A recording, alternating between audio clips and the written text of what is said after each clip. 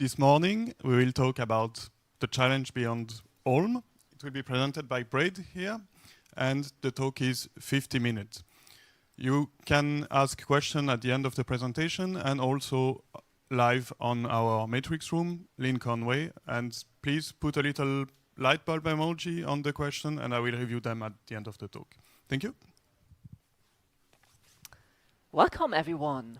Thanks for attending my talk, and I'm really happy to open the security and encryption room today. I will be talking about Olm and the beyond Olm and the challenges in implementing messaging layer security in Matrix. Who am I? Hi, my name is Braid, the one with the braid. I'm Matrix consultant and software architect.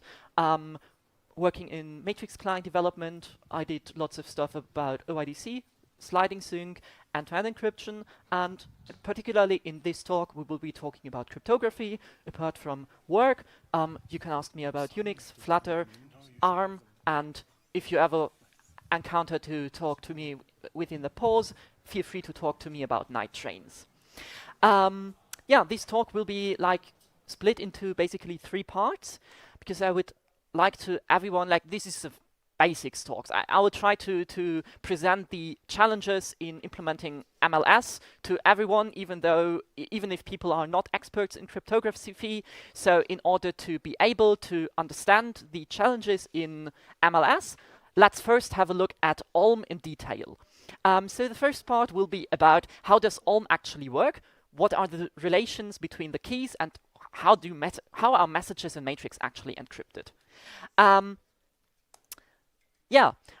Some wording. If we use end-to-end encrypted messaging in Matrix, we use Olm and MacOlm. Olm is the algorithm used to encrypt and decrypt to device messages, whereas MacOlm is the encryption algorithm to encrypt events in a matrix room with like several participants. Olm is basically the secure channel we have for key sharing, whereas MacOlm is what's used to actually deliver the keys Olm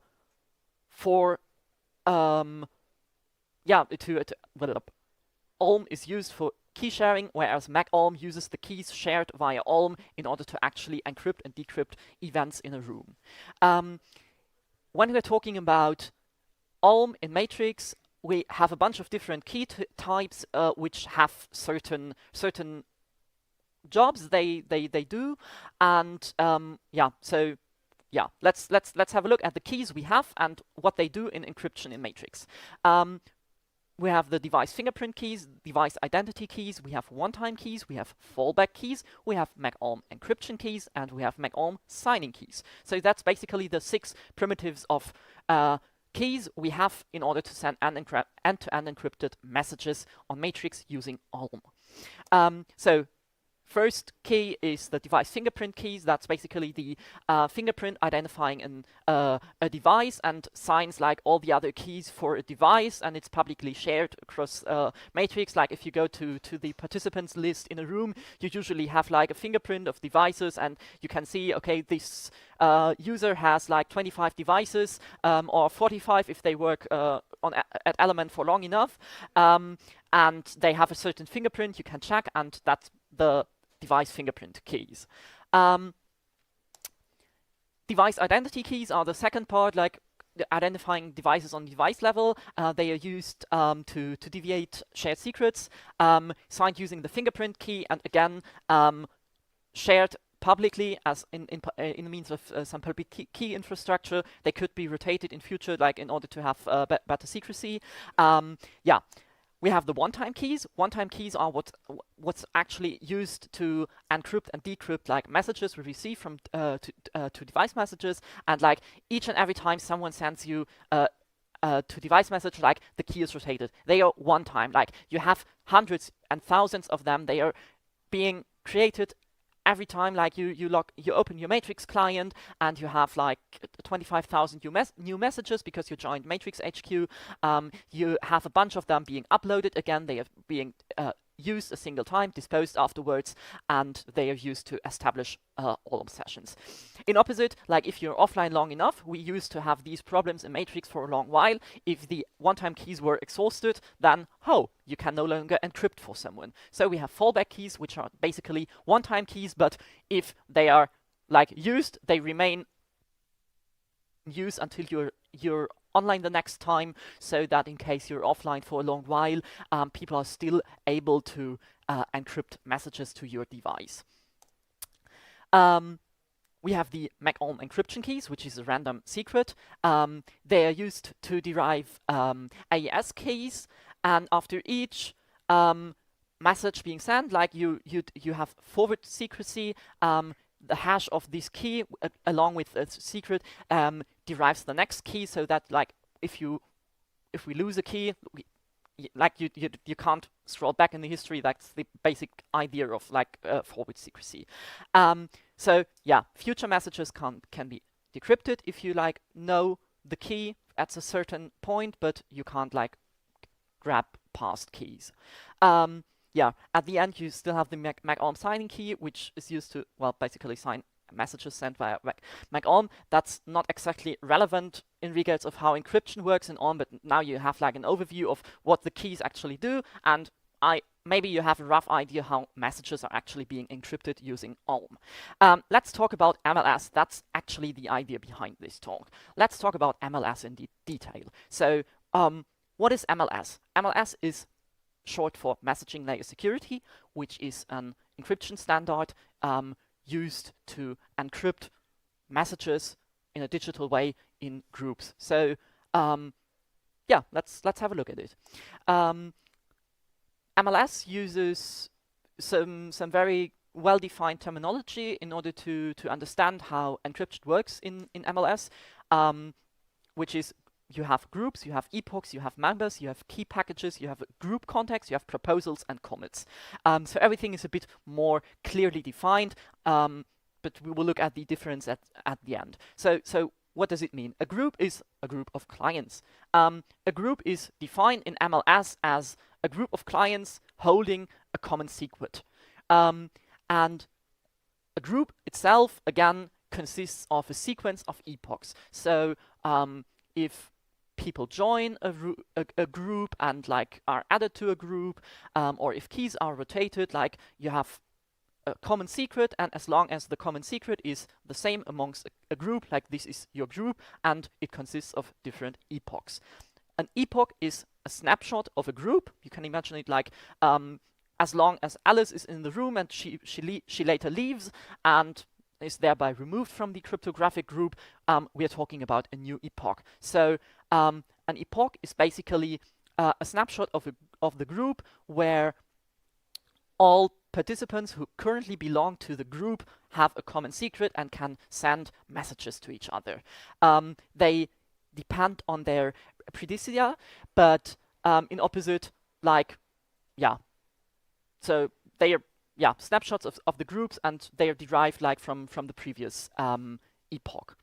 A member, well, that's actually clear. It's a client included in a shared group state, and they have access to the group's secret.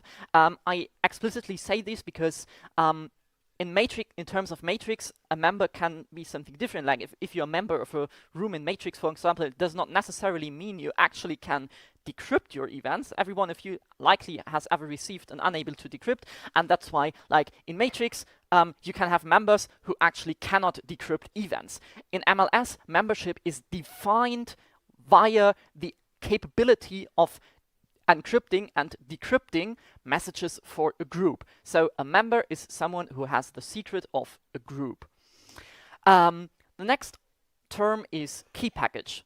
A key package is like basically the signed business card of a client. If I have a device, it publishes a key package, and people know, okay, Alice's device has this and that key package, and if I want to add Alice's device to a group, I need to include this key package. So it's basically the public key, it's the cryptographic identity, consists of a hybrid public key encryption keys, and yeah, it's used, as mentioned, as a business card. It's used to introduce people. You hand out your business card, you use the key package to identify people to invite them somewhere. So as you would write your phone number or your email address on the business card, or of course your matrix ID, a key package in MLS is basically what's used to introduce new members into a group.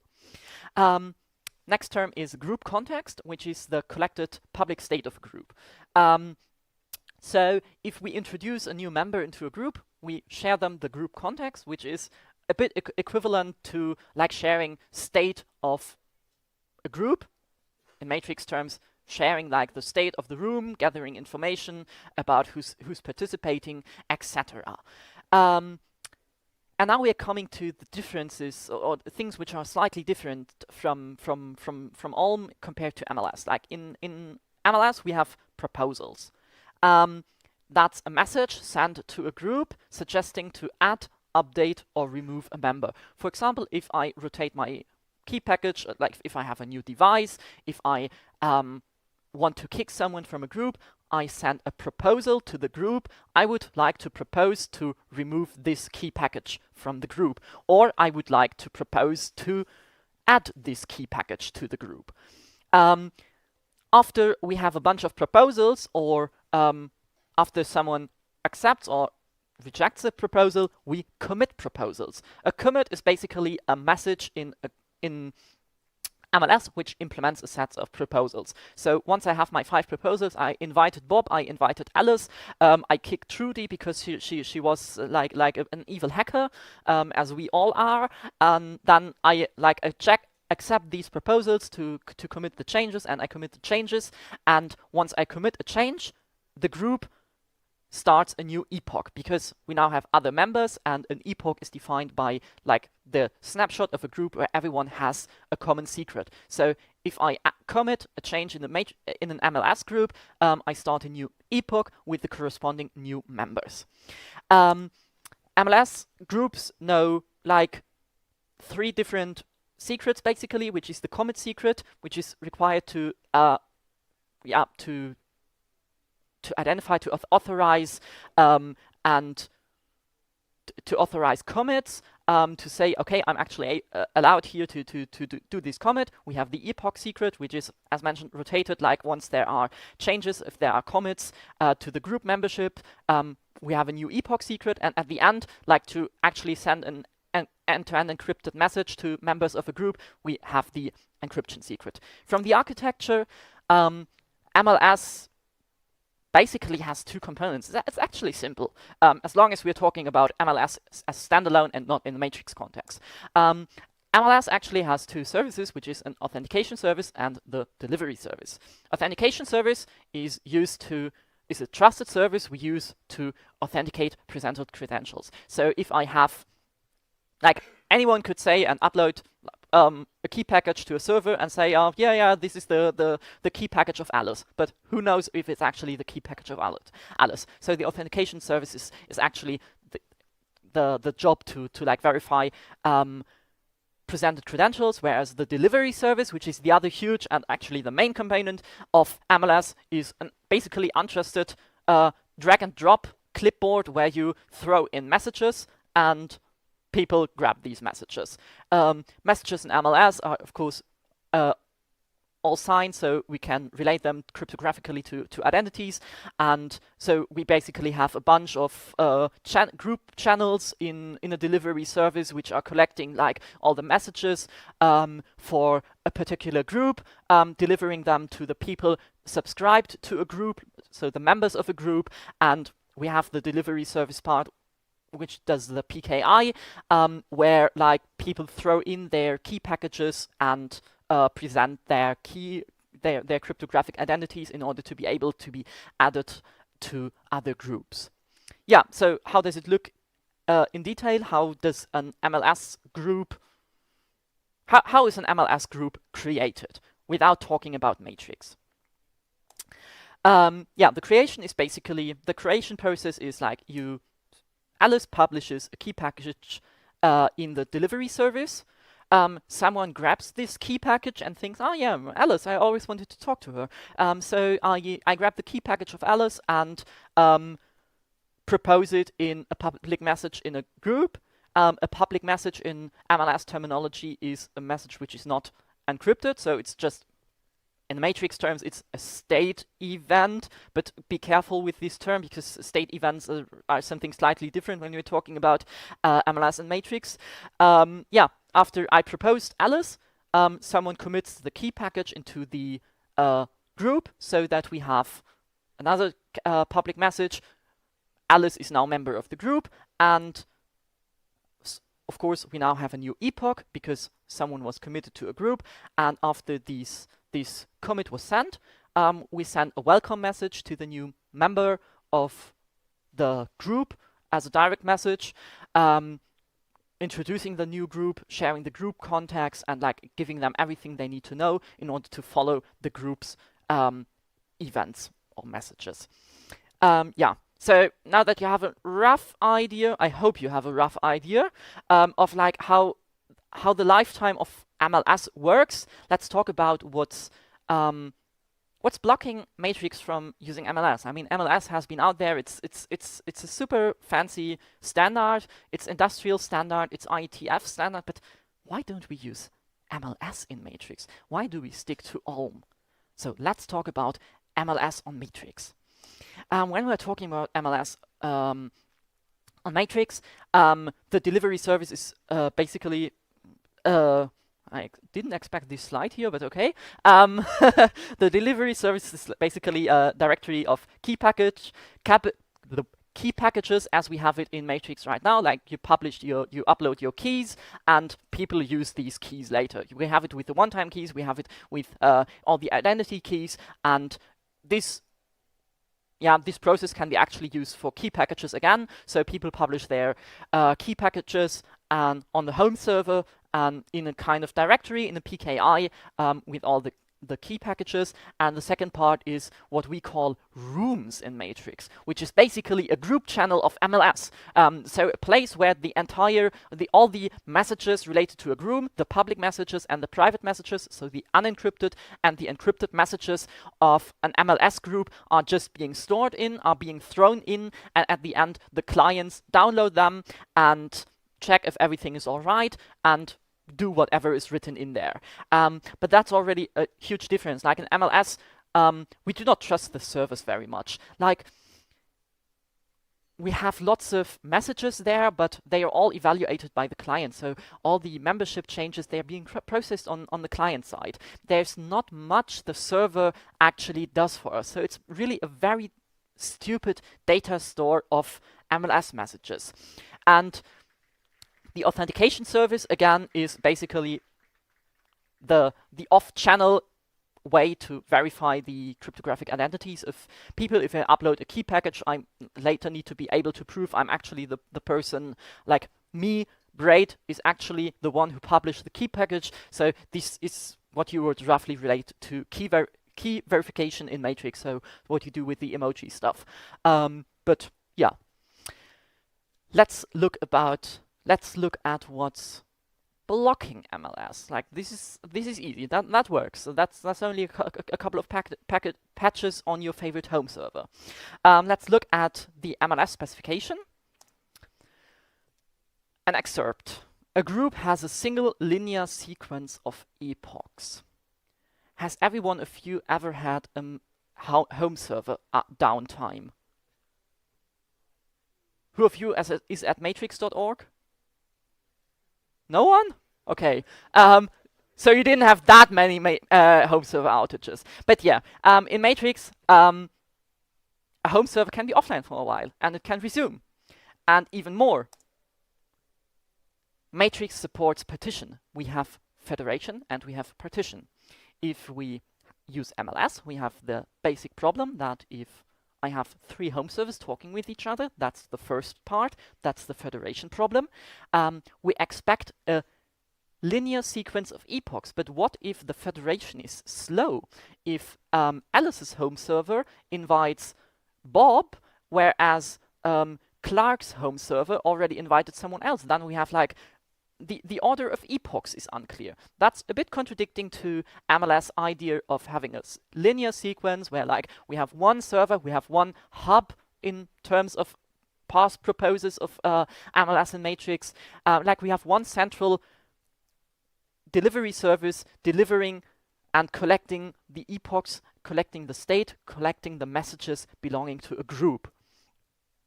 Yeah, the second problem is partition. It's a feature of matrix that we can easily split the network into different fragments. We can have 5 home servers which are being cut off from each other for a while, so that we have 2 home servers still federating with each other, whereas we have 3 other ones separated from the 2 home servers, which are also still federating. So in matrix, we can fork and rejoin. It's a feature of matrix that we can always split the network however we like and rejoin it. And that's difficult with the idea of having a linear sequence where everyone has the same view on the group. Second excerpt from the MLS specification. We generally assume that each participant maintains a complete and up-to-date view of the group. Again, federation and partition. How are we supposed to have an up-to-date view of the group when using pure MLS if we are actually not even sure if our home server has the complete list of participants? What if someone in a separated part of the network committed a change to an MLS group and the federation could not or did not yet transfer it to my home server? This is something we cannot grant with matrix. Matrix is a decentralized network. With Olm and MacOlm, we have the ability that everyone I don't know, I know these 25 devices, so I will encrypt the message to these 25 devices, and hopefully it's supposed to be for 25 devices, and no one added another 5. This is not foreseen in MLS. The third, it's also roughly related to this. A group member has observed a proposal within an epoch must send a commit message before sending application data. Again, that leads to, if we are in a partitioned network, if we are in a separated state, if we are in a federation, if everyone always commits stuff, we immediately end up in the state that we have different views of the cryptographic membership of the groups, and do not have a central unified view of the memberships of a cryptographic group. And that's once again the same problem. We have an issue with federation and partition. Matrix is a decentralized network, and we cannot ensure that everyone has the same view on group membership. We cannot ensure that every device knows every other device belonging to a matrix chat. That's not possible with the current approach of matrix. So to sum it up, what are the key differences between matrix and MLS? Common view of the group. MLS expects everyone to have a common view of the group. Everyone, the idea of MLS is we define membership of a group by having a common secret. Everyone who is able to send a message or receive a message in an MLS encrypted chat needs to know the entire group, because we have a common shared secret. We need to know the group context in order to be able to send and receive messages. In Olm, everyone tracks their own device list. Everyone checks whether participants of the group updated or registered a new device. In the sync response, we get information about removed sessions, about new logged in sessions. And in MLS, the group state needs to know all sessions, and we need to have a common shared secret in the group in order to be actually able to talk about a complete MLS group. In Matrix, we have membership of a room, I can knock to a room, I can be invited to a room, but once again, the fact that I joined a room somewhere does not mean that everyone in the room, maybe 5 from the 5 home servers we have, it might always be possible that the federation is slow and someone who's sending a message does not know my room membership yet, or knows the room membership but did not keep track of my device list. So we have cryptographic membership in MLS, whereas in Matrix we have like Matrix membership, we have room membership, we afterwards have power levels, we have state events. That's the next point. In Matrix, like, we have a bunch of state events, and the server actually takes care of handling all the group state, and we trust the server very much into handling the group state and not fooling us about the group state.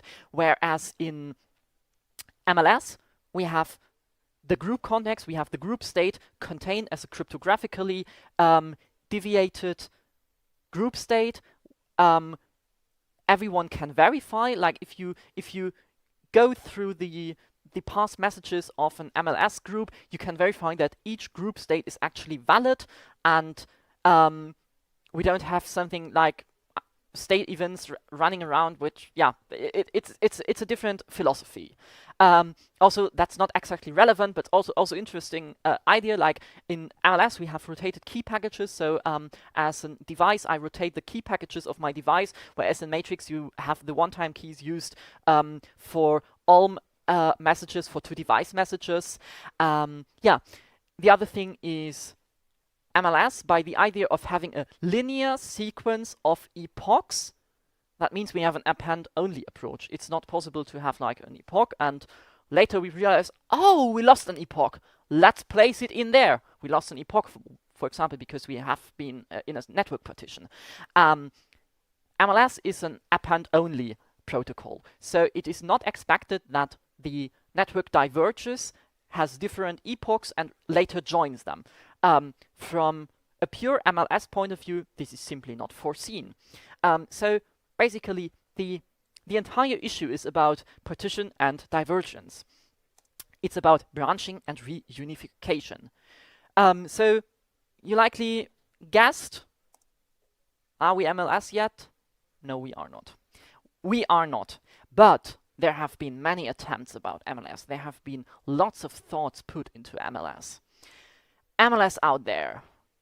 A first attempt of MLS was the MSC 2883. It was called Matrix Flavored MLS, which was the first attempt to adopt MLS to Matrix in a way that we decentralize MLS. There was a dedicated like fork of MLS published, the MLS, but people from MLS, the IETF, did not really like the idea of changing MLS just because Matrix is federated. Second attempt, 1 year later, like this was in 2023. Second one was in 2024, if I correctly remember. MSC 4244, MLS for Matrix, was a slightly different approach. It introduced hub servers. Hub servers is exactly what it is, or what it sounds like, not decentralized. So we actually have the spirit of we want decentralization, and we see federation and network partition as a feature. And the hub servers introduced with the idea of MLS for Matrix were introducing hub servers taking care of like a unified linear sequence of epochs, which was opposing the spirit of what we expect in Matrix. So the first approach was rejected by the MLS people. Now we don't want to adopt just for Matrix. The second approach was rejected by Matrix because now we don't want centralization. The third approach was the MLS mode for Matrix, MSC 4256. That's also what's currently being still worked on. It is, for example, used by, and I can already present Nico, who's sitting there, who's going to give the next talk. That's basically what the BWI, the German Bundesmessenger team from the German armed forces, are aiming for, to have MLS in a decentralized or a bit more decentralized approach than the previous hub servers. It basically defines a hierarchy of different of different servers, but in case of outages, like there's a defined hierarchy which is later used to simplify reunification. So to wrap up this entire topic about MLS on Matrix, so what is the solution? I don't have a simple solution, But the solution is definitely one thing. It's decentralize. We need to keep Matrix decentralized. That's the key selling point of Matrix. We have dozens of different networks. We can have huge outages and cryptographic, like encryption. Yeah, okay, after an outage, you may have unable to decrypt, but in general, encryption is resilient against outages. It is resilient against separation. It is resilient against network partition. And that's a key selling point of Matrix. And in order to have MLS as a future encryption standard for Matrix, we need to adopt MLS in order to be more decentral. We need to get rid of the idea of having an absolutely linear sequence. We need to accept that at some points in history of a MLS group, we can't ensure that we have a linear sequence. We may have breaks of we may have forks of the room state, and we need to rejoin them. And that's something we need to get into MLS. That's something we need to tackle with the community. That's something we need to tackle together with the IETF. That's something we need to tackle together as industries working on encryption, as industries working on Matrix, and as the entire community. That's basically the end of my talk. That's basically the lesson I would like to share to you. We need to keep MLS, or we need to make MLS something decentralized. I hope you could actually understand how MLS works in detail and maybe understood the differences to Ulm. I hope it was not too technical for those who were actually like only interested into the challenges in MLS. And yeah, if you would like to get in touch, I'm doing Matrix for work. I'm also doing like software architecture and Matrix for work. You can send me emails or you can contact me by mail. And if you have any questions, there's a fancy website called arewemlsyet.com, which is barely never updated because like no one really cares about that website. It has lots of broken links, but I still wanted to link it here. And yeah, the next talk will be Nico, part 2 of MLS, who will be talking about fast food and MLS or something like that. Thanks a lot.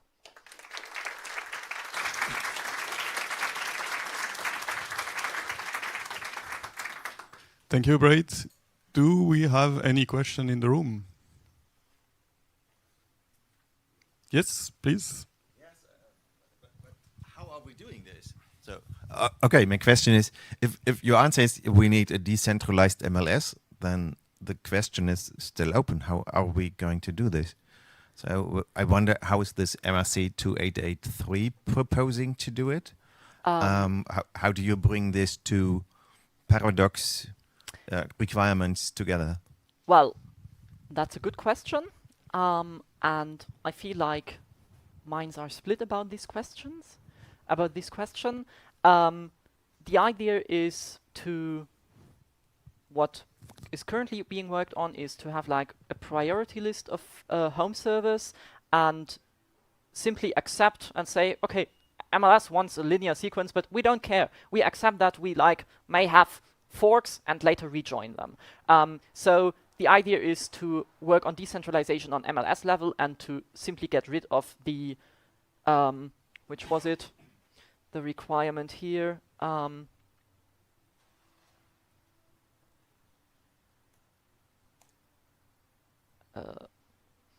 We need to get rid of a single linear sequence of epoch. That does not work with Matrix. So the solution and how we're going to do this is accepting that we won't have a single linear sequence of epochs, but allowing forks and implementing solutions to rejoin these forks into a common state after rejoining the network.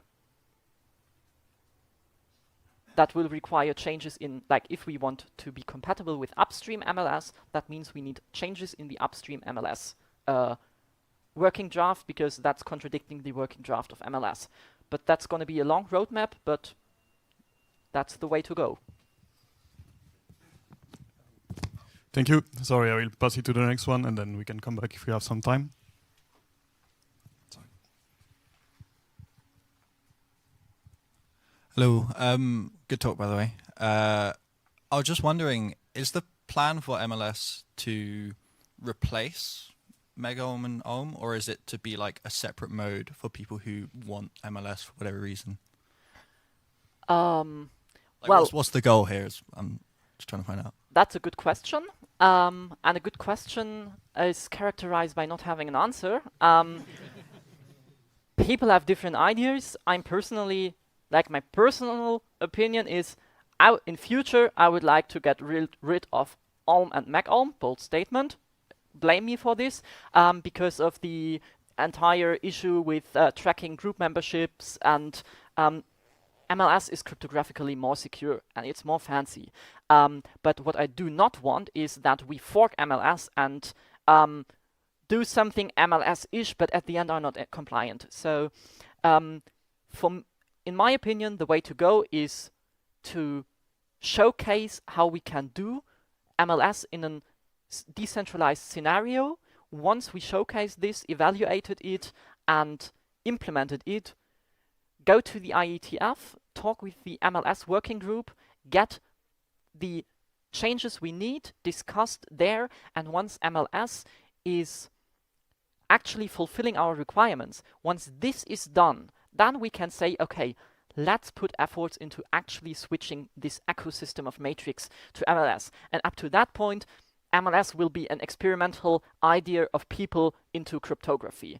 Like, it's not that ohm and megohm are insecure, but in terms of interoperability, on the long term, it's a good idea to have one single encryption standard, one single standardized encryption standard, which is interoperable with any other platforms.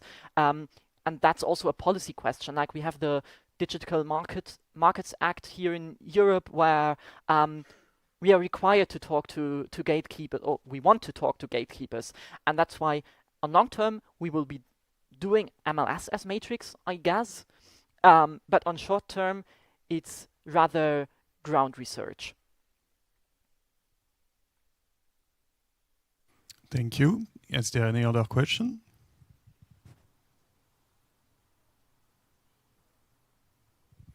Okay, then please give another warm applause to Braid.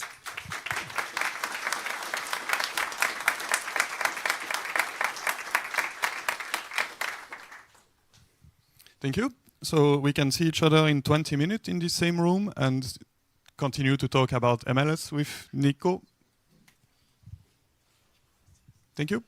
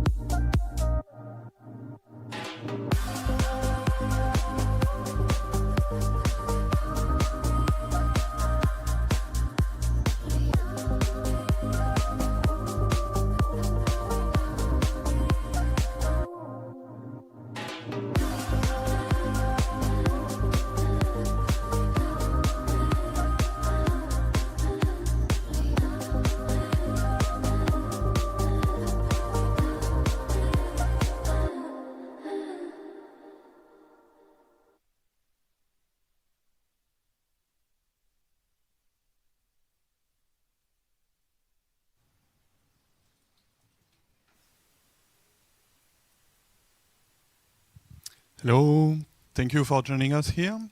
We'll have a talk about food during lunchtime. That sounds good. Please, warm welcome to Nico for the talk.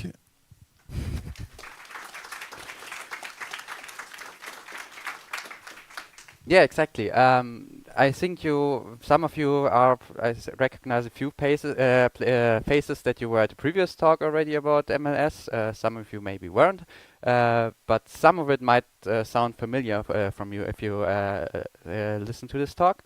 But to get the important stuff out of the way, to make some mayonnaise, you take 1 part of unflavored, unsweetened soy milk, like this is a vegan variant. You take 2.25-ish parts of canola oil, for example. If you take a bit more oil, it will get a bit thicker.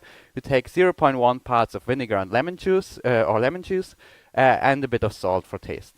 And then the important part is that you put everything into a container that's slightly wider than your immersion blender, and then you just blend it until it's like mayonnaise. Thank you.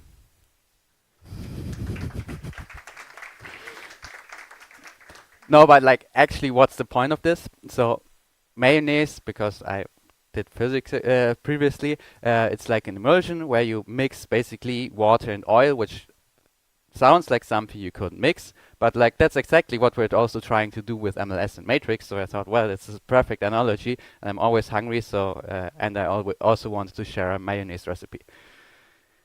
So what's the point? Matrix and MLS are incompatible, but yeah, let's explain a bit about that more in detail, and maybe we can figure out some paths to a solution, even though I have no solutions for you here, but maybe some answers at least. First, a bit about me. I'm Nico. I tend to make bad jokes. That's actually the official title at the company that I work at. You can find my MX ID there if you want to message me, but usually I won't answer unless you've previously talked to me. I develop a Matrix client in my spare time because I didn't like the other options at the time, and now I've been doing that for like 6 years or something. It's all a bit of a mess.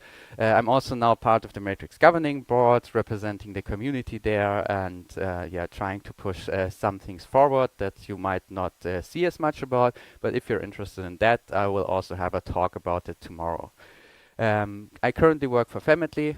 We do Matrix for the healthcare system because we thought it's dumb that all of them use WhatsApp, or even worse, they send faxes with your important data, and then it ends up in the wrong basement of some person, and someone needs to go over there to fetch the data, then because they can't delete it otherwise.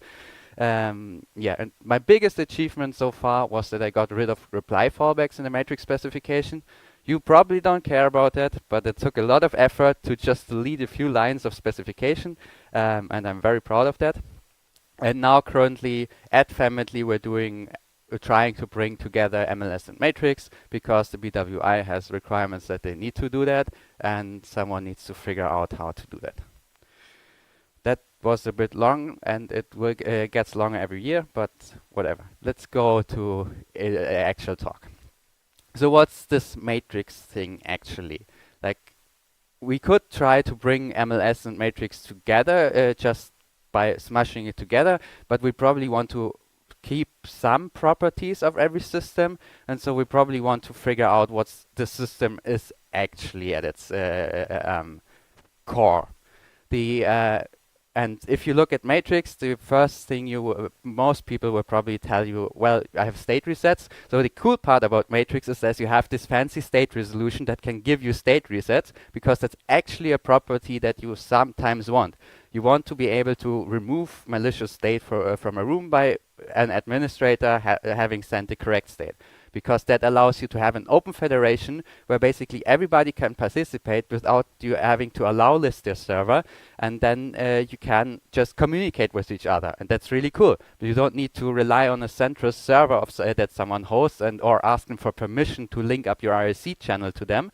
You can actually just participate in a room and hand out permissions to everybody, and this system kind of works. That's cool. It also is really fast. Now, maybe not in practice, you might disagree there, but in theory, this way that Matrix works is that it just works optimistically and resolves conflicts later is means you don't need to wait for some consensus to form between 1,500 servers where half of them are offline.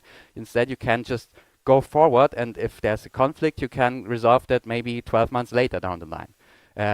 This actually works kind of that it's ordered by power level. So if you are the admin in a room, your server is more trustworthy than the other servers in the room. So there's actually a power relationship, and not every server is strictly equal. But in theory, you can just hand out those permissions to other servers and transfer ownership and whatever.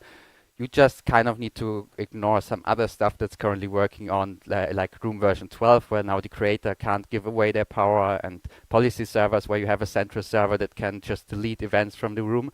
But if you ignore that, then you basically have a completely decentralized system where you don't really have a central control.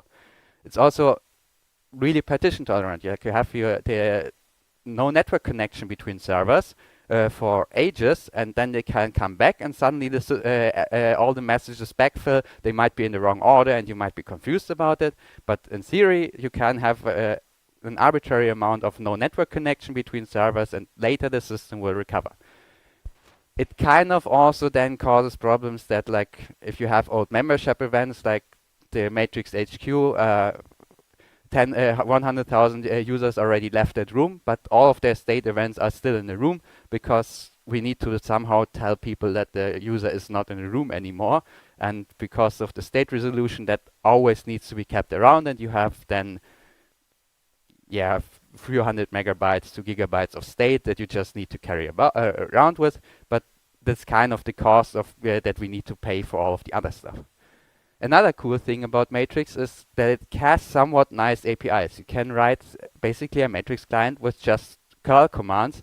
There are Matrix clients written in like a few lines of bash, and that's kind of really cool. We can make a lot of stuff work with very simple tools. It's easy to introspect, and other systems have way more complicated APIs where you need some weird binary stuff that you need to send around, and for Matrix you just post some JSON to an HTTP API, and that's works and is like a lot easier to work with. And Matrix also kind of, I will get a bit more into that later, but like Matrix basically is a history sharing service, but it also includes like a directory service where you can actually look up users or rooms, and then basically find other people and start communicating with them. So it's not just about exchanging messages, but you also need to like find users, and also there are one-time keys that you might have heard about before. Then also it has encryption. It uses that via sender keys, double redshift stuff. I'm not going too much into detail how that actually works. But there's actually kind of two layers of encryption in Matrix, but we mostly, if you look at it from a security perspective, we just look at the double redshift, and that gives us some encryption properties that we care about. One problem with Matrix is that, well, a lot of the state is resolved on the server side. So membership is effectively controlled by the server, which means you don't really know who, as the client, if you say, okay, only my end-to-end device is trustworthy, my client that I have on my phone, it can't really tell who should actually be in the room because it's server controlled. That's kind of a problem when you have end-to-end encryption, because there you want to have verified that this message should only go out to the senders. You can of course solve that by giving a pop-up every time, do you really want to send this message to these users? But that's not usable, so most clients don't do that. They only tell it to you when a user isn't verified, but that doesn't really solve the problem. If you verified 5 users, those are still maybe not the users you want to send a message to currently, so that's currently not a solved problem in Matrix. And there's also the problem that, okay, we can resolve state like 12 months back into the past, but we might, as a result, have messages we can't decrypt because state wasn't exchanged at the time and people saw a different membership, and that does cause then usability problems or encryption problems that might be not something you necessarily want. And it's also really hard then to troubleshoot, okay, why can we not read this message? Because it might be like the information isn't there in the event, that you can't really see that. And then another big problem we have with the end-to-end encryption matrix is that, well, the state is currently unencrypted. So if you put when you are meeting for your secret, I don't know, install Linux party or something somewhere and put it into the room topic, then anybody on your server can, any one of your server admins can basically get that information. And most matrix clients don't even tell you that. You put secret information to your room topic, your room name, and you don't even know that you just leaked data.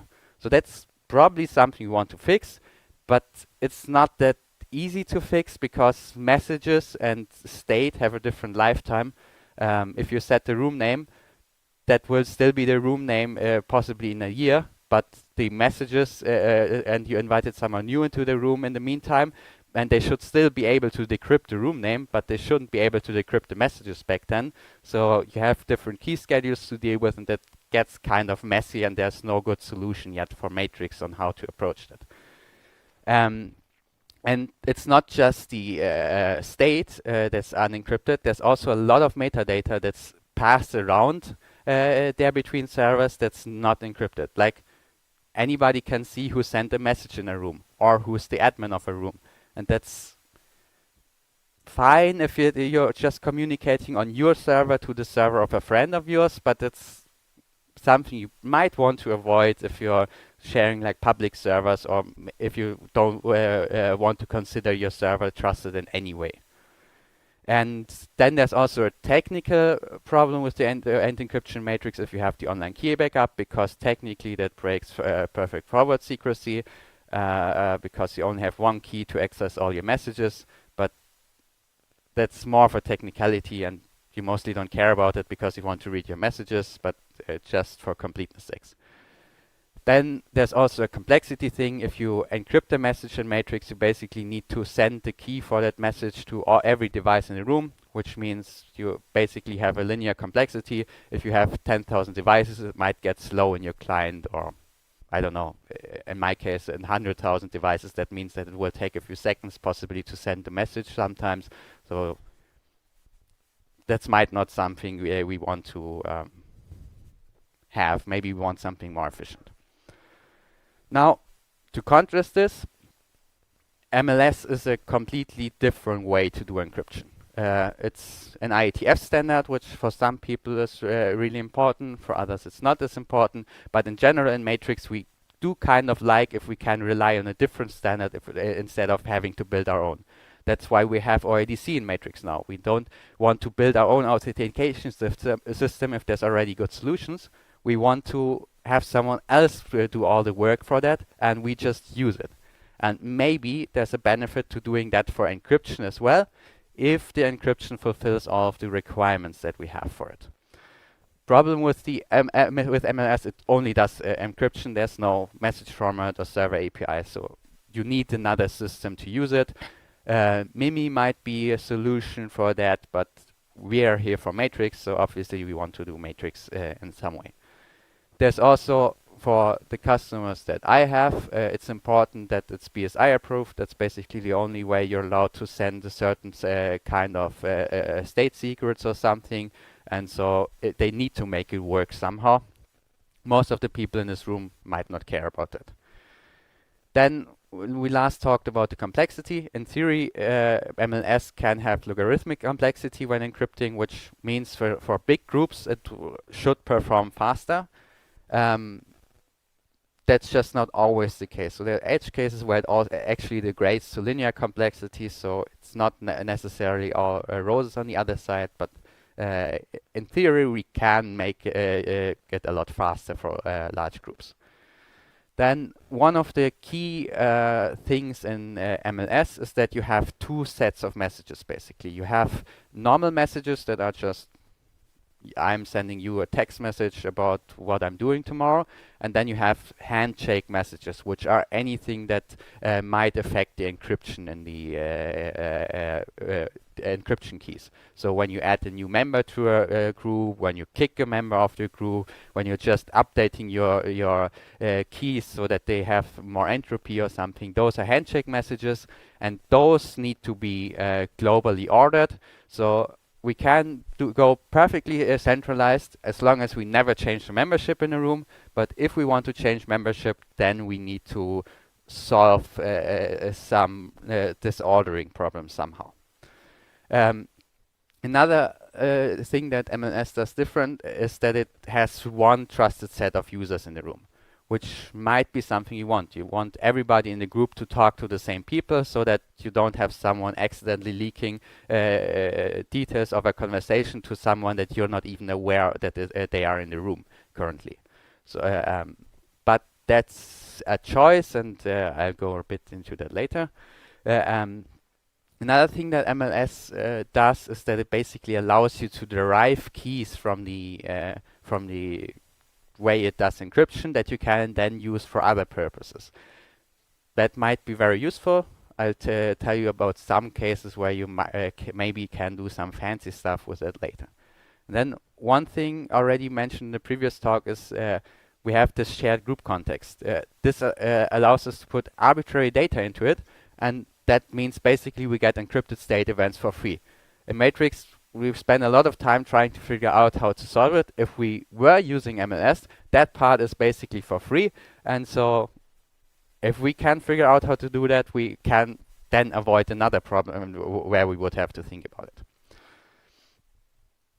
So the less important differences here between MLS and Matrix is that how the we basically set the target for of the encryption. It doesn't matter that much if the sender decides or the whole group basically is set on one set of recipients for it. There's arguments for both, but I think in the end this is more of a choice what you want there. It's not necessarily that one is strictly better than the other. It's also, like I said, well, Matrix has like multiple layers of encryption, but in theory we don't care about it. If the layers work perfectly, we will never get to see them, so who cares? Multiple layers, whatever, it would just work, so what do we care about it? Then there's also the way that Matrix does state and the way that MLS has like proposes to change state kind of works a bit differently. One like basically overrides stuff, the other one does like incremental updates to things. So there's a bit of a difference there, but in the end, for the end user, both of them work, so we also don't really care. The big problem and why we need a blender to bring them together is, well, we have on the one side we have decentralized state resolution where you can add on any server, even if it has no internet connection, add new members to the room, and later it will somehow work, versus in MLS where that's just not possible.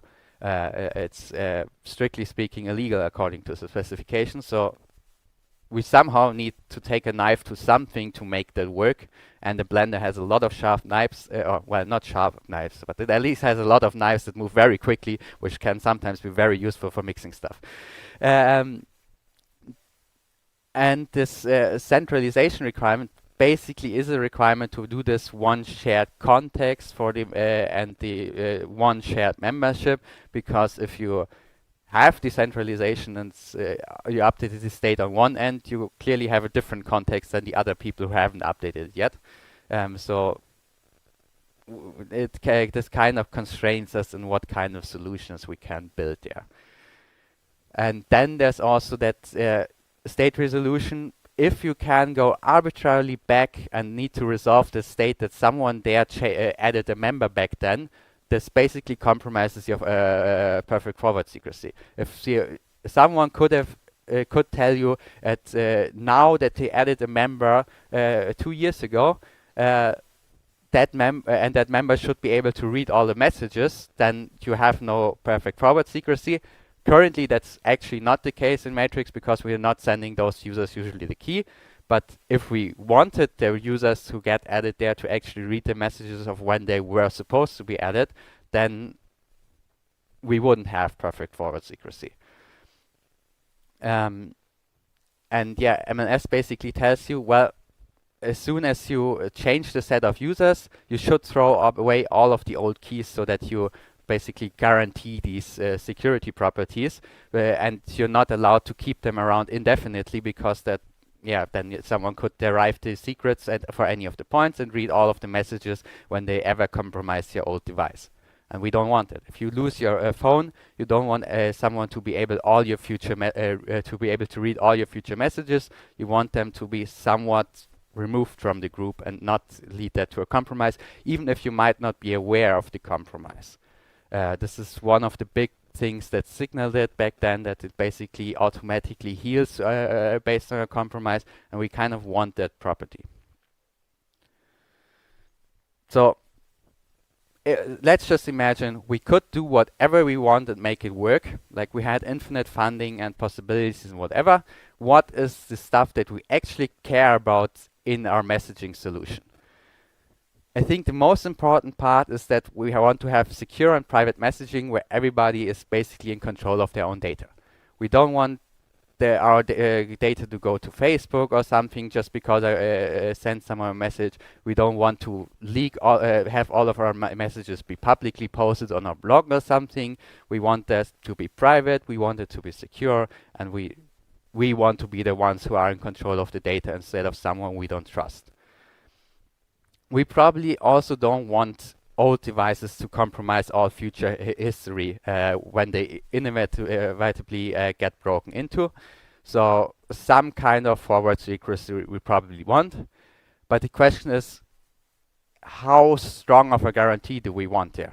Do we really not accept it if they're like a 0-second lag of like forward secrecy, or is it maybe fine if it takes 5 minutes for until the messages become unreadable for the device? Maybe it's also 30 days. That's an option there. I think there's different security contexts where different solutions might actually be acceptable, and that might be something you want to control, and depending on how much centralization you have versus how much security you have in theory. Another thing is, does the server actually need to know who's in the room? Currently on Matrix, that's just required so that you can enforce permissions, but if we had our perfect messengers and we could somehow solve the permission thing otherwise, it might be desirable that the server can't really tell who's in the room, and instead it's just an arbitrary forwarding proxy for you, and yeah, basically similar to what Signal advertises with its sealed sender, that, well, we can't tell who's talking to whom, and like in certain contexts it maybe you want it in like your company or something, that you can tell who's talking to whom, but in a really private messenger you probably don't want it. Do we want the best privacy? Like it's the best, so clearly we want it, but yeah, that might be desirable to go a lot into the privacy direction. And yeah, do we want those state resets where suddenly the name of the room is the one from 2 years back because some old server came online and had some conflicting state? That's usually not the state reset we want. We want the ones that are short-lived, where someone did maybe something that they shouldn't have been able to do and we fixed that in post. But if it's like 2 years back and we were using the room fine, and then suddenly I'm not an admin in the room anymore, the room name is the old one, the avatar is gone, and the topic is something irrelevant, that's probably not what we want. So maybe we could actually time bound the state resolution that we have. And another question is, okay, what permissions does the server actually need to enforce? Do we need to enforce specifically which kind of message a user can send, or should we just enforce if a user can send a message into the room? And so if we can play around with that, we are also very flexible in which kind of solutions we can build. So I'm just going to be radical here, and we'll see if it works out. Let's just remove the senders from events because we don't need it. We just need the content of the event, and that should be encrypted. We just remove all of the state events. We'll just put them into somewhere else in state, because especially the membership events, who needs 150,000 memberships in a room? If we can solve it some other way, we'll just save a lot of effort on the server side and make everything possibly more efficient. We'll just get rid of permissions for now because it's complicated, and we'll just figure out how to solve that later. So let's take this as our working theory. Let's start with step 1, make it a bit simpler. We'll just build a centralized solution for now for MLS on top of Matrix. We we'll define one server that orders our handshake messages, and only that server can send these commit events that change the membership in the room. Every other server can work decentralized, but it can only send messages, not change the membership in the room. This is not great because we're restricting what the server can do, but this is just step 1, so maybe this is fine.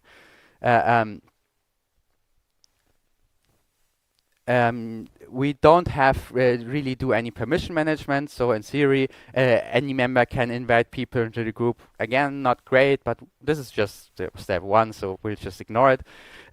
We don't have any way to kick a user from the group on the server side, or at least tell the server about it, or enforce any kind of other permissions. We'll just kick them from the MLS group. They won't be able to see messages anymore, but they can still see that we are sending messages. Again, not ideal. We're still leaking metadata, but we'll just take this as a working theory. And for state events, for the room name and whatever, we'll just put it into the group context, don't tell Matrix about it, and that way we have basically encrypted state events, and we can still set a room name. That's somewhat easy to build. It takes a bit of effort to implement, but that's something we can do with MLS as it is without doing any changes. It does need a lot of changes to Matrix, but it's something that we can do. And then it has somewhat nice properties on the metadata protection. The server doesn't know who's in the room anymore. It can't tell you. So, well, we protect a lot more metadata now. It also can't tell you the name of the room or something. So if you ask it, well, you won't get any help from it. But on the other hand, well, it's this metadata is now not exposed anymore. So we kind of now have sealed senders for Matrix and stuff, and it's kind of cool. But we lost a lot on the way. So let's go a step further and try to fix some of that again. In this case now, instead of just breaking Matrix, we also break MLS by taking away some of the secrecy properties so that we get possibly decentralization back. In this case, we'll just do the complicated part that is very hard to get right on the server. We'll just do that now on the client side, so a lot more people have to implement it. Well, the server can't see the state way anymore, so it can't do this a lot of the state resolution anymore. So we just have to do a lot of that on the client side. So the clients now just have to keep all of the old commit events, so that they can then see, well, there were 2 conflicting commit events, and they will need to figure out which one of them was the right commit event. To be able to resolve that, as I said before, for Matrix, you have like the power levels of the admins. In this case, we basically only need power levels for servers. So we just define a list of servers, and the server that is higher in the list will win in a state conflict. So, and that's a way we can define which server is more trusted and predictably resolve those conflicts. Then if your change got basically state resolved out that you did for the commit event, you will just have to do the same change again. Like you invited Bob to the group, someone else decided to invite Alice instead, and won because they were on the higher power server. You will just have to invite Bob again into the group, which is what I basically meant with you have to do some of the state resolution on the client side. This is a bit of effort and probably very error prone, but in this case we basically now have some decentralization again. Obviously there's a power relationship between the servers, but any server can send commit events, and as long as the other server doesn't do it at the same time, we have some amount of decentralization. Now, ideally, we can also somehow force the servers to not go back on their word, because then we would have to keep even more old commit events around, and that could then improve the solution a bit. Or we could just say, well, if someone had a power level already in the server, they can never reduce that power level anymore, and then we don't need to ensure that we can't go back, and that could also be an alternative there. But this is not great yet. Now we basically we broke some of the MLS secrecy, and maybe we can do a bit better still.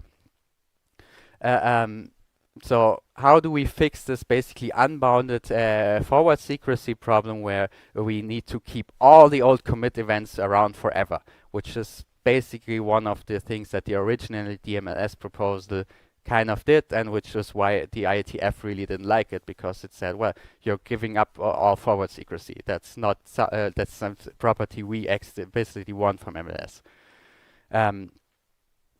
Because we also don't want it. We don't want an old device to be able to decrypt all of the future if it was compromised, for example. So what if we just add a time limit to devices? We say, okay, if this device wasn't online for 30 days, and it's for that reason also didn't add any new entropy to the group by updating its secrets, basically, then we'll just consider it not part of the room anymore. That way, we basically bound the secrecy problems we have to a predictable time span. It's also very easy to explain then as, why you might not be able to decrypt the message anymore. And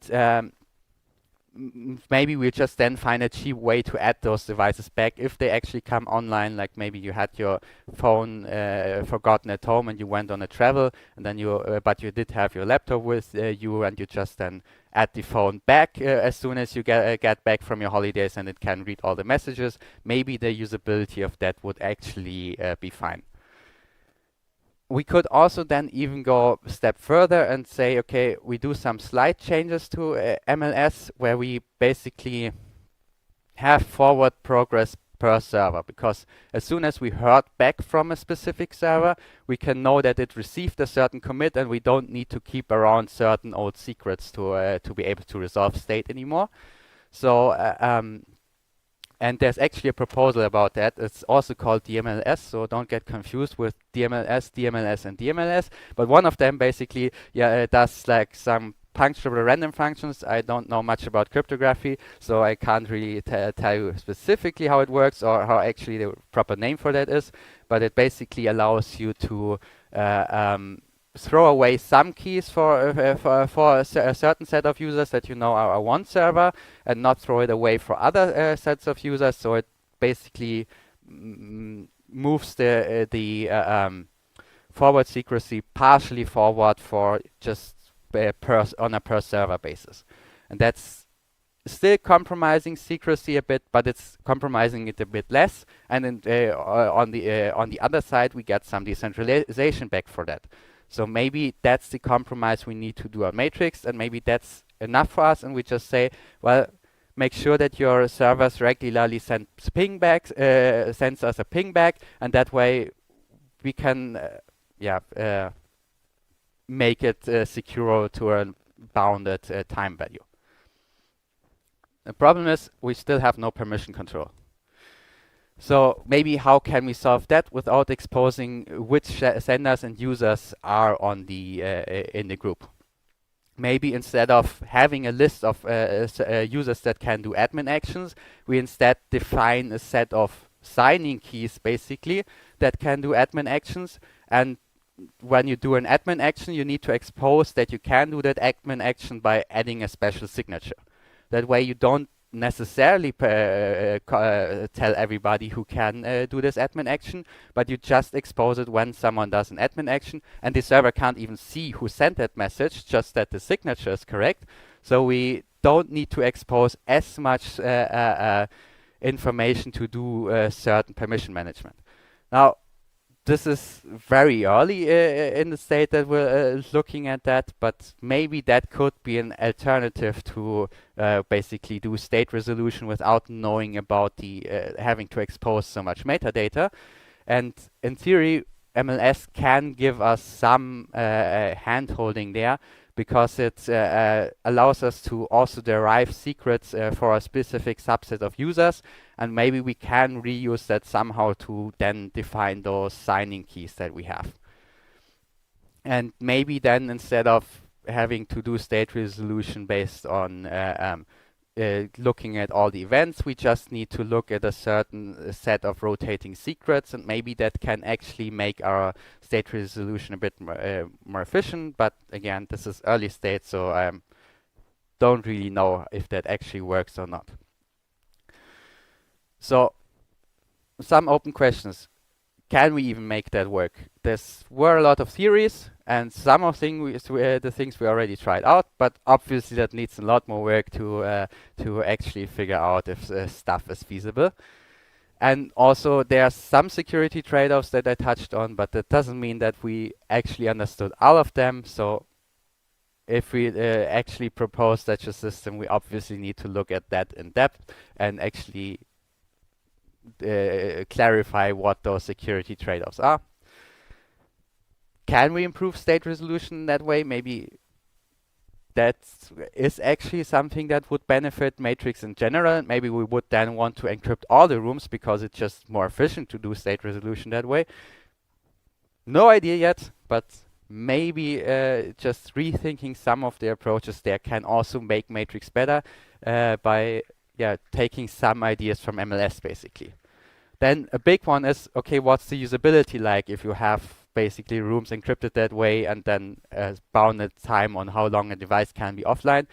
A lot of that stuff you actually need to test because it's hard to, like, you can say, well, this is usable, but if a crypto person says that and then you give it to some doctor in a hospital, they will have a very different idea so all of a sudden how usable that system is.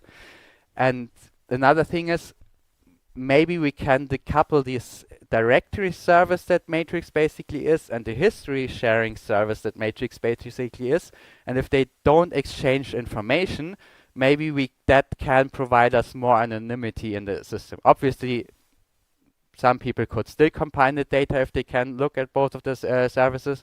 But if you have one service that basically tells you this is the user and the history service never knows about that information, or the delivery service or whatever MLS calls it, then maybe this actually gives us really nice privacy guarantees. Maybe, and there's possibly also some other, that's a terrible type. So maybe we could also build some other cool use cases with that. For example, you might have heard about these element calls and group calls and whatever, and that you want to do that encrypted so that nobody can snoop on what you're talking about. But exchanging the key is actually a bit of a difficult problem. There were several approaches discussed on it. I think they actually have found a good solution now. But maybe if we used MLS, we could just derive another key for the for the call and have basically zero latency to set up the call, and everybody in the group can just magically decrypt the streams.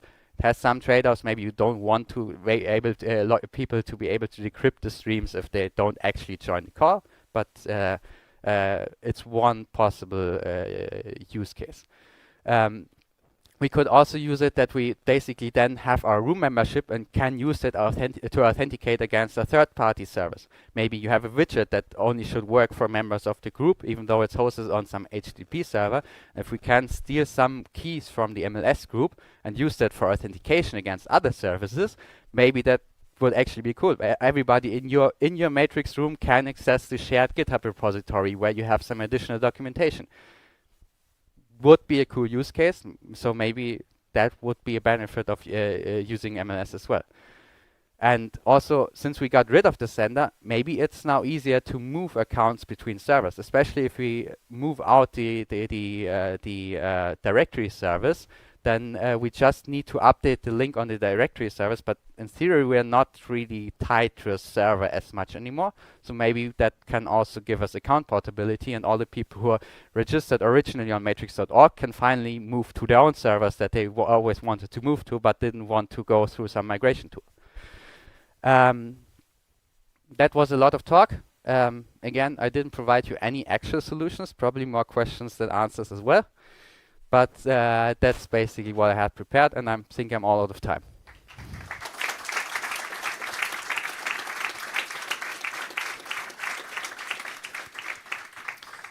Thank you.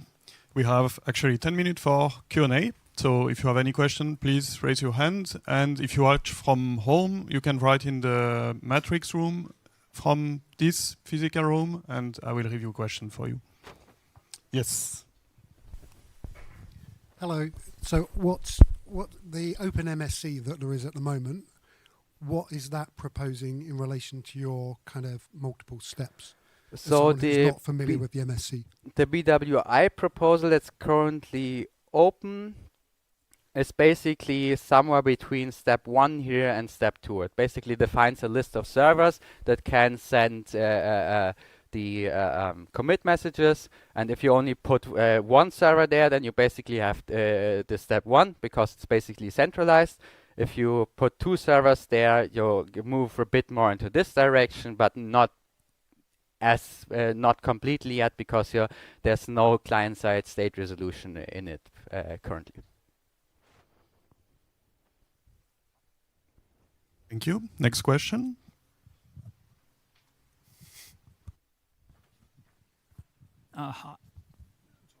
Hi, 2 questions, if I may.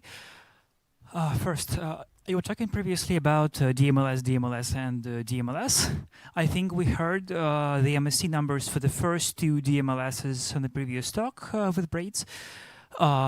And the third DMLS with puncturable random functions. What's the MSC for it, if it exists? Well, the DMLS proposals aren't actually really, well, I think maybe one of them was an MSC, but there are updates to the IETF standard. So they are IETF drafts. So they have some other name. I don't have them on the top of my head, but if you look through the IETF draft, there's a proposal link basically, and there the different ones are listed. And the second one, in the keynote talk with Matthew, he talked about work on encrypted state, and this is brushing awfully close. Has there been some cooperation between the encrypted state work Matthew was talking about and the MLS work, which also apparently includes encrypted state? For the most recent one, I don't think so. I think that was more of a, I don't remember the context at all, but I think it was more of a student or something working on a proposal there. And again, this one for me still has the problem that you have the different lifetimes for state events and the messages. And I opened a comment about it, but it doesn't intend to address it at all for now. So yeah, there wasn't really much collaboration on the latest proposal, and again, I think it still has the open issue that all the previous ones had. So, okay, got it. Oh, thank you. Thank you. Is there any other question? Yes, in the back. Hi, Matthew here. I just wanted to chip in the other side of the answer to that one, which is that there are basically 2 totally different paths here between the radical approach that Nico has laid out here and the more incremental approach where you take Matrix as it is today, you do MSC 3414, which is the encrypted state event stuff that Sky did, and iterate towards something that looks very similar as an end goal. And the question is, do you start off by removing senders and doing the sort of step 1 there, or do you do that later on in the process?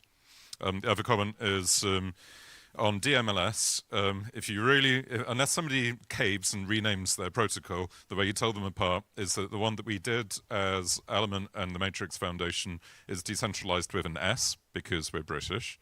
And then the Phoenix one, which is riffing on that, which actually bounced via Amazon and Wicker. So they did a version called FRCGKA, Fort Resilient Continuous Group Key Agreement or something. Then bounced back into Phoenix. They called it decentralized MLS with a Z. And then you've got distributed MLS, which is the thing that AT Proto have. And I think those are all the ones. So they do have different names, even if they begin with a D. Sorry, not a question, just a comment. I'm that guy. I think the original one by Matrix also has a lowercase d in the abbreviation, so maybe that also helps. But yeah, absolutely. Not to be confused with DTLS. You could also look at the authors.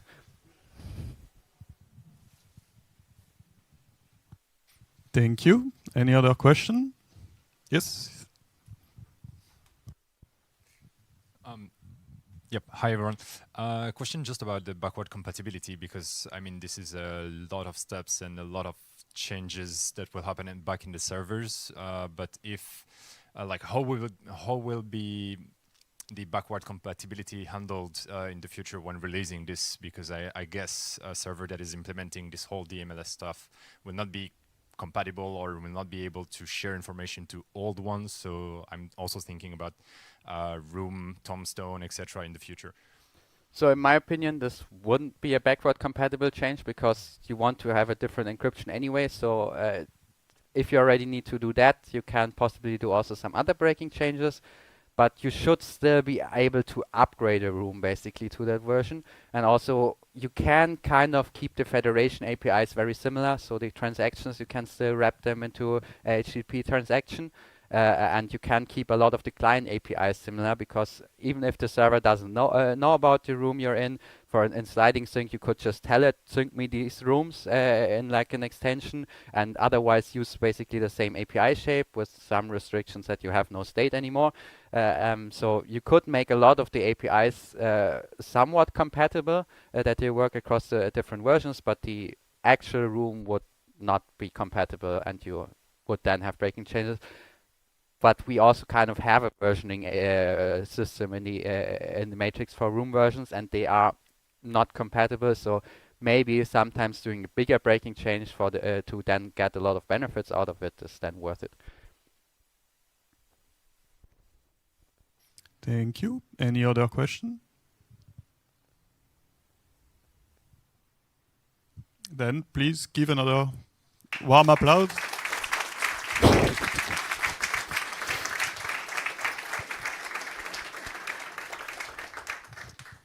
Thanks a lot. Have a nice break. We will see each other at 2:10 in the same place, same time, same location.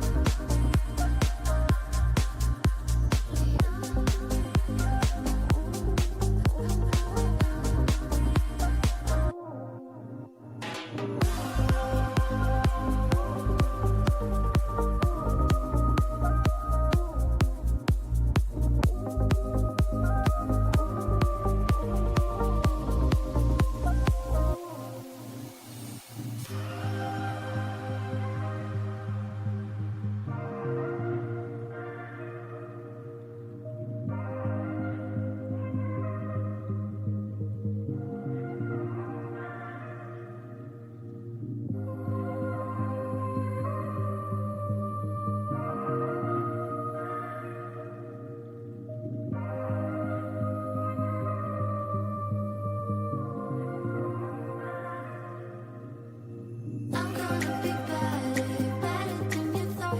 I promise I won't jealous, you don't deserve it all. I'm gonna be better, better than you thought. I promise I won't jealous, you don't deserve it all.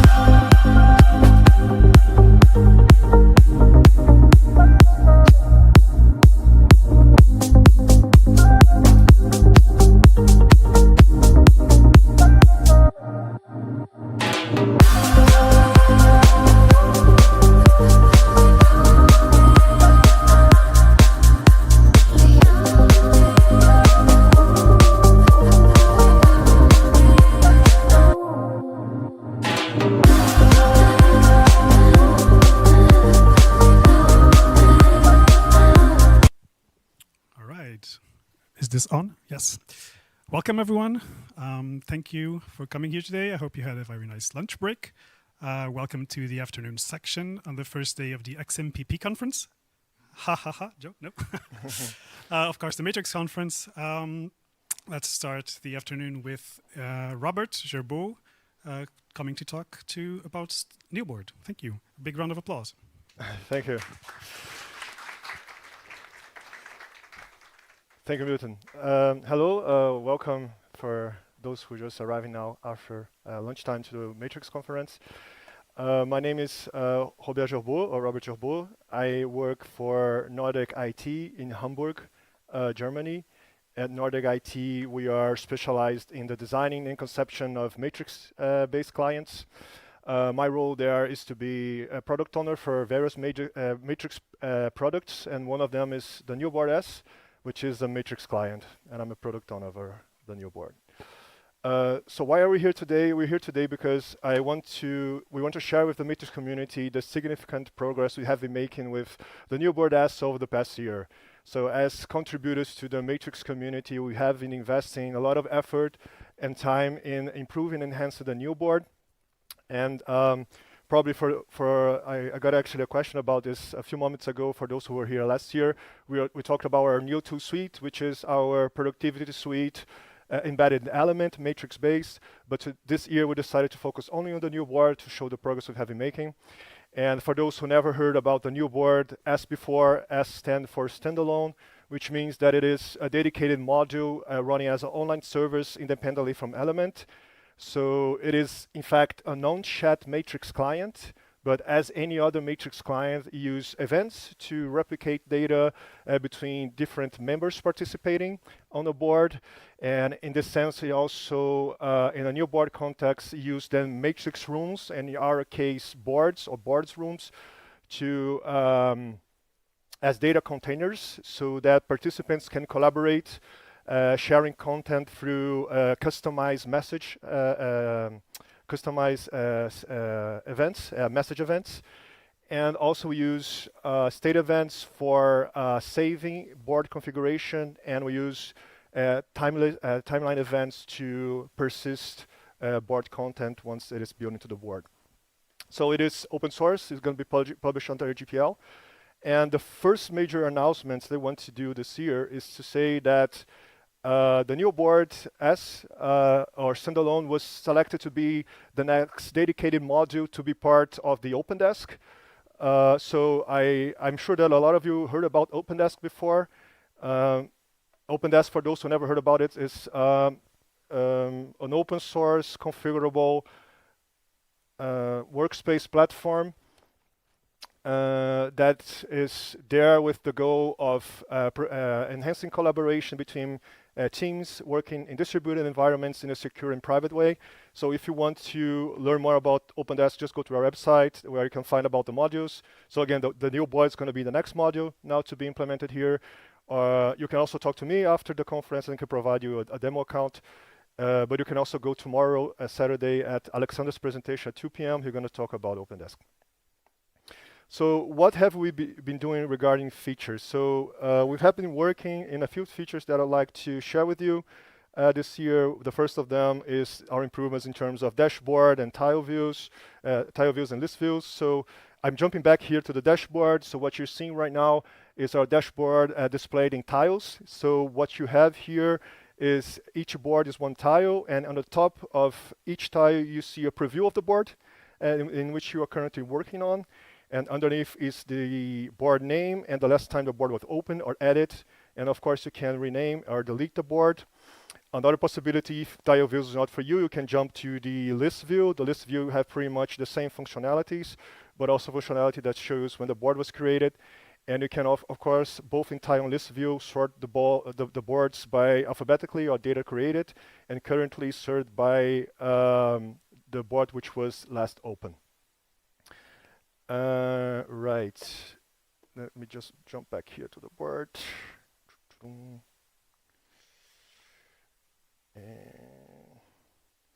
So another major change that we had in comparison next year was the change of navigation. So the new board was first conceived to work in slide-based navigation, but after carefully accessing the requirements of our customers in the public sector, we decided to change the navigation to Infinite Canvas one. So what we can do now is pan around and zoom around the board and zoom between content placed in different zoom levels. That's pretty much like any Infinite Canvas works. We also include possibility to share the board and being invited to the board. So you can just invite people here to the board and click invite. And if you get an invitation, you're going to be notices here by this bell notice. You can also switch language. What we also introduced is the concept of frames, because now since we migrated to infinite canvas navigation, it makes sense to have frames so you can actually better structure your content and organize it in a way that also give the content a hierarchy, in a way that you can better navigate the content and organize it. And of course, another advantage of the frames, as you know, is to provide a grouping of information in a way that is better to identify connections and relationships between content. The arrows, we had arrows before, but we introduced the improvement of docking arrows into shapes. So when I have an arrow and I'm approaching the shape, so as you can see, the docking points just pop up, and if I let the arrow go, then it automatically docks into the point and centralizes in the way that we pretty much, in this sense, provided the very first step of creating process tools into the board. You can also toggle the arrowhead or include change color and include a second head into the arrow. Sticky notes, you can now leave message, notes or information to people working, collaborating with you on the board. And PDF upload. So PDF upload, I just mentioned it again, we had this last year, but considering that we changed the logic of the navigation from slide base into infinite canvas base, we have to rethink the PDF upload logic, so we invest time on that. Someone join me here on the board from my team. So here nice gifts for you, just because you're such a good audience. So I want to talk a little bit more today about also non-functional features. We are only developing functional, but also non-functional ones. And in fact, the majority of our effort last year was in non-functional features because, the essence of the whiteboard, the concept why we're doing this is because we want to really improve the real-time collaboration of whiteboards users, especially those who are involved in the matrix context. And then we had to decided that we had to scale up the board to make it available for multiple or hundreds of users to use it. So essentially, just to give a short reminder, feedback about how is the infrastructure working. So the new board has a matrix backend, which is it can run any existing typical element backend, and it can be combined with any service available in the matrix spec. For example, the service application API. It conforms with the Deutsche Verwaltungscloud-Strategie or the German cloud management strategy. I just mentioned this to say that it runs in Kubernetes. And most importantly, it can be deployed independently or self-hosted. So what do I mean by that? Is if you take a look here, the components that we have on the whiteboard, new board, we are currently running it under a MAS, a matrix authentication service. I hope this is big enough for everyone. And the Synapse and their respective database. And now we have the LiveKit JWT we're gonna mention in a moment. And the new board just actually take advantage of these components to be able to run. And if you check how the element call is doing, so the element call is doing pretty much the same. So if you have an infrastructure element call in place, you can just plug in the new board and use it. So you can use it already in existing infrastructure if you have one, or you can deploy this independently, this components, and run it yourself. So how did we scale up? So we had so far, so we decided to migrate from a WebRTC peer-to-peer implementation of the whiteboard into Matrix RTC with LightKit components. So this shift was what allows us to scale up the number of users for hundreds of users with Matrix RTC and LiveKit combined. After talking with the Element Call team, so Element Call states that, and we use the same components, that they support around 150 users. So this is what we expect now the whiteboard is currently supporting or more, because we don't have video conferencing. So there are various possibilities of interoperability with the whiteboard. It doesn't need any configuration. It doesn't need any extra configuration or module or fork. It works with any element, laptop or web. And I want to show you how it works in sync with the element. So as you can see here on your left side, I have the online, the Neoboard standalone as online service, and here I have the same Neoboard open in Element widget. So if you can see already in the Element widget, I can see my cursor running and moving in the online version. And if I start editing here, and then you start having seeing that the sync between Element as a Neoboard as Element widget and the Neoboard as an online service works in sync. Right, let me just delete this. I hope I'm good in time. We have our own React SDK components, which can be easily used to implement external applications into the Neoboard. We, of course, leverage the App Service API and bridges from Matrix to integrate the Neoboard into external systems. And we have our own JSON-based open file format, which is called .nvb, which can easily consumed also by external applications. One more thing that I want to show you about interoperability is the AI integration. And to show that, I will switch here to one of our dev environments and to already show to you that this is really, really raw proof of concept. We just actually starting to think about how an AI module can be integrated into a whiteboard concept. So please, it's really in a very initial phase. There's still a lot of product discussion to be conducted here, a lot of thinking to be invested here. And but I would like to share with the Matrix community today. Please bear in mind that I'm not trying to say here how a Matrix ecosystem can leverage the advantage of having an AI module, but much more how whiteboard consumers can leverage the possibility of having an AI module to enhance that whiteboard experience. So what we did here is that we decided to think about how can we use a whiteboard to prompt or to generate information for a user. So what we have is we decided to link the module with the actual shapes that we have already on the board. So what we're doing here, we are sequencing information in a flow through our shapes and our elements that we have in the board to generate a third element or a third information. So here's a very simple example how a text generation can be created. So I included 2 sticky notes and I ask a question and I included information, and through the arrows that I have available in the toolbar, I connect it into a third sticky notes and ask the AI model to generate information about it. So this is the text approach for it. You can also use it on an image approach. So I created 3 informations about the Matrix conference this year, and I asked the AI model to then generate an image for me based on these 3 informations. So again, this is very initial phase. That's why I'm showing you in a dev environment. I hope next year we can actually show more about which direction this journey is taking us. But this is what we think now could be one relevant or one significant approach that we can take in terms of offering an AI tool to improve whiteboard consumers' experience. So the whiteboard is secure because as it runs in a matrix and a matrix component, you can federate it. If you have a network of synapses, you can just federate it and have it sovereign. And as mentioned, you can also self-host it. So what we're also doing is following the BSI IT Grundschutz norms, which is the German IT security standards coming from the German government. And we're also following the WCHD 2.1a level of accessibility for this board.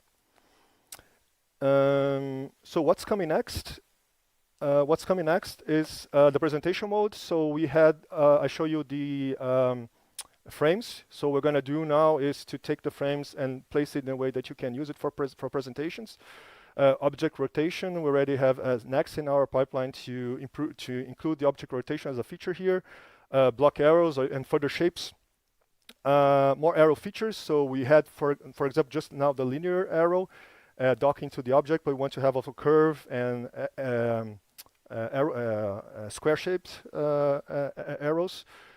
User management, we are introducing our rights and roles concept and want to introduce a guest invitation into the whiteboard, and also roles like moderator and admins. Keyboard shortcuts to improve the accessibility, and also controlling the board through the keyboard, and bullet points. We have already some text elements in place and text features in place, but we want to improve it with bullet points and related features. So why you should go for the new board state alone? So it's very easy to use and fun to use. And for proving that, I brought an example for you here underneath. So what we have here is an exercise that we did with 15 people from the German public sector. So what we did was we asked them to go through this list here and see the features that we are suggesting and vote for the next feature they want to have. So the 50 people had never used the new board before. And so we asked him to, oh, this is my colleague here accessing us through from Hamburg. Hi Bjorn, probably he's seen us.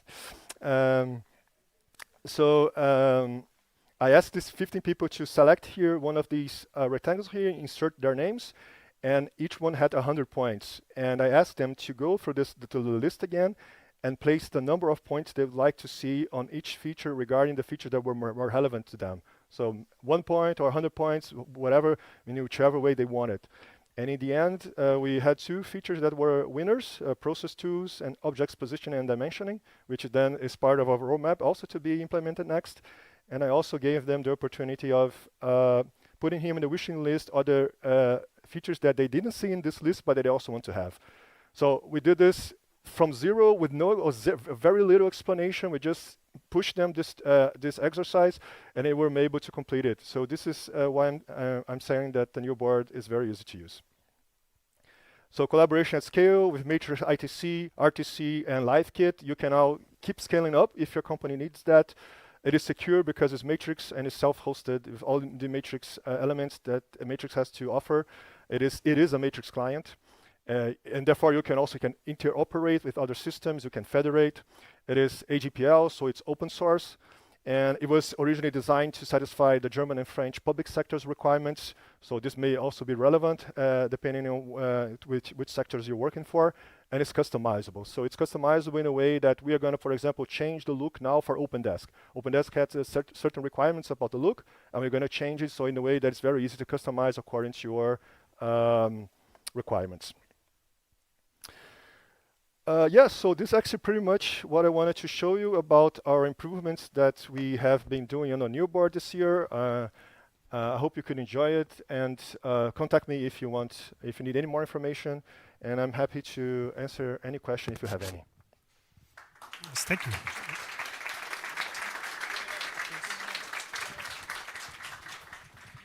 Okay, so does anybody have questions for Robert? Here's a question. Hi. So it's very cool to see Matrix being used for something other than chat. Yep.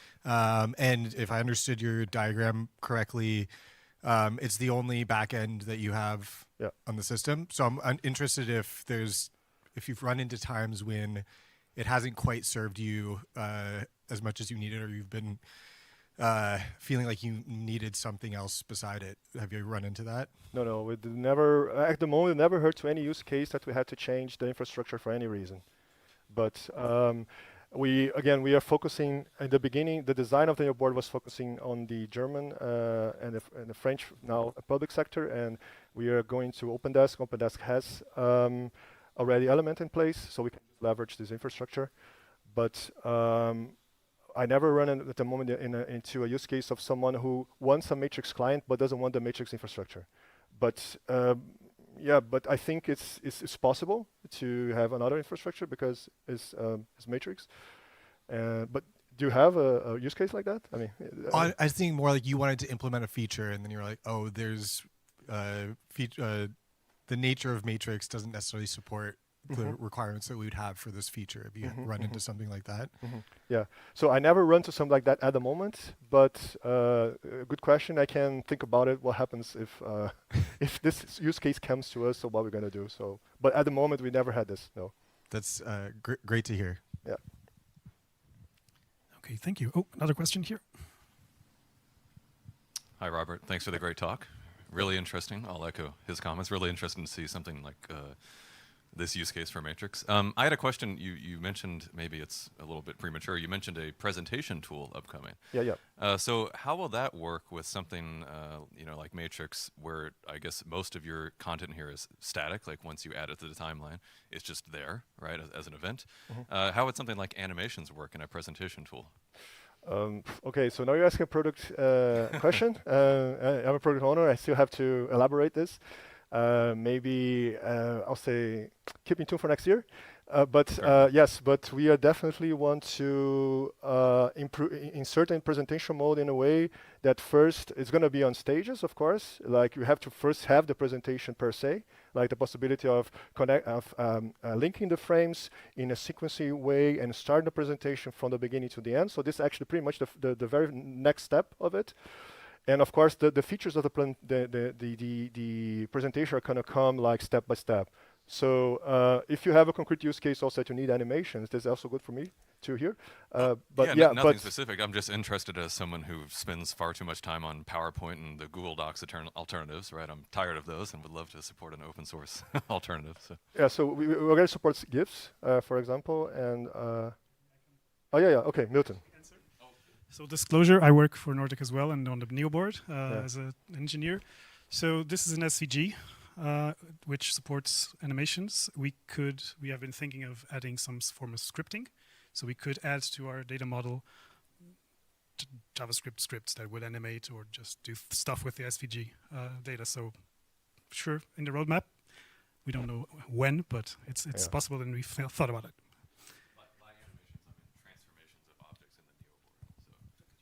Yeah, sorry. I don't want to take up more time if it's too much. By animations, I meant like transformations of objects that's already on the Neo board, not like an animated GIF or something like that. So like, taking a text label and changing it or, moving things around within a frame, something like that. Yeah, do you want to say something? As I've said, this is SVG, so we can apply transforms to elements, so we could rotate shapes, do transitions, fade things. So certainly technically possible.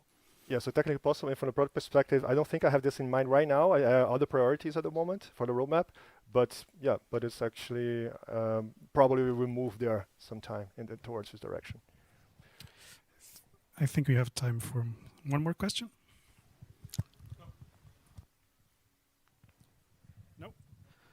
No, let me just check the room. Okay, Bjorn says hello. If no further questions, thank you again, and another round of applause for Robert. Thank you.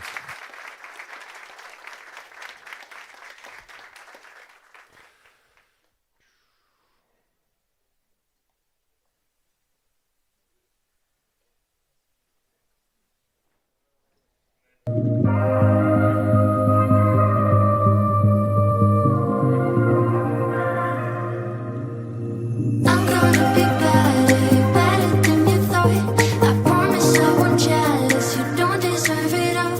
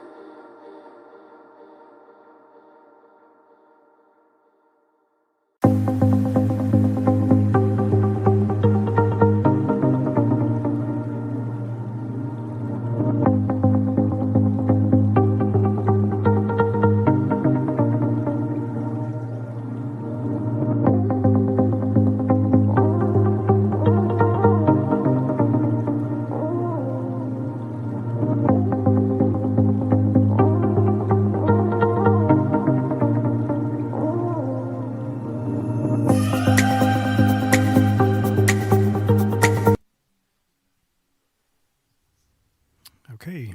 Hello again, and welcome to the second session of this afternoon in the Lynn Conway room. To continue our talks this afternoon, I leave you to Laurent Millier, who is going to talk about SIP and Element. Big round of applause, please. Thank you. So, welcome everyone. It's okay? You hear me well? Seems so. This will be, I think, the alien topic of the afternoon. Why alien? Why? Because it's a bit old-fashioned. Let's say SIP exists since 25 years. It was a reference to make IP and VoIP since, let's say, the 20 last years. The 10 last years has been, WebRTC has pushed the way to communicate, and now we see with Matrix and Matrix STC the future of the communication. But first of all, let's present myself. Who am I? Good question.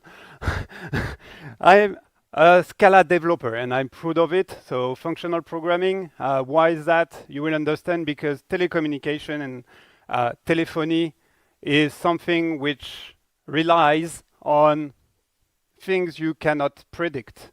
You never know when you will be called, and you need to react on events, on things, and so that's why we do functional programming in a Xivo. And so don't look now at my swim Git lane. This is not anymore the case, because now I'm the CTO of the company. I'm not anymore so much developing on the solution, but I was at the roots of it. Who we are? Xivo, which is basically an acronym of voice in French, voix.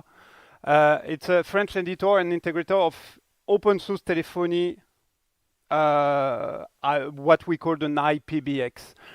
For young people who did not know that some days ago in a company there were this kind of plastic stuff, plastic phone on a desk.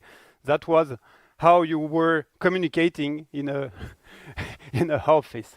And before that, I won't do all the history of the telephony because we don't have time. But basically, it was only 25 years ago.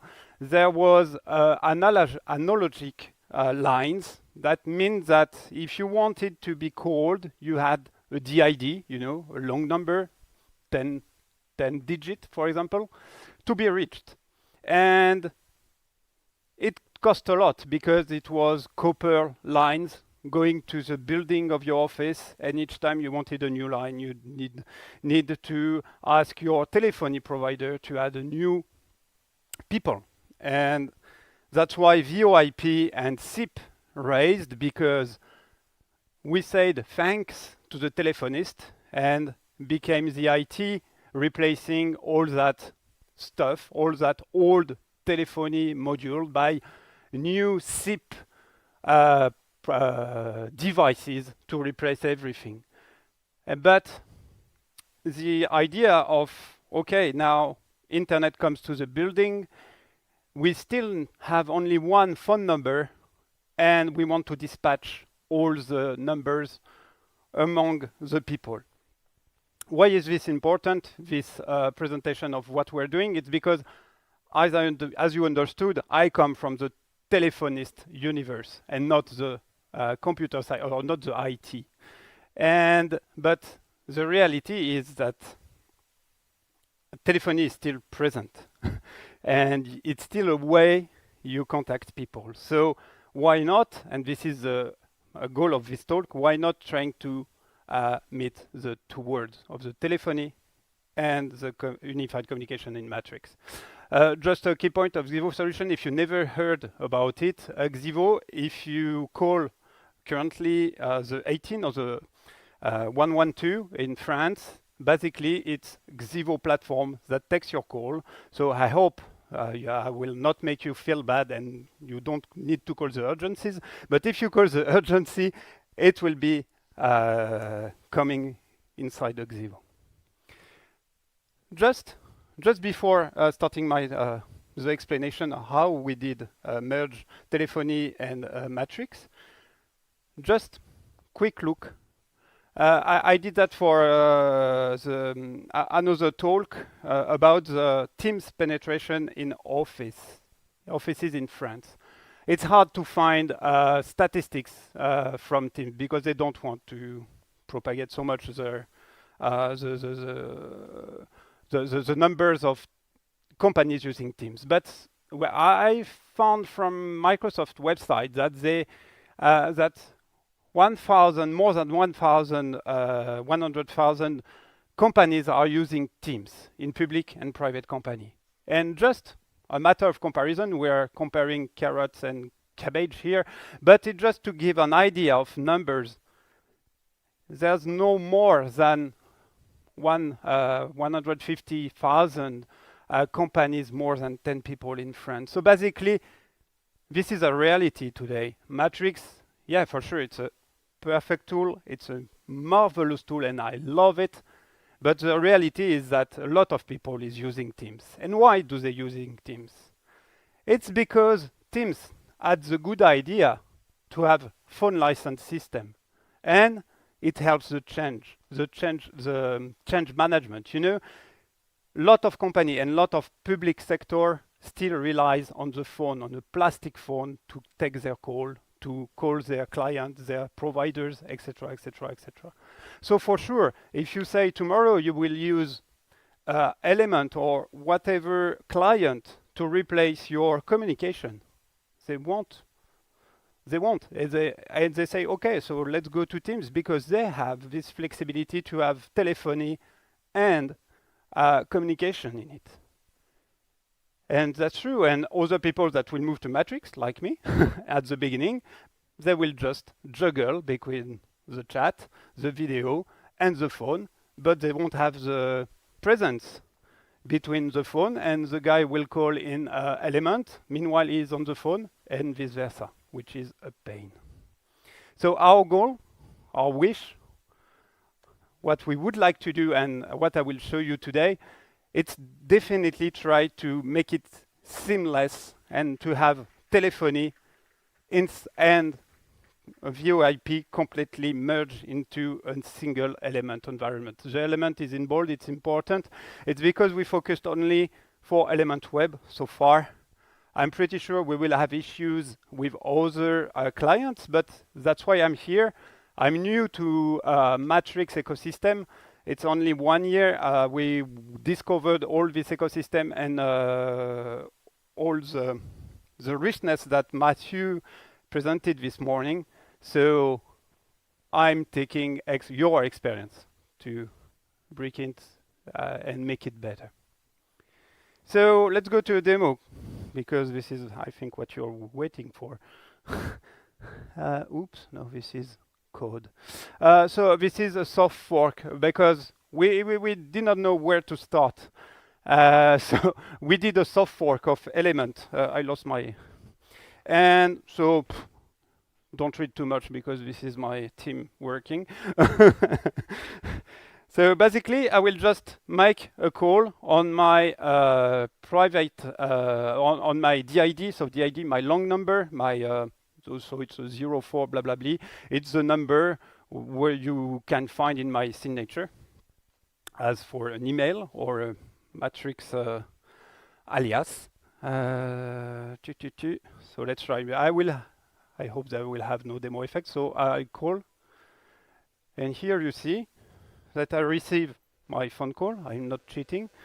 Up, I accept, and here I talk, and I have directly my phone call ongoing with my phone. I can hang up. It will hang up and normally disappear. If it receives, I have some connection issues, so don't mind. I think I missed the event. So as you see, demo effect, it happens. But what do you see? Yeah, thanks. You see also that we created a space, a telephony space, which basically have all the history of your call. So you can call back. So you can have call inwards, and you can go. You can do some call outward, and there's also this tiny dial pad, you know, for old T9 stuff you old and not everyone knows. Maybe the Gen Y and the Gen X remembers this thing. Gen Z maybe less. Sorry for you, you missed something. And that's it for the demo. And we will deep dive now in how do we made that. So as you can see, there's a lot of modules. This dial pad, I will start with it because I will do a top-down presentation on how we achieve that. We created a Xivo module. I will take it at the. I will explain it at the end why, because it was not necessary, but it was cool to do. We created a Xivo bridge, which is the core intelligent and spoiler. It is an application service. You understand why? Then we have things which is for telephonists, and maybe you hate that or you don't want to know it, but I will show you a short course of SIP and all this fine environment. So we have Nginx, which is you know a web as we use as a web proxy. It's to create kind of in telephony we call that a SBC. So it's basically a meta proxy to filter the voice, the events, the signalization, all that stuff. So yeah, Camalio is a SIP proxy, so it's to filter the SIP packet. We will explain what it is, what is SIP. Nginx is HTTP proxy, and Coturn, I think you know this one because as you're doing WebRTC, for people which is doing VoIP on WebRTC or Matrix STC, you know what means Coturn. It's basically, I will try to vulgarize it, but it's difficult. It's basically if you're working at home behind a box, you have an IP, and this IP cannot reach your IPBX, and so when A wants to call B through a big complex network, you need to have this relay, and this relay is called turn in the WebRTC protocol to be able to be able to reach B, which are in different completely network, which are very, very I don't have the word. Anyway, you understood me, which are really separated. Xivo, which is our product, is able to handle old plastic phone. I like to call them plastic phone because we do also soft phones, and we are linked to a SIM trunk, which is basically an access to a service provider, so internet service provider or telephony service provider, but nowadays there are both telephony and internet provider. So this is, we will deep dive in each component. Don't worry if you don't get all that stuff here. But just before, why not using a simple widget integration? It's what we did at the beginning when we started 1 year ago. We just created a widget, but we quickly realized that okay, that's cool. We can create a UI. We can maybe take our soft phone. So Xivo has a soft phone embedded in it, and just create like web integration, like an iframe, and just put our soft phone in it. Yeah, that was working. We could have call line history, configuration, everything that we were already developed in our soft phone. But what we realized quickly is that widget was linked to a room. So when at that time, I was not aware that there were all other kind of widget, user widget, I think they are called, to be cross rooms. But to be honest, I just discovered it when I did the presentation, but it seems to have also some drawbacks. So, and at least the drawbacks we realized at that time is that, yeah, it was not persistent when we were moving room from room, and it's weird to say, I will initiate a call from a room, and then what does it mean for incoming call? When I receive an incoming call, I will not be on my widget of telephony in a certain room to receive my call. As I told you at the beginning, you don't know when you will be called, so it's hard to go to the telephony widget to receive it. So then we were stuck. How to move forward?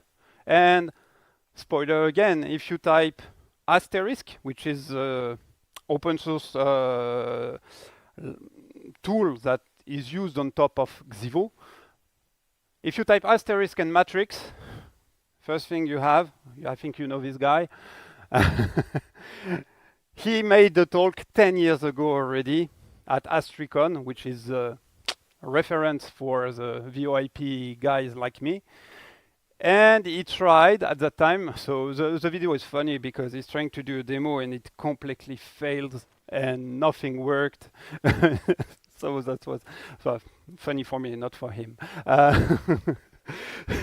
And he tried to integrate what we call the implementation of SIP directly in Asterisk to make it work with Matrix. But it's a nightmare because Asterisk is made based on C. It's a very, very old school software. And so at the end of this talk, he said that maybe the future is that someone creates through an application service a bridge to do telephony. So this time come 10 years after, but it's still better late than never. And something else which helped us a lot when we were trying to find how we will succeed to make the call go through all these complex layers is this as MSC, which is not one which has been so much advertised, I think.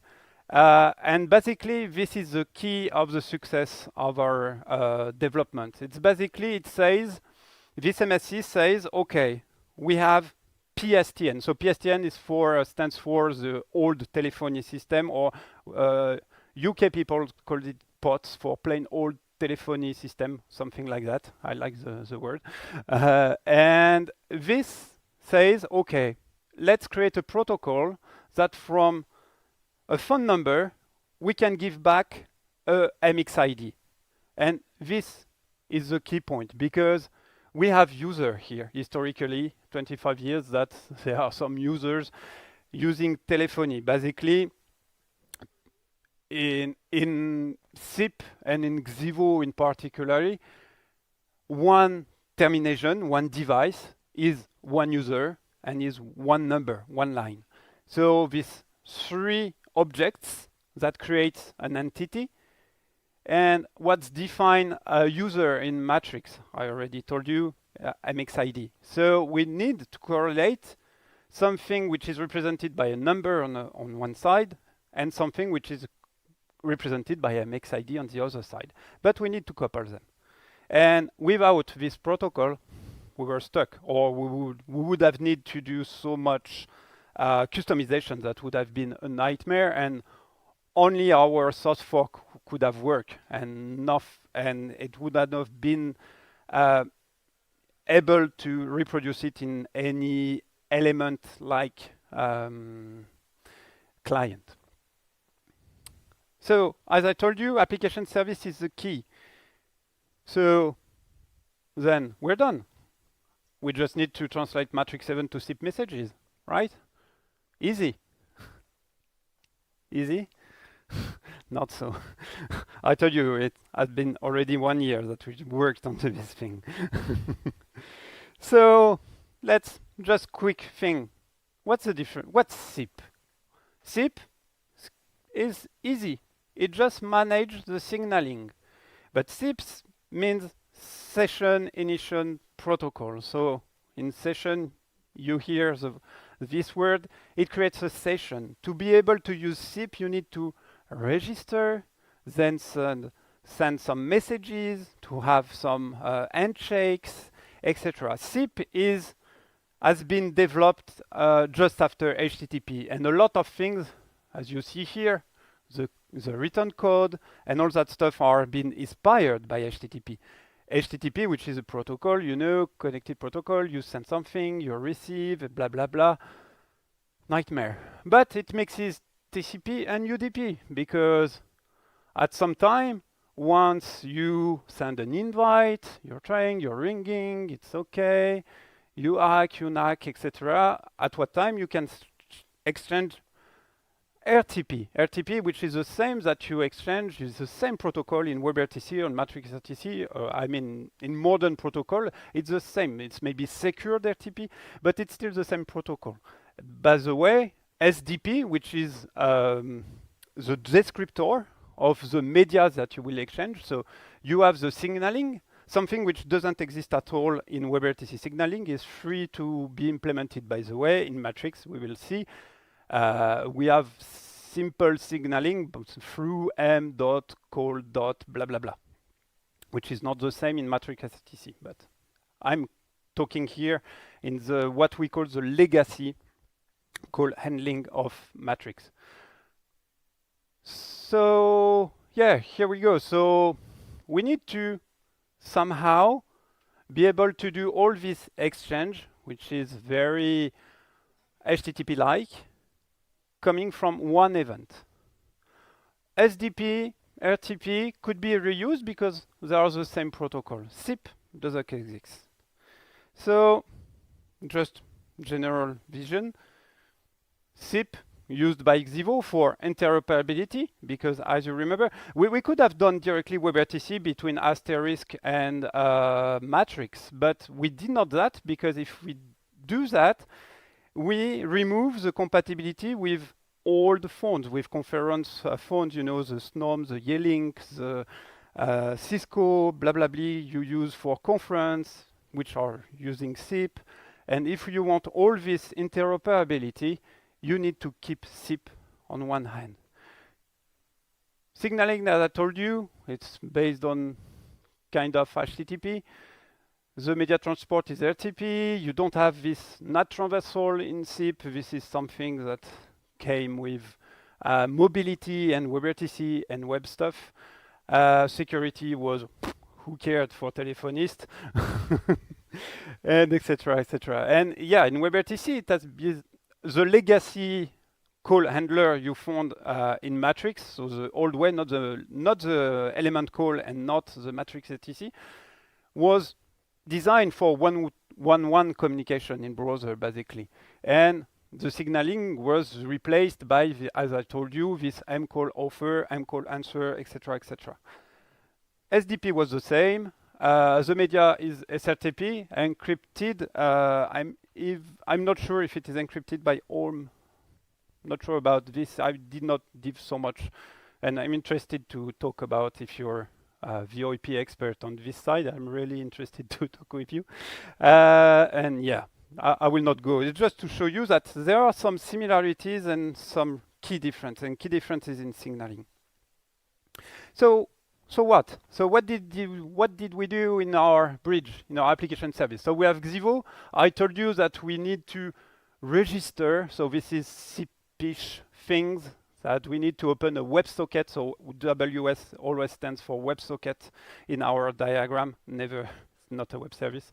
So we register, then we start the bridge. When we start the bridge, we register for this protocol, I told you, from the MSC, that we subscribe to events. So all events that will be sent through this dial pad will come through our bridge, and automatically we'll call this API. I told you before that give us the number, we create a ghost user for the number, we send back the MXID, the MSC implementation creates automatically a DM. That's why you saw in the history space directly rooms, you saw this logo, phone, etc. It's basically because we created a ghost and it inserts automatically the ghost inside the room in the telephony space. And then, this is thanks to the MSC, it sends a call invite. We retrieve the SDP from this WebRTC Matrix event.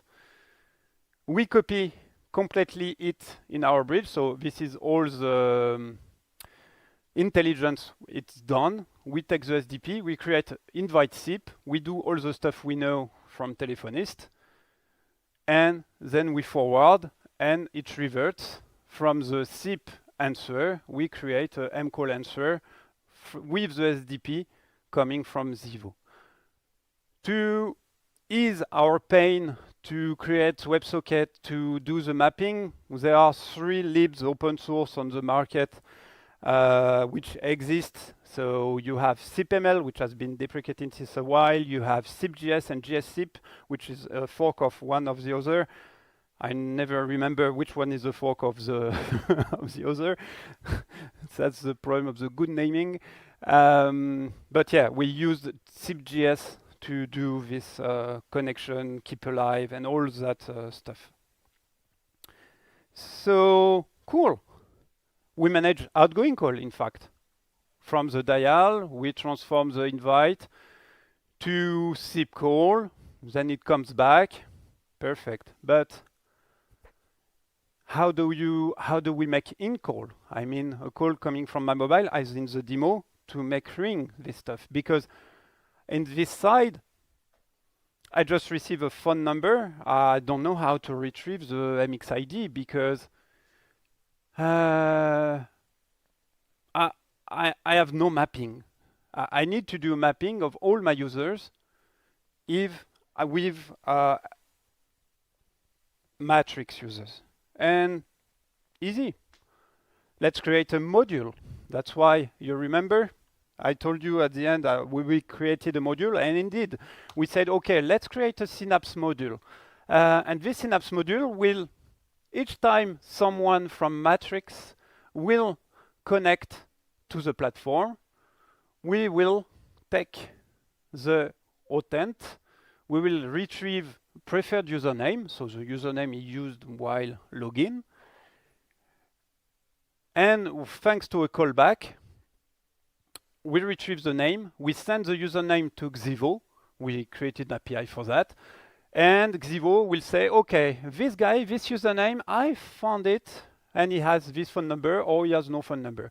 If he has a phone number, we just create a DB table inside, so an association table, where we store for this MXID, or this login username, here the phone number, so that when a phone number will come later on, it will be easier for us to route it to the correct connected user.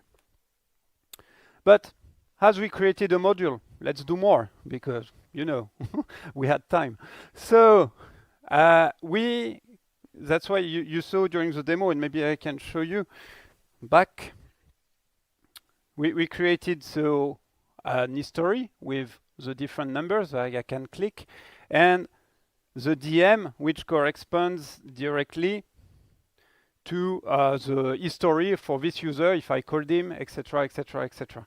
And I can't type here. I can't remove my telephony space. We tried to create something which seems to look sticky, to be more integrated than just, you know, a DM with no icon, etc., etc. So this is basically all the stuff we added to the module, and we wanted to add maybe more in the future. Just to wrap up, because I'm sure you have questions, so I prefer to answer a question.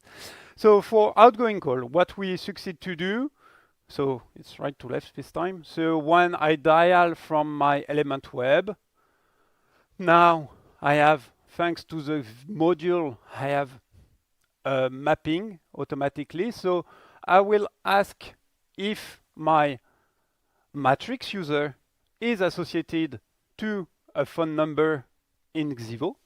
Why if this is useful for outgoing call? It's typically, if I make a call from matrix to your mobile, you will see a phone number, which is the caller ID of the platform that makes the call. So currently you will see matrix, blah, blah, blah, or the MXID. And for sure, if from your mobile you want to call back the guy, if you call a matrix, Spoiler, doesn't work yet.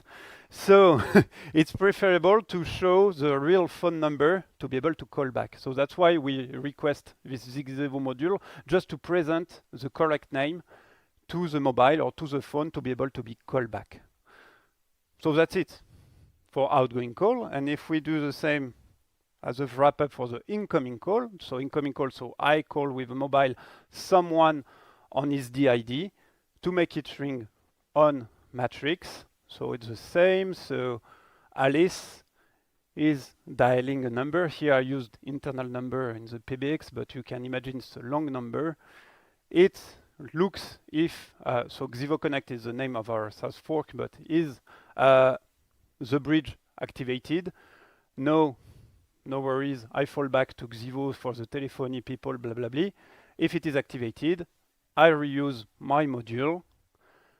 I take the information of the phone number to present it properly to the guy inside Element, as I shown you before.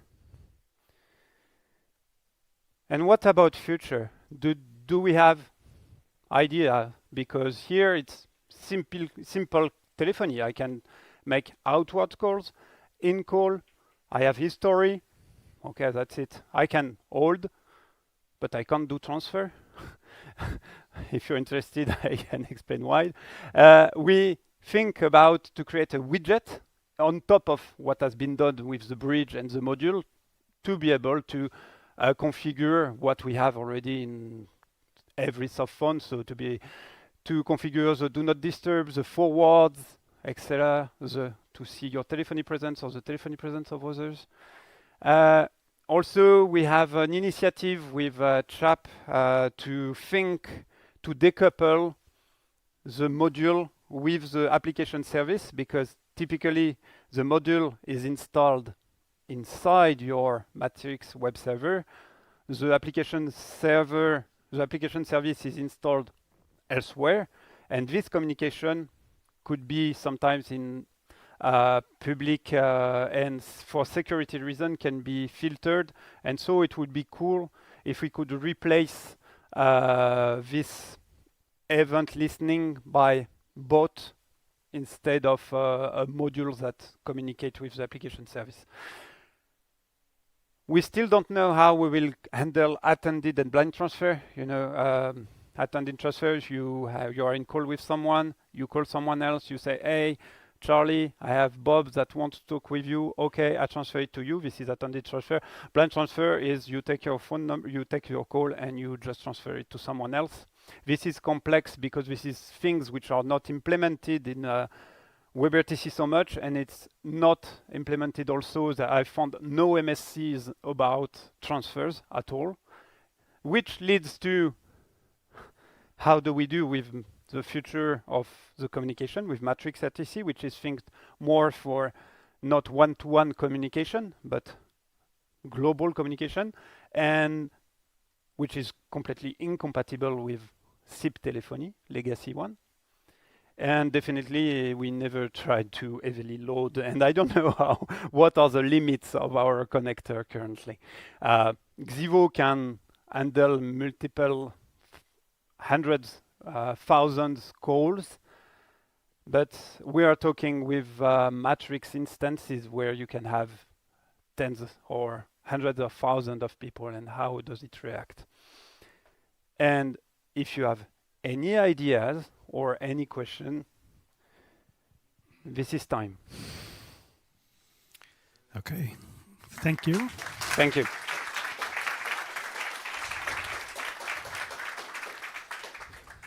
So to start off the Q&A section, I have a couple of questions on the chat room. I'll start with the first one. I think you sort of addressed it in one of the last points, which is what are the chances to integrate SIP calls with the native Matrix RTC calls? Yeah. So for people in the Matrix RTC call and then have one participant coming in via SIP. So it's in the same question, for instance, have 4 people connected. This is good question. This is something we already did through typically, you know, Jitsi for video calling. We implemented a bridge to be able to have But this is a module called Gigazi in Jitsi to be able to have a SIP participant inside a Jitsi room. I'm pretty sure we can do the same with Matrix etc, but I need to find people that knows well Matrix etc to, and I know that there are some kind of these people here. So I'm really interested to share with you about how we can achieve this. Yes. Okay, maybe now a question from the room. Is there any question in the room? Oh, there's one. Perfect. So I know you're using a soft fork of Edmund Web to do your dial pad. Sorry? For your dial pad, you're using a soft fork of Edmund Web. No, the dial pad, I did not, no credit to us. The dial pad, I don't know where it comes from. It's from Matrix React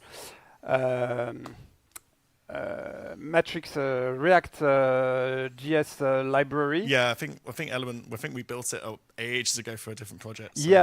I used. think between 5 and 10 years ago that we found that in the Element Web code.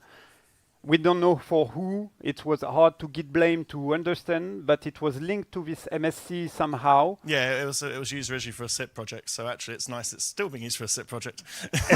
And we lurk all the internet to find it out, but it's really nice and it works very well. So my question is, if you were to do additional functionality, Element Web's now got a module API for doing runtime modules. So rather than forking a project, you can just add in your extra pieces and bits. So I was wondering if you'd looked into that.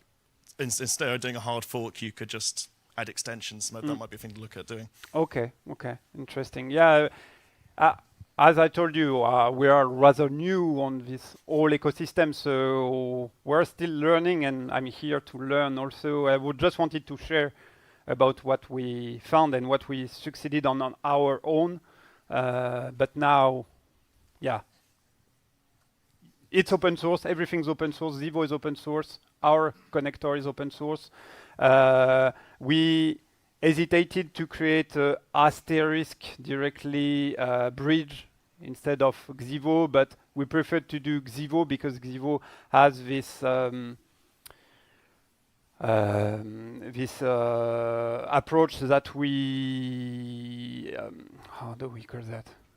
We simplify basically all this complexity of UDP, of SIP, etc., etc. We use only these edge modules that simplify for you all that stuff. But this widget, I don't know if we can call it a widget, but this model need to be rethinked later on, definitely. Cool, thank you. Okay, so another question from the Matrix chat room. How about security and crypto when switching from one protocol to the other? Yeah, that's nice. Just to it's easier to. So yeah, for here we rely just on Heavens, which has SDP inside, but all this mechanism is encrypted, no issues. Once you are here, the only thing which is not encrypted is once between Xivo and the phones, because this is legacy telephony. Here, the voice and the things you will say from here will be encrypted all that way. But once it comes to asterisk on Xivo, it will be transcoded with codec that unfortunately all phones cannot hear encrypted data, and so here will be not encrypted. So it's definitely not an encrypted end-to-end solution. For sure, when I'm talking from my telco operator, nothing is encrypted here. Everything can be kept in the middle. If there's someone in the middle, he can listen to the conversation. So this is definitely not end-to-end encrypted. This is end-to-end encrypted until here. Then once you go through an operator or through all the devices, you cannot ensure that everything is end-to-end encrypted. Yeah, that's a good question. Okay, and another one from the physical room. Yes, just a second. Hi. If I understood well, you are creating on the fly new users when they ghost are, users, yes. Yeah, ghost users. And I wanted to understand more about this because aren't there any security considerations or maybe RGPD because you are creating users that do not exist and You're right. We created Ghost because we don't want to create real user. We don't want them to connect. This user is just to create this DM.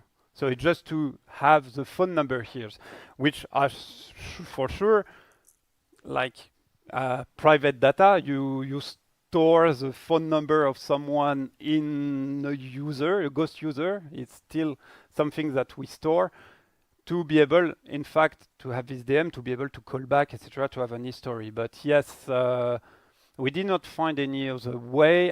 As long as we are telephony integration, we need to have the same features as any telephony, and history is part of it. So that's the way we used by creating Ghost, to not create real user, to not allow them to connect to the room. But yeah, that's it. I can't really. It was the implementation we chose at that time. Basically, you are creating users with the minimum amount of right. permission. Yes. And, In the DM, we can't write. You can't rename the DM. We blocked everything in the DM to be sure that it looks like a telephony history, but this is hackish. It's because we did not implement a real widget to have everything. We could have a widget telephony instead of creating a space and create rooms, but we found that pretty cool and pretty quick to deliver something which looks like integrated, to be honest.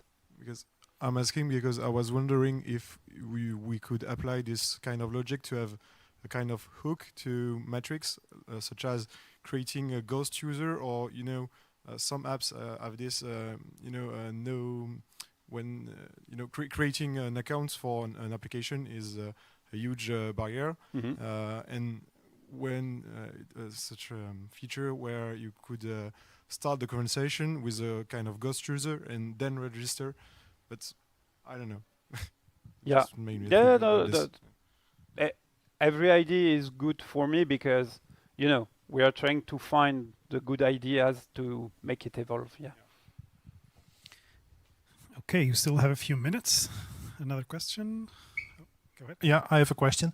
As an old school telephony nerd, what if two people who don't have caller ID enabled, so you don't get a number, are those two different users created ghost users, or are they the same? If you take an example, if you receive a call from somebody who doesn't have caller ID enabled, okay, so you like don't you get private number, like you the don't mobile get phone. You don't get the data. You get nothing.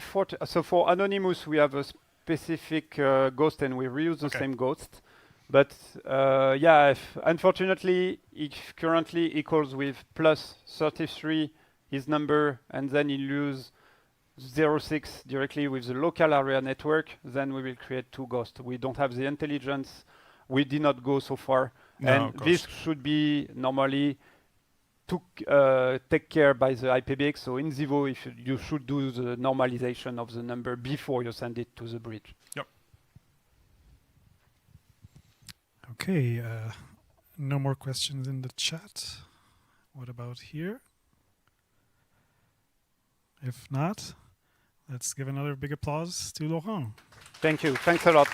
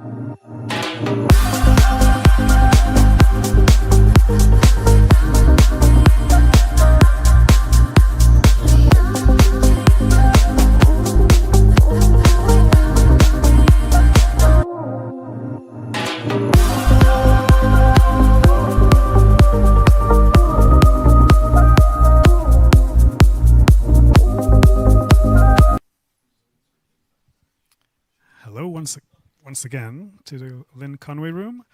We'll continue the afternoon sessions on the topic of calls. And for this, we have Florian from the Element Call team. Yep. Take it away. Thanks, Milton. Hello, welcome to my talk and welcome to the nice conference, the evening or the later session. The talk today is about Element Call. No surprise, that is also in the title. It is about open, federated, and being decentralized, redefining conferencing for privacy, scale, and sovereignty. So that is a brief overview of the talk. I guess most people heard about Matrix, but to have a self-contained talk, I'll also have a short introduction. What is Matrix, how it works? What are the missing primitives we need to build RTC on top of it, and that is then Matrix RTC.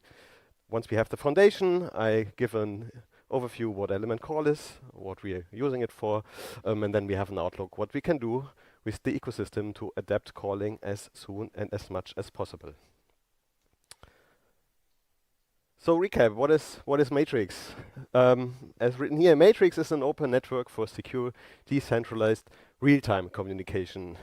The real-time here is not RTC real-time, it is messages. It is meant for interoperable chat. VoIP is something we want to build on top of it. We already had demonstrations where someone was building VR and open comms on top of it. Third Room was a very nice and cool experiment in that regard. And we also have a lot of projects which are using it as the fabric for real-time IoT stuff. What Matrix is really good at, it's an open standard, not only open source. So there's a book where you can read how it works and you can implement it as you want it. It is decentral and federated. That's why we love it. Here in the example, you have 3 different Matrix sites. They are all interconnected and you can have shared rooms, exchange messages. That's cool. It's not only decentralized and federated, it's also replicated and persistent. So once a person is joining a room from another home server, the room is replicated there to be especially resilient. Since some years, it is the default also that we have everything end-to-end encrypted, which is very important for privacy. And on top of that, we have verified identities, which is especially nowadays very important because you have fake AI webcams and whatnot. So it's good primitive to have verified identities. But the big question is, does this fit calling requirements? And let's start with a brief history of matrix calling. I think from the get-go, we already had this native one-on-one calling, quite early MSC in 2014. But one-on-one is a nice start, but eventually we want to have group calls. And at that point in time, Jitsi was leveraged as a widget to bridge that gap, and from there on you could have group calls. Then later, back to let's get it implemented natively within Matrix. The idea was to extend the concept here of the one-on-one native calling to peer-to-peer group calling. And that was a very nice experiment. I remember a lot of interesting challenges to solve, a lot of split brains being in different meetings. And later on, the majority of the calls were nice, but there is a problem. This does not scale to very large groups. And then in 2023, we started playing around with backends like SFUs for further scaling, and this has been proven as a good choice and a good path. But does the different stacks which I just introduced, does they fit Matrix DNA? And Jitsi obviously was not designed for Matrix, so it's not a surprise that it's not fitting all the nice properties we want to have. Federation, large group calls is obviously, that's the reason why we choose it. End-to-end encryption is a challenge. Interoperability is also a challenge, so Jitsi is not a standard. Matrix compatible permissions model and role, not, and standard I already mentioned. The one-on-one calling obviously fits all the other buckets here, but large group calls is the problem here. Peer-to-peer calling, as already mentioned, scales at least to, say, 5 to 8 people, depends on your available network bandwidth, but remains a challenge. And then the element call, development, experiment, how I would call it, is hitting now all buckets here. And the talk here is about to explain what we have changed in Matrix to get eventually there. So from before that time, the question is, does Matrix fit calling requirements yet? And a lot of checkboxes is some we can check off here. Already mentioned decentralized and federated, replicated, persisted, end-to-end encryption, and verified identities. But the question is, reliable RTC? It's a to-do. What is the RTC challenge? And RTC really in the sense of real-time data. Due to Matrix distributed nature, net splits, partitions, and what all is possible and is also intended, is that you have eventual consistency as a consequence, and quite often race conditions. While this is not a big problem for messages, if a message takes 10 or 15 seconds to arrive, that's not so cool if you want to start a call and people join at very different times or even miss a notice that the call is happening. Hence, typical symptoms which we had in the past: never-ending call ringing on your second device. Who was affected with that? Yeah, I see. Ghosts, split brains, partitions, multiple parallel calls. That was the early days, so. And then an evergreen glare, which is causing conflicts in state machines. It's like two people are speaking at the same time, and unlike humans, computers have a hard time to recover gracefully. So we need to be smart here. And this leads to the conclusion: we need new matrix primitives to circumvent those challenges. And on top of that, it is super important that these new matrix primitives are not a game changer, but they are just a small addition such that we can fix or address those issues here. And this leads me to what we then called matrix RTC, which is the layer on top of matrix which enables real-time communication. And by the way, tomorrow in the Lynn Conway, 15 o'clock, there is an in-depth talk which is really going down the rabbit hole of matrix RTC. I can really recommend that. Obviously, we want to make RTC a great and important and central part of matrix. And RTC is not just video conferencing, it's really all think beyond calls. So there was this nice experiment of third room where you had a virtual room which you can run through, and all the data modeled here went through an RTC system. Then there's a talk Saturday here about NeoBoard from Nordec, which is also using RTC technology to synchronize data blazingly fast across people attending a whiteboard.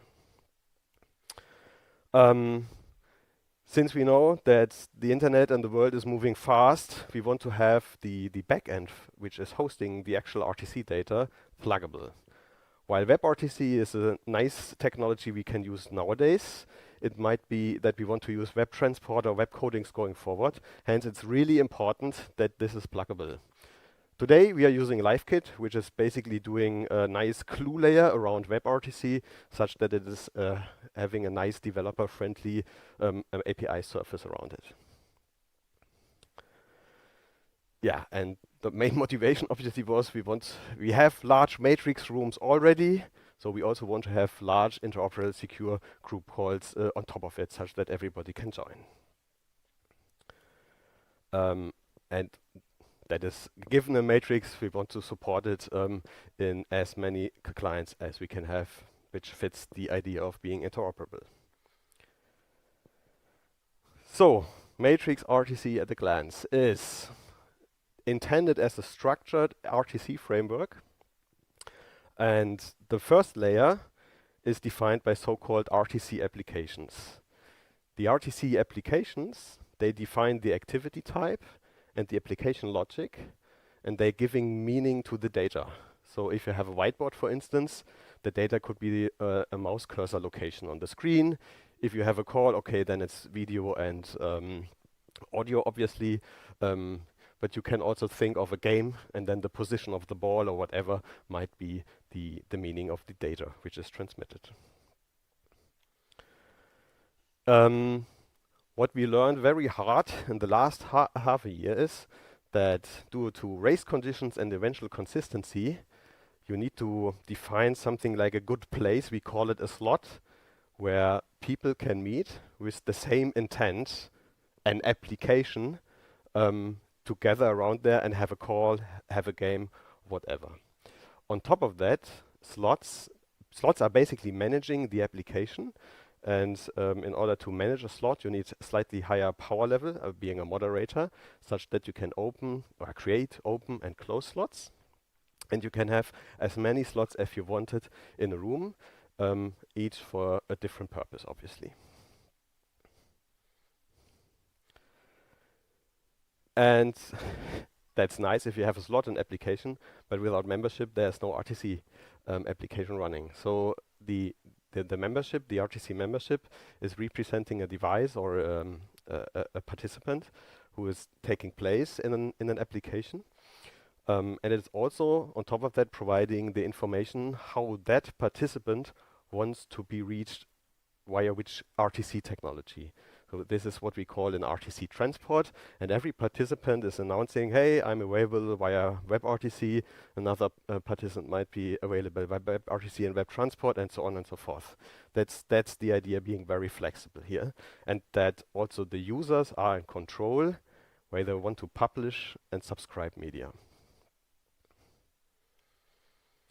Yeah, and then to formalize the transport also here as well, that is what I also already mentioned, that we want to have pluggable transports. As of today, we have the LiveCat transport, which is well defined and also has an own MSC. But going forward, we want to have more. And that's intended that we, at the given point in time, want to use the best technique at that given point in time to do RTC. And the last building block here, obviously, is end-to-end encryption. The idea of a matrix RTC session is a session is taking place in a matrix room, but most of the time only a subset of those users are taking place in that RTC session, and hence we need an end-to-end encryption schema that we can address subgroups in a room to exchange end-to-end encryption keys.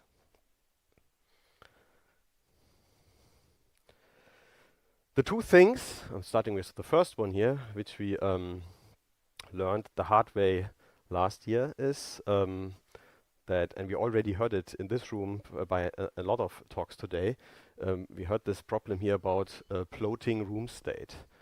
So if you have, if you model your application through matrix room state, after a long period of time, you gather a lot of different state, and if new people are joining that room, it will be very slow for them to join that room. So we needed to find a way how we can model state in a room without contributing to room state float. And therefore, we invented a new matrix primitive, which is called sticky events. Sticky events is first of all, end-to-end encrypted. That's pretty cool because now we have way less metadata which is available on the server. It has the same reliability guarantees as room state has, so it's really passed down to the clients reliably.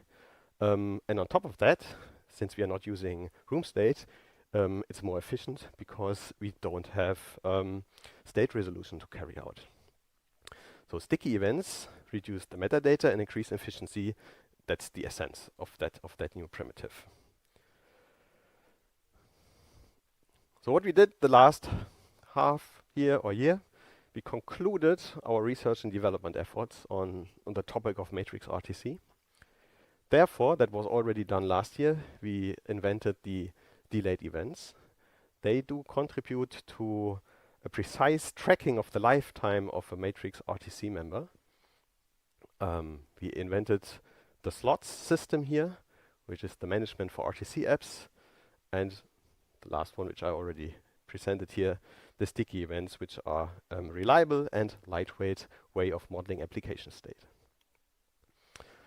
That's here in numbers. If someone wants to read it, I'm pretty sure the slides will be available later. This just to see, it was really a bunch of work to get this all orthogonalized and written down and give it a common thread. Implementation-wise, we have everything implemented in Synapse and also in the JS SDK. The other SDKs will follow soon. It's really that they will follow soon because we need them also for our products, so trust me. There's one specific MSC which I want to outline here a bit, and that is called the m.call application. It's the MSC 4196. It is standardized, the first, okay, we wrote it so it was easy to be the first standardized matrix RTC application. And the idea is it is the lowest common denominator for calling in matrix. And the idea really is that every application, every chat application should implement it such that we can have calls across matrix with all kinds of clients. The supported call types which we want to have is obviously direct messages, so one-on-one. That is where the whole party started. So private peer-to-peer conversations. Huddles is something which is important. So if you're in a room discussing and then you want to say, come, let's have a short call and discuss it. So for spontaneous group discussions. But we also thought of something like a persistent social room in the style of Discord, which acts as a permanent hangout. And with that introduction, it's time to move to element call. So now we have all the ingredients to build on top a calling experience on top of matrix. And the idea is that we do cover all interesting or all video call scenarios. Starting with the telephone use case, which has ringing by default, then the ad hoc chat, the huddles. You start a call in an existing room. Ringing is part of your notification settings, so you can choose. And for conferencing or standalone application, we have a SPA here, single page application, which is easy to share links for, especially people who don't have a Matrix account, and it features guest access. So that you can create a link within your Messenger application for external people, and then they can join your meeting. Is matrix calling a thing? And that was also a surprise for me. So last week I gathered some statistics from the SFU instances we are hosting. It is here meeting minutes per month. So we have here in blue the conferencing use case. And that scales up roughly, if we round it up to 1 million meeting minutes per month. You can see here a dip in the holiday season a bit. And what was also surprising to me is that the in-app use case is really something people are using. So on matrix.org, we are going up here to roughly 10 million of minutes per month, which equals to roughly 20 years of meeting data. That was impressive. So the conclusion is, yes, calling is a thing, people are using it, and the bug reports we get in return are really neglectable given the amount of meeting minutes we have. So I could say the effort the team really put into Matrix RTC paid out, and it seems that we are at a position where we could say, yes, it's stable. From last year to this year, there's also a mental shift in terms of ownership. So previously it was that if you are in a federated scenario like here, that you needed to elect one of the SFUs alongside the home server, and then everybody was meeting there, and this does not really fit the Matrix DNA. So this year we thought, okay, we need to improve here. So the mental model is, for each of the home servers here, A, B, and C, you have alongside an SFU. The others will appear in a minute. Just for simplicity, we are starting here with the home server B. And this is simple because we only have two users here, B1 and B2, and it's easy to gather that they are using the SFU, the red one here, to have their meeting. Let's make a different example.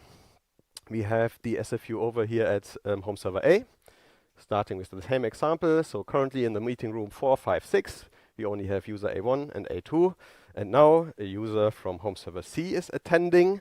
That is the user 3 here, and now it's getting a bit more complicated. Can I go here? I think so. So now we have new connections. The user from home server C is publishing their media to their local SFU, which is then picked up by the users from home server A and vice versa. And this way we can, we have a very fair distribution of backend resources doing so.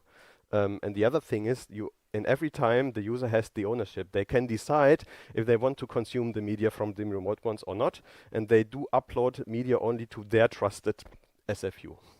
Even if it is end-to-end encrypted, there's every time a bit of metadata, and that's the reason why people might want to choose I only upload to my own SFU. The other interesting concept with this multi-SFU approach is that it's now very easy to differentiate between remote users, which are restricted, and local users, which do have full access. So we implemented for the RTC live kit transport an access model here, where full access users related to the matrix site can publish and subscribe media, as well as there is the live kit resource on the SFU, they call it live kit room, also triggered in advance. And if you are a restricted user, so you want to join someone from the other SFU, then you can, it is not triggered to create a room, and you can only subscribe to media. So we have a very nice access model here, which really prevents, it secures your infrastructure, so it cannot be used unintentionally, and it is at the same time a very fair process.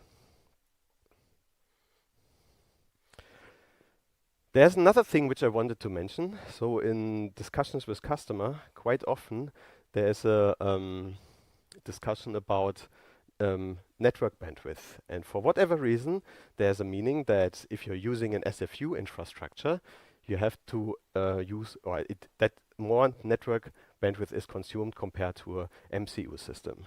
And that is not true, because nowadays we have very sophisticated and intelligent SFUs.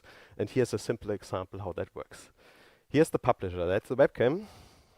And this webcam stream is published in 3 different quality levels. Medium, low, and high. And it is only transmitted if someone from the subscribers is actually requesting that quality level. And by doing so, if you do the math, in the end of the day, you have very comparable network bandwidth usage compared to MCU. That's the reason why I want to really present this here. SFU does not consume more network bandwidth than an MCU approach. But it gives you a lot of properties. And the most important one, especially for matrix, is it is end-to-end encryption. You can do end-to-end encryption, and therefore you need an SFU. We did some experiments on a quite regular AWS machine. In a single machine, you could host up to 500 participants. So that's quite decent. And you can have horizontal scaling using the typical Kubernetes primitives. The other question I quite often get from customers is, so what about out of beta? And this year, believe me, we are very close. So we really fixed the matrix RTC. Not laughing here. We fixed matrix RTC. We added 2 new primitives, which are super powerful, and they are also proven that they really solved the problem. Feature support is what we would expect from a regular video conferencing solution. So you have a meta space which gathers all the video conferences. You have screen sharing, emoji reactions, raise hands. On the mobile platforms, you have native call kit integration, a handset mode, and picture-in-picture. So we use it since a year, and it feels nice. And with that, we have a next topic. Outlining the future. So I have Aaron here. Aaron is our senior designer, being responsible for a lot of stuff, but also for VoIP. And he will walk us through the design philosophy. And the cool thing is, we started already implementing it, and you really can expect the first chunks being delivered this year. Hello, thank you. Yeah, so I'm a product designer at Element, and I'm going to walk you through the vision of what we're intending for using Element Call in the Element app for both web and mobile devices. And we focused on those two use cases, so one-to-one calling, which is much more simpler focused experience, versus group calling, lots of people, features like raise hand, etc. So I'll just take you through a couple scenarios, starting on a mobile device. For a one-to-one person, you can either video call them or voice call them. And if you video call, you get a dedicated experience while that person is while you're waiting for that person to connect.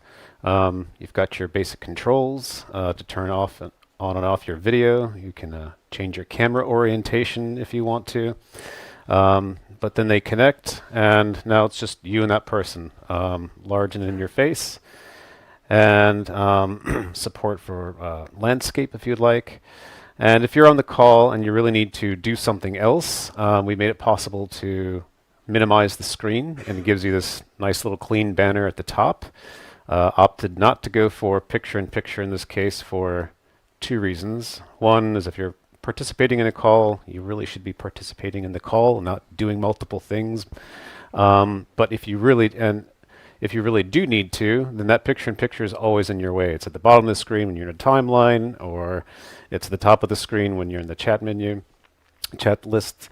So it just made it a very clean banner to let you know that it's still active. You can mute yourself if you want. You can always get back to your call.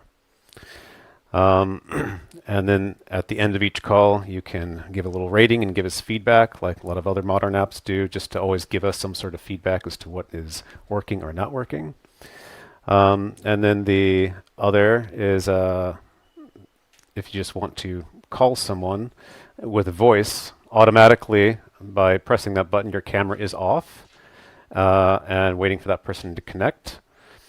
And then it's basically, you get this little animation of the sound waves coming from their avatar, but at any point and you want to switch to video, if you both switch to video, then it's a video call, or you can just be sharing your video. So you can always switch back and forth between a video call and a voice call at the tap of a button. And again, minimize. And then on the website of things, let's say that you're receiving a video call. You would get this banner. You have an incoming video call that you can then either accept or decline immediately, but maybe you would rather go to the lobby and turn off your camera or mute your microphone for a second because it's noise in the background, and then you can join. And you notice that the chats is now in the right sidebar, so you still have access to that, but you can always collapse that and enlarge your video experience. And when you're receiving a call, here you don't need a lobby because by default you're not sharing your video. So if you accept, then you do get kind of like a picture-in-picture like thing that will follow you around, so you can continue to chat with this person or whatever you need to do, and having access to the controls without it dominating the interface. As for a group call, right, so let's say you want to initiate a group call in the room. Now, here again, you've got your options to mute your microphone or your video, change your thing. But then as you join, now you've got the presenter tile at the top of the room that's always persistent, and that sticks with you as other people join. And so now you won't lose the actual presentation going on or the conference call going on while you're scrolling through the other members. And if you want landscape mode, then it's basically like a full screen experience. It gives you access to all the controls on tap. And you can get to the list of participants at the tap of a toggle. And and then we have the much loved hand raise emoji, which when you do that, you can see your tile or anyone's tile is illuminated in this orangish color, and you can either tap down here to close, or you can just tap the button there to unraise your hand. So I wanted to make it very flexible for people to know who's waiting to be heard or to be asked their question, and other little information like how many participants at all times is pretty helpful as well. And then on the website, room receiver. Let's say someone has initiated a group call. Again, you get a banner. You can go to the lobby if you'd like, or join directly.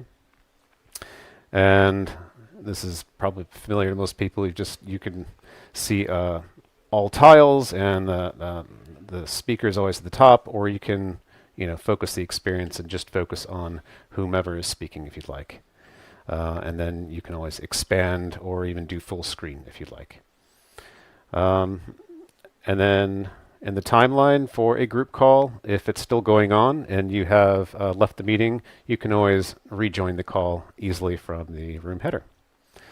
So that's basically an introduction, or just a taste of the vision that we've carved out for what this should look like in the apps very soon.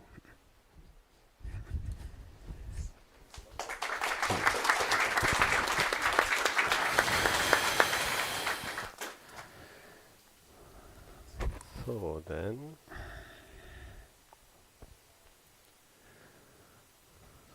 the ecosystem.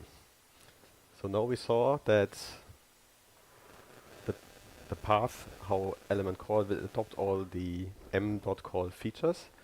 And we also thought that while we crafted Matrix RTC, it would be very nice if bootstrapping the ecosystem is fast. And therefore, there's one paragraph here in that Matrix RTC main spec, which is a lot of text, but basically it's saying, ideally, each application should provide the Matrix widget that can serve as a reference implementation for clients, which makes the adoption of that specific feature quite easy, because the only thing you need is to implement a widget driver on each platform. We already did that on the JS SDK, and the React SDK, and the Rust SDK. And here in the picture, you can see how that works in essence. So you're bundling the widget within your application, and then through the widget API, that RTC application can act as a Matrix client, talking to the Matrix home server, and is also using then, here in our case, the LiveKit SFU, the Matrix RTC backend. And the idea was that we today showcase here quickly how you can add element call to a specific client, and we choose the Cine client for that. And for that, I hand over to Timo from the VoIP team. We need to change our notebooks here. What can possibly go wrong? And Timo will walk you through how that works. Timo's also from the VoIP team, and yeah, the stage is yours. I think I need to, yep. Okay, thank you for the introduction. Yeah, I'm Timo, an engineer at the VoIP team, and we already had this story, like we want to do like element call as a widget and everybody can just add it to their clients. But we thought it also doesn't hurt if we kind of give a precedence so people can actually look at code, how this works. And I will go a little deeper in this in the talk tomorrow, but just to give like a somewhat overview, I'm showing you here the diff. We'll scroll through it and you can see like the general gist of it, and it's really not a lot of code. And some of the most central parts are already in here. Like we of course need to get the embedded version, so it doesn't even rely on some third-party hosted element call. It will be embedded in this final web app. And it needs the widget API.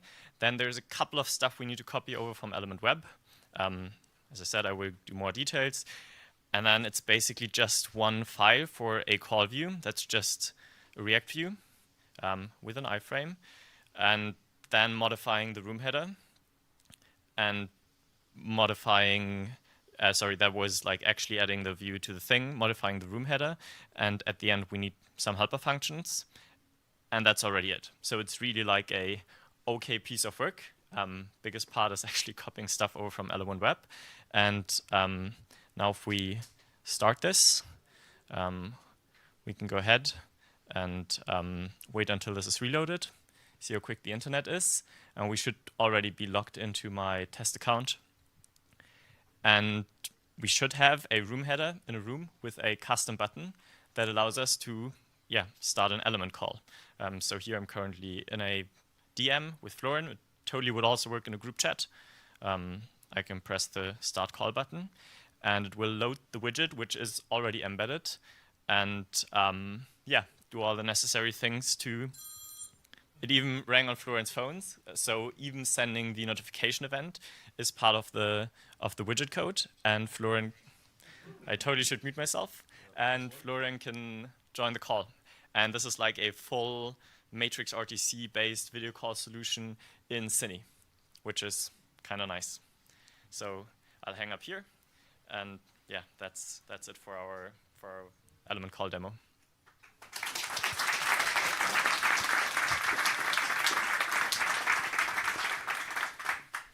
Thanks a lot. Let me switch back.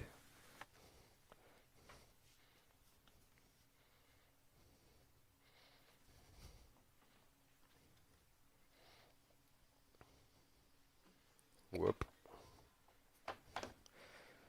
So, and with that, we already come to the summary, the conclusion. Matrix RTC is ready for calling. We already delivered more than 139 years of non-stop meetings on call.element.io and matrix.org. And in comparison, the bug reports were really low density, though it's cool, it's working. We also had the vision that we standardize how matrix calls work with the m.call application here in the MSC 4196, matrix voice and video conferencing application. We made a reference implementation using the element call widget approach for the m.call application. We have a very deep integration of that widget in the element apps, including CallKit and picture-on-picture on the mobile applications. And we also adapted all of our software stacks such that Matrix RTC compatible sites deployment is very easy to carry out using the Element Server Suite Pro. And for all of that, in theory, yes, you have some in-depth talks. So the Matrix RTC in-depth talk will be tomorrow, 15 in that room, and the Element Matrix site talk will be in the Ada Byron room. And with that, I want to conclude my talk, and I'm happy for questions.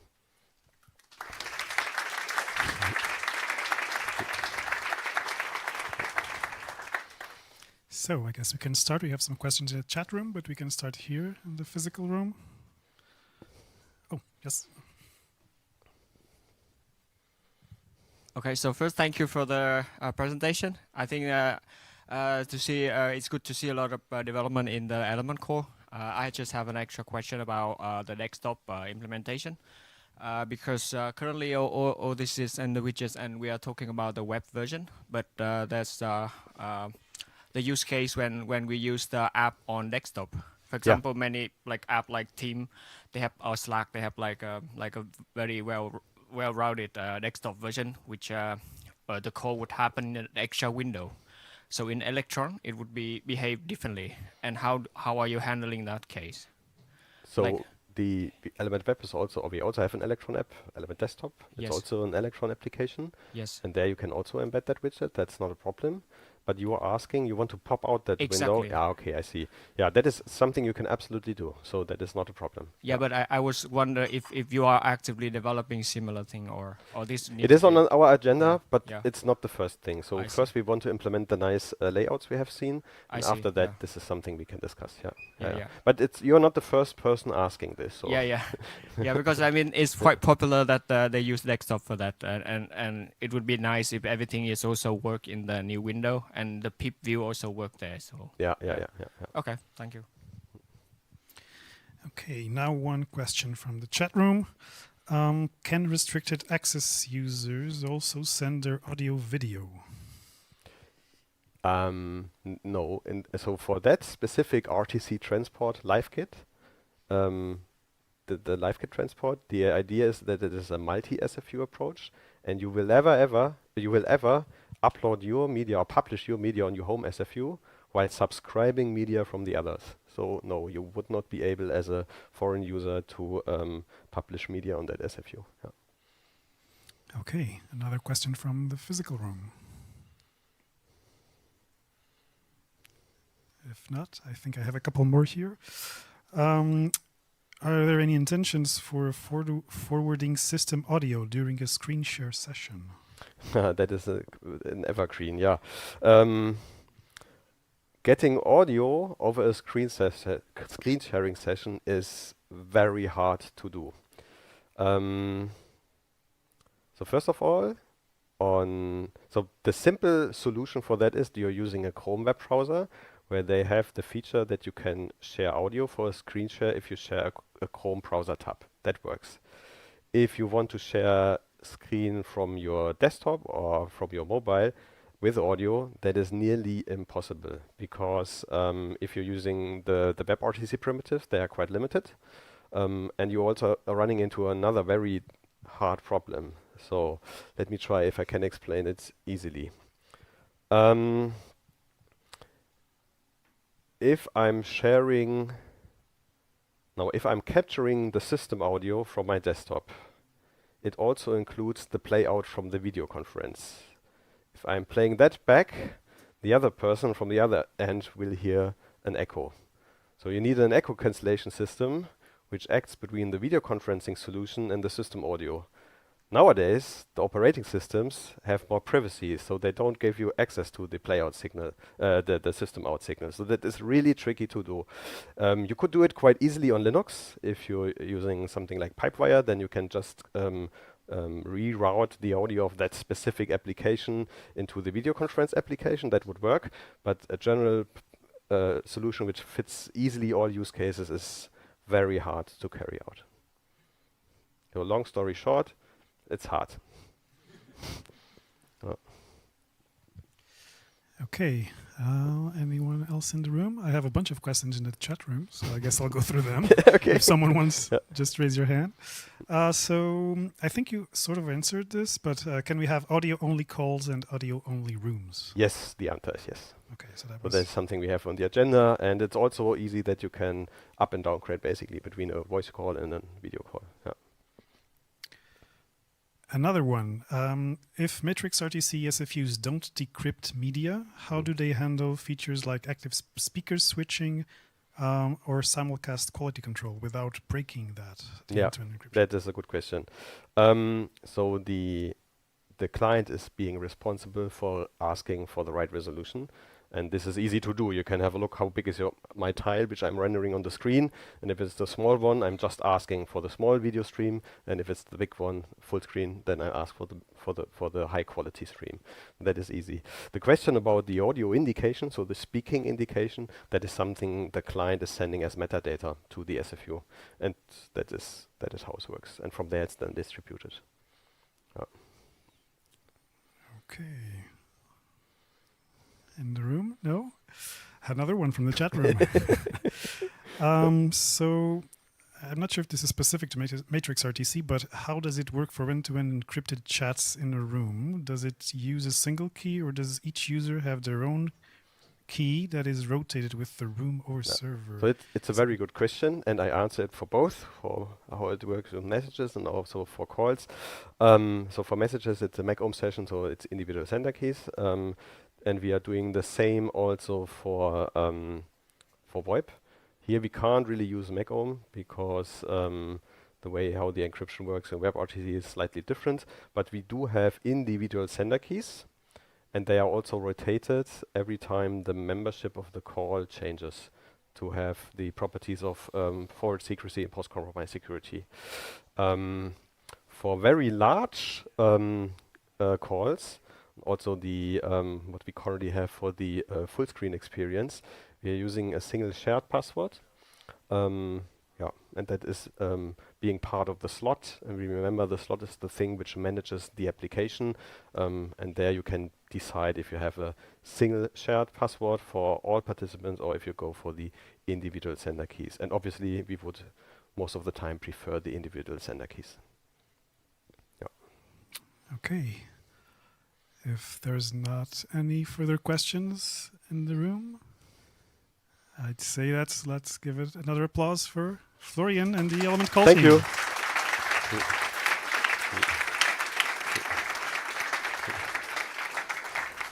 So we'll have the next session in about 10 minutes.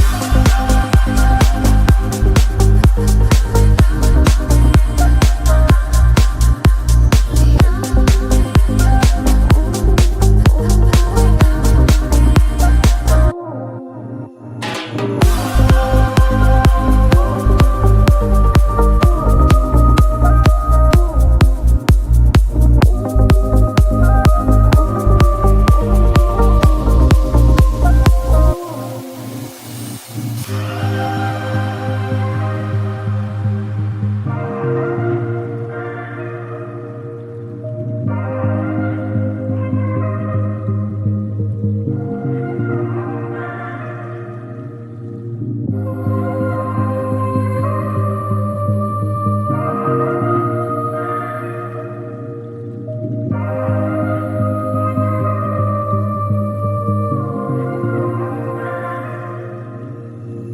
gonna be better, better than you thought.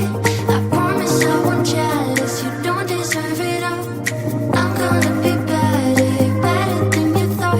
I promise I won't jealous. You don't deserve it all.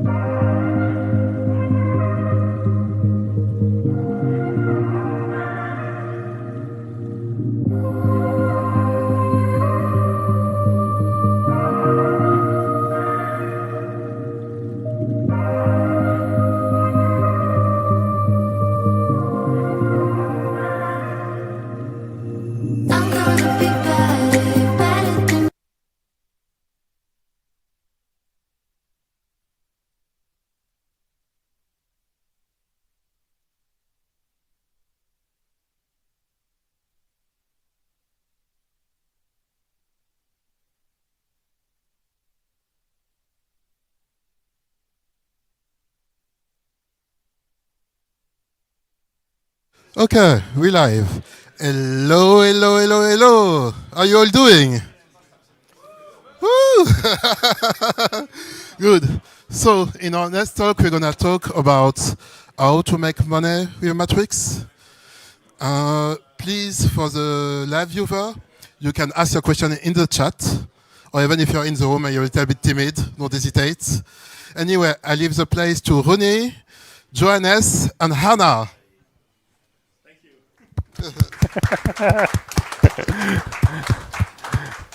Thank you very much, and thank you for coming. Thank you very much, and also thank you to the Matrix Foundation for arranging and planning and this amazing event. Thank you very much. My name is Rooney, and I'm the CEO of Medio. And with me here on stage, I have Arnas, and he's our CTO, and Johannes, who's our DevOps. So if something is not working, it's Johannes' fault. And we're going to talk about our way towards Matrix, which has always been a straight line because of good planning and execution from the top management. And then we're going to talk about some business models a little bit, and then we're going to jump to features, and we're going to demo some features. Arnas told me before this speech that, oh, can you not keep everything very short with all this talk about business models and history and all that stuff, because people just want to see some cool features and some technology. So I only have a few minutes here, and then he's going to take over. So that's the plan, at least. But first, let me introduce Medio. Medio is a professional matrix-based video conferencing system for the B2G and B2B segment. That means we're targeting the public sector, governments, healthcare. We do a lot in healthcare, but also private enterprises. You probably all know that private enterprises also have the same. Some of them have the same needs that as the public sector has. They need privacy and the security and everything connected to Matrix. We have some unique selling points. First of all, we're matrix-based. That's a USP now here, so that's a good thing. And we're open source now. Security is very, very important to us. So everything is secure, safe, end-to-end encrypted, even if you have large meetings. Everything is hosted in the EU. If people want on-prem installations, we can also do those things. Then another thing which is very, very important for us is compliance. So we are independently audited by Grant Thornton, so ISAE 3000 and ISAE 3402. Those are ISO 27001 things, but where you get external auditors looking at all your technical measurements and organizational measurements. We're certified for the healthcare industry. So TÜV IT in Germany has certified our solution. Do annual pen tests and all those things, so they make sure that we are absolutely safe and secure. And then we're a very flexible solution, so we integrate our solution very often into the software that our customer already have. One of our customers is doing customer support. A lot of people are calling in, asking for support on the phone lines, and then sometimes something can be very difficult to explain. Then we can escalate that call to a video call. They can show what's wrong. Another customer has a documentation system for tumor boards, these concealed where doctors are meeting and discussing patients. Then we are integrated directly into this tumor board, and then they can have safe and secure doctor meetings there. Just some examples. We're also integrated in some patient portals in Germany. And then we have all these features that you would expect from a professional solution, breakout rooms and white labeling, branding, all sorts of organization management, and so forth and so on. Arnas will demonstrate some of the solutions we have. But the first question you might ask is, why build another video conferencing solution? There are so many out there already. Why do that again? And for me, that was a little bit of a personal journey, because I was a long time ago, I was the CEO of probably Denmark's first AI startup back in 2006 to 2011. I was there. It was a good case, so that was very good. But I learned that in Europe, we are really lacking behind the Americans and the Chinese. It was very, very obvious back then. So I think it's very important that we in Europe start to build sovereign, independent solutions. We need to build a strong software industry in Europe. And in 2013, I wrote a memo about that we are squeezed between the Americans there and Chinese. That we need to do something.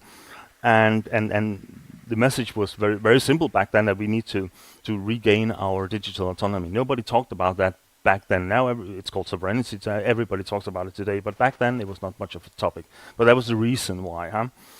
And the first steps, if you want to regain sovereignty, is to start to control your critical infrastructure, start to control your communication. So that was the reason why. That's why Meteor was born. At first, it was a proprietary solution. I know that's a swearing word here, but they will cut it out in post-production. Don't worry. So why go to Matrix, huh? And why go open source? And the reason for going to Matrix for us was that in Europe we're not very good at building tech giants. We don't have any tech giants in Europe, so we're not very good at that. But we are good at building alliances and cooperating, working together. And I think that's where Matrix comes in, because Matrix is Matrix favors cooperation and not competition. I think that's a very, very important part of Matrix. So with Matrix, we have a secure, decentralized, federated, and interoperable foundation. Those things that Jan said in the beginning. But it's a fundament that we can build upon, huh? And then each of us can come with our different things and work together. Robert was here talking about the whiteboards before. If somebody comes to us and say, we would like to have a whiteboard, can you develop one? We'll say, no, we're never going to do that.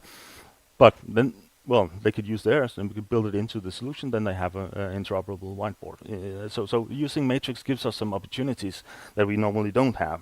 So we can all bring vital pieces to the table using it. And for us, for Medio, it was a perfect fit, because I think that if we want to have a sovereign Europe, I think Matrix it is the right, for me at least, the right way to go. And it's also open source, so that's a very good thing. And going open source is a whole topic for us, because we have investors, and we had investors before we went open source. So that was a challenge in itself to suggest to them, oh well, now let's open source our solution. So when you're coming from a proprietary, that was a word again, sorry, a proprietary closed source solution, you could probably imagine all the difficulties we had to convince our investors that we should go open source. They thought we had lost it totally. First, we spent a lot of money on building a proprietary solution. Then we spent even more money on migrating towards Matrix, and then we said, now let's give some of the IP away for free. So that was not the most easy board meeting ever. I assure you that. But we learned, and maybe somebody can use it. We learned that if we take very, very small baby steps, that's a way to do it. We released a small version of our product, and then we showed our investors that the world still stands. And then you can take the next small step. So for us, it was baby steps, step by step, and then we can go to more and more things. And then you have to have a clear plan from how you're going to earn money right from the beginning. That's of course the triggers. So choosing the right business model is a very difficult thing. We went through 3 of them. Those are probably also the 3 most well known. You know, the software is free, but you sell the service and support. That didn't really work for us, because we're not an organization geared to do very good service. Of course, we can customize the product. We can help deploying, setting up things. Or now I say we, of course, I mean you guys. But we can do those things. But again, as the solutions and as Matrix becomes more and more popular, everybody can do this, so that was not really something for us. The other solution, other possibility is the hosting and SaaS solution. You know, the software is free, but we host it, so you can, so we earn our money from hosting. However, when you're in the governmental sector, it doesn't work very well, because right now, at least, a lot of them wants to have on-prem solutions. So we couldn't earn money there. So we went with the open core version.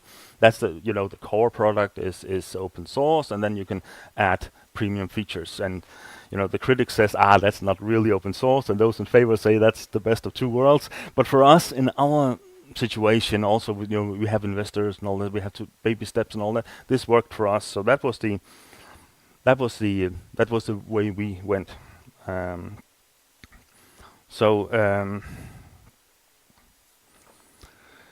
think that I did it as fast as I could. You can. Oh, there's the word again. Sorry. Please, yeah. Okay.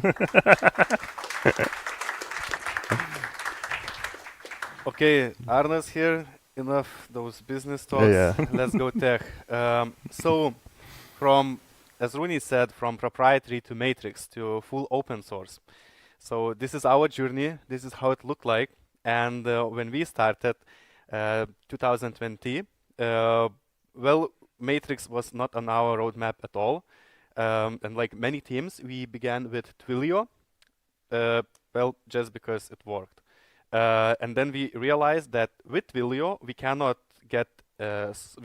go with sovereignty. We have no control and no long-term sustainability. So that's where we moved to OpenVidoo, to self-hosting solution. And at that time, it looked like the best solution we could choose.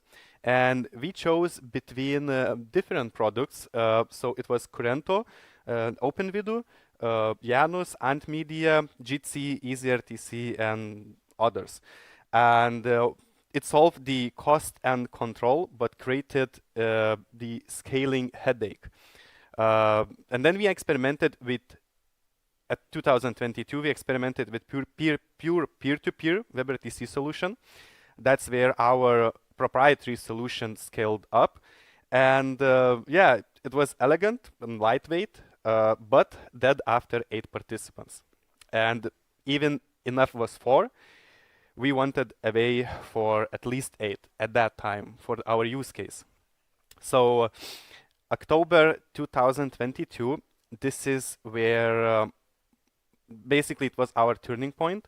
We integrated Matrix since we started aiming for gammatic requirements for the TI messenger. And since then, we started playing with that a lot. By 2023 November, we added the live kit as our SFU backend. And we managed to scale our group calls to more than 8 participants. And we had no longer any issues with like 4 participants. And in December 2023, Matrix RTC gave us the foundation for large end-to-end encryption calls inside Matrix rooms without sharing the encryption key via URL parameters. This was the turning point when it was pretty difficult, as Rooney said that he tried to convince investors to go full open source. This is when I started convincing Medio that, yeah, we spent a lot of time and money building the proprietary backend, but trust me, we have to choose Matrix. Matrix will work. And yeah, this is where we definitely agree that, okay, let's now build a product with the same features that we have, but Matrix as a backend. And in August 2024, we launched Medio EU, which was called Medio Connect back then. And this is a version built entirely on open source components. And each migration taught us something about the ownership and resilience. So now we will jump to the technical integration journey, how it looked like.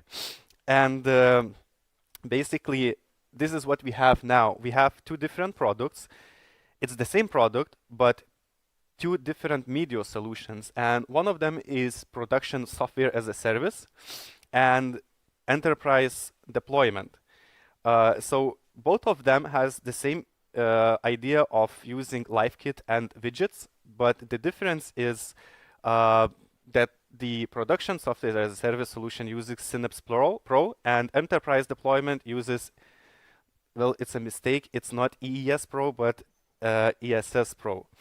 So yeah, basically at the core, we run Synapse, either vanilla in our production or Elements Enterprise Server Pro. And on top of that, we are connecting LiveKit SFU as our media layer. So this is the infrastructure of our components that we are using.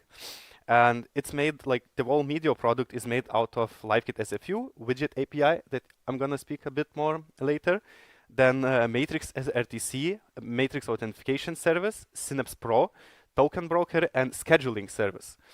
And the scheduling service is the only component from here that we had to jump out of Matrix a bit, even though we use the identity service described in Matrix documentation system, but still it was not enough for us for a meeting schedule. So on top of that, we made an MVP and we added some features to handle the scheduling.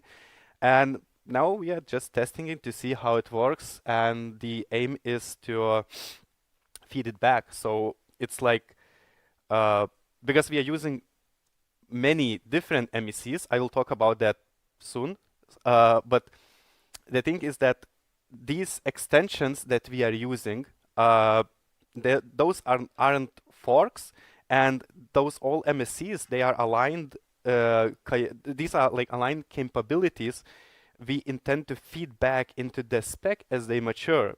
And Meteor, based on many different MSCs, but those are the main ones. And so we use the 2762 for widget capabilities, which allows other clients to integrate Meteor into their clients.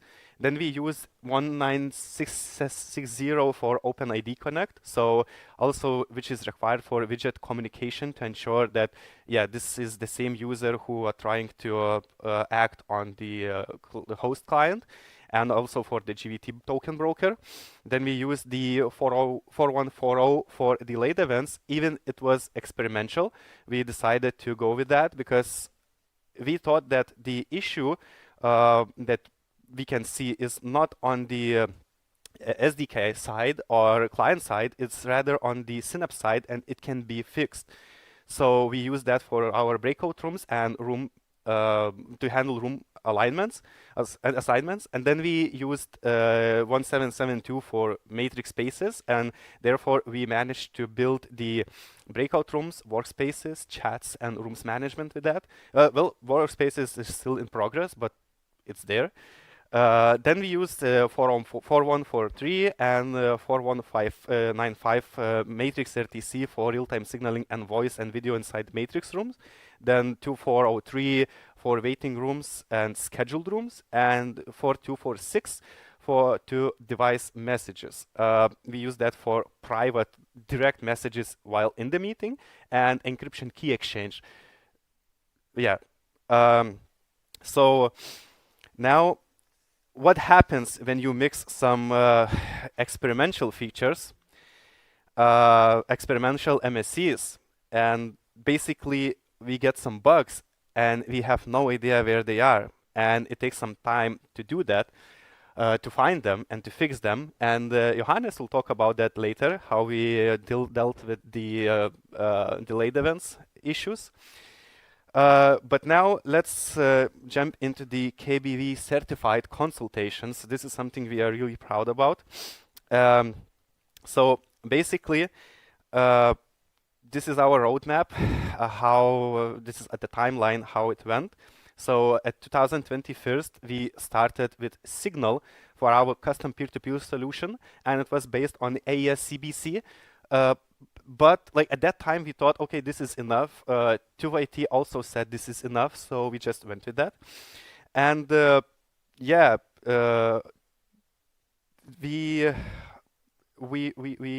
even CBC isn't it ideal for the high throughput real-time video. There was no built-in integrity check, and it doesn't meet the military grade standards required under TÜV IT and KBV certification.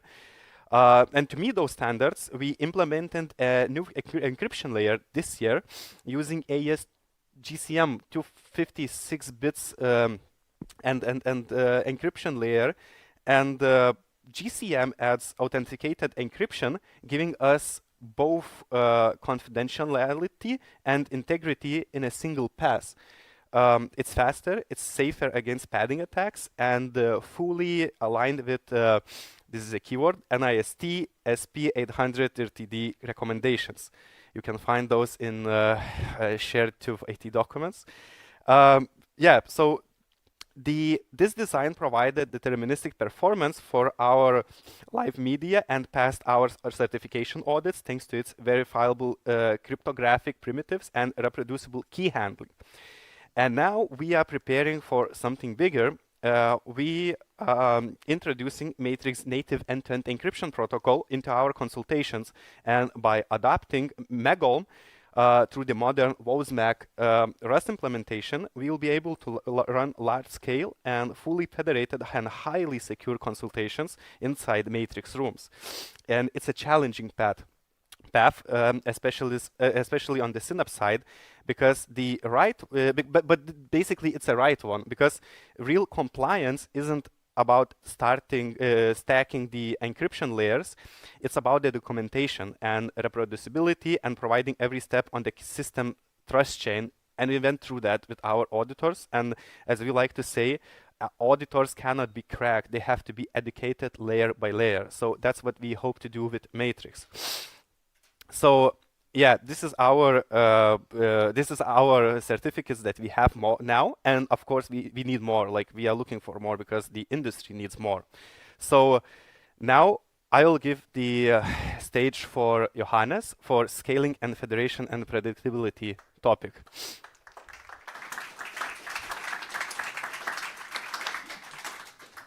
Yeah, hello, I'm Johannes, and yeah, we can't really talk about commercialization without delving into scaling. So we had a use case where we had to serve a client of around 30,000 users in a very short amount of time. So we had to rush to make sure that our product was capable of handling that.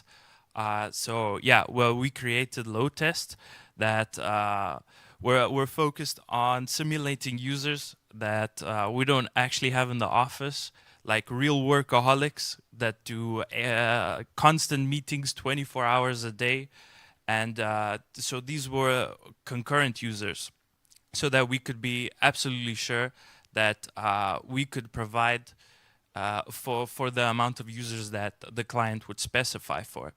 So we ran these load tests, and we saw this really scary red line that basically indicated that we couldn't support more than 600 users, and the main worker was overloaded. So in true DevOps fashion, we said, kill it, let's start over, let's break everything, let's try something different, this is awful. And we went into a desperation phase where we looked at other home servers. What can we do? We looked at these options, and yeah, the issue was that they weren't supporting all of the Matrix features that we needed and that our client was already based on.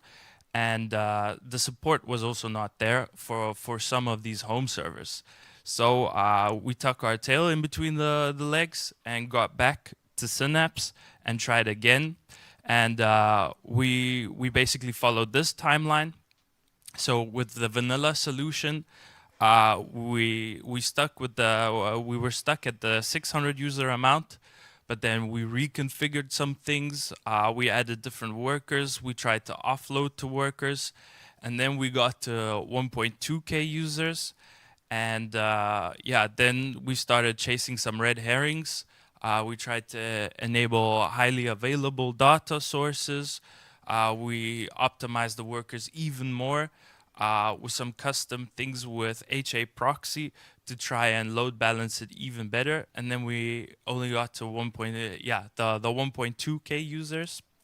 And at this point, we were desperate. We were in a lot of threads.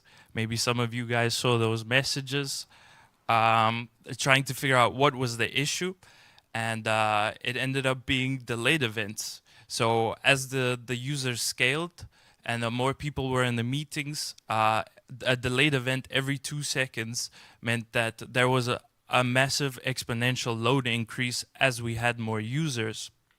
So our temporary solution, just to see if that was really the problem, was to increase our delayed event interval from 2 to 50 seconds. And then we reached our final hard cap of 2,000 users. And the main reason for this, if we think about the previous graph, is that delayed events is still experimental, so we can't offload it to other workers. So everything is stuck on the main worker. And since vanilla is Python based, we can only spread it across one core, meaning that that delayed event was a ticking time bomb. And yeah, that's where we reached our hard cap. So since we had the ticking clock, we decided to try out ESS Pro. And using only one main worker, we could only already scale to 1.1K users. And then we obviously optimized and played around with it a little bit and reached 2.4.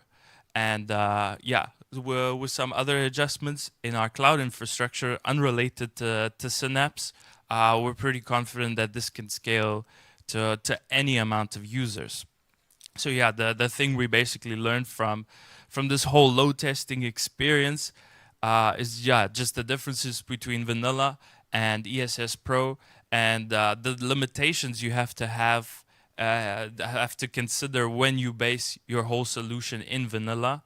Yeah, so we found that ESS Pro was a winner in all of these categories mentioned, mostly for the DevOps happiness. It did all of the automatic HA proxy configuration, automatic vertical and horizontal scaling that vanilla doesn't have. And then, yeah, obviously the most important part is that it's the multi-threaded, so that main worker can scale vertically. And we also found it's way more efficient. At 2,000 users, vanilla Synapse was having 1,200 hertz of events, while at the same load, Pro was only having 300 hertz of events. And we also saw a huge stability increase.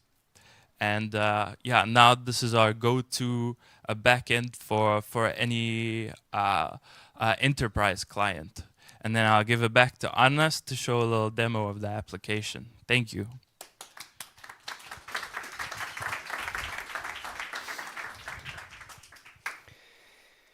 Okay, so now the demo part, the most funny one. Well, basically, okay, I'm sorry, not funny one, but maybe it can be funny because I'm gonna steal an excuse from Zuckerberg. We have a slow internet here, so anything can happen, but LiveKit handles everything. So, so let's go. So this is the Medio EU, our solution. As I said before, we have different features here. So I will start with the latest ones, which is the calendar synchronization. What started as the aim for standalone solution, where we want people to use Medio and ditch the Outlook or like any other like Microsoft 365 suite component and just start using Medio instead. We understood that everything must be there, like all the features they have there must be inside Medio. So we started with small features, and then we jumped into the big ones like calendar synchronization, where you are able to synchronize your calendars. Now we released yesterday only the Google Calendar, but it's in our staging environment we have the Outlook as well. So basically you just go for the synchronization, and all of your calendars, that's not even calendars, but not only calendars, but also the events that's inside your Google Calendar will be available on Medio as well. And it's not only that, it's also all the Medio events created on Medio will be replicated to your calendars also. and you can choose which calendars you want to synchronize with because of course, the privacy reasons. So you can just like uncheck the ones that you don't want to share. And then Outlook works also the same. We have those all features like week view, day view, month view, and so on, so on. So this is the calendar synchronization feature. Of course, it's based on refresh tokens, so the sessions won't get expired early. And then we have the next feature, which is the scheduling. By the way, Medio, we are also building, it's not released yet into the production, but we are building the desktop app just like Element did with Electron. We are struggling now looking for a ways for a screen share. Somebody asked about that, so we are looking into that now. Once it's done, it will be released. But this is the web application view with the rooms in your list. And you can schedule the room there. You can either schedule, by the way, you don't need to authenticate yourself. It's completely free to start using that based on 2 different home servers, guests and our main home server with Matrix Authentication Service. So when scheduling the room, you can just do the, oh yeah, we have a waiting list also. You just choose the date. Let's say today at, I don't know, I'll be there 8 o'clock. You just do this, and let me invite my my demo user to show you how it works. And basically, this is where our scheduling service comes in. As I said, it's also the identity service, but we built a system to send the emails for the invitation, and also it will be sent to host as well. So as host, I where is it? Yeah. Oh, I cannot show you now. There are too many personal details, but basically as host, you will get invited. Also, it will be added to your calendar. And as invitee, you will receive an email just like that with the template saying the details, and the Google will handle the rest, like are you going to join it or not. And how it looks now from the both perspectives. So as a host, I have one scheduled early. So our teammates from Lithuania already waiting to join this so we can go into there. So as a host, I can join anytime there. It's scheduled like 12 minutes from now, but let's say I want to join it now. And also as a host, I can start this meeting earlier so nobody has to wait.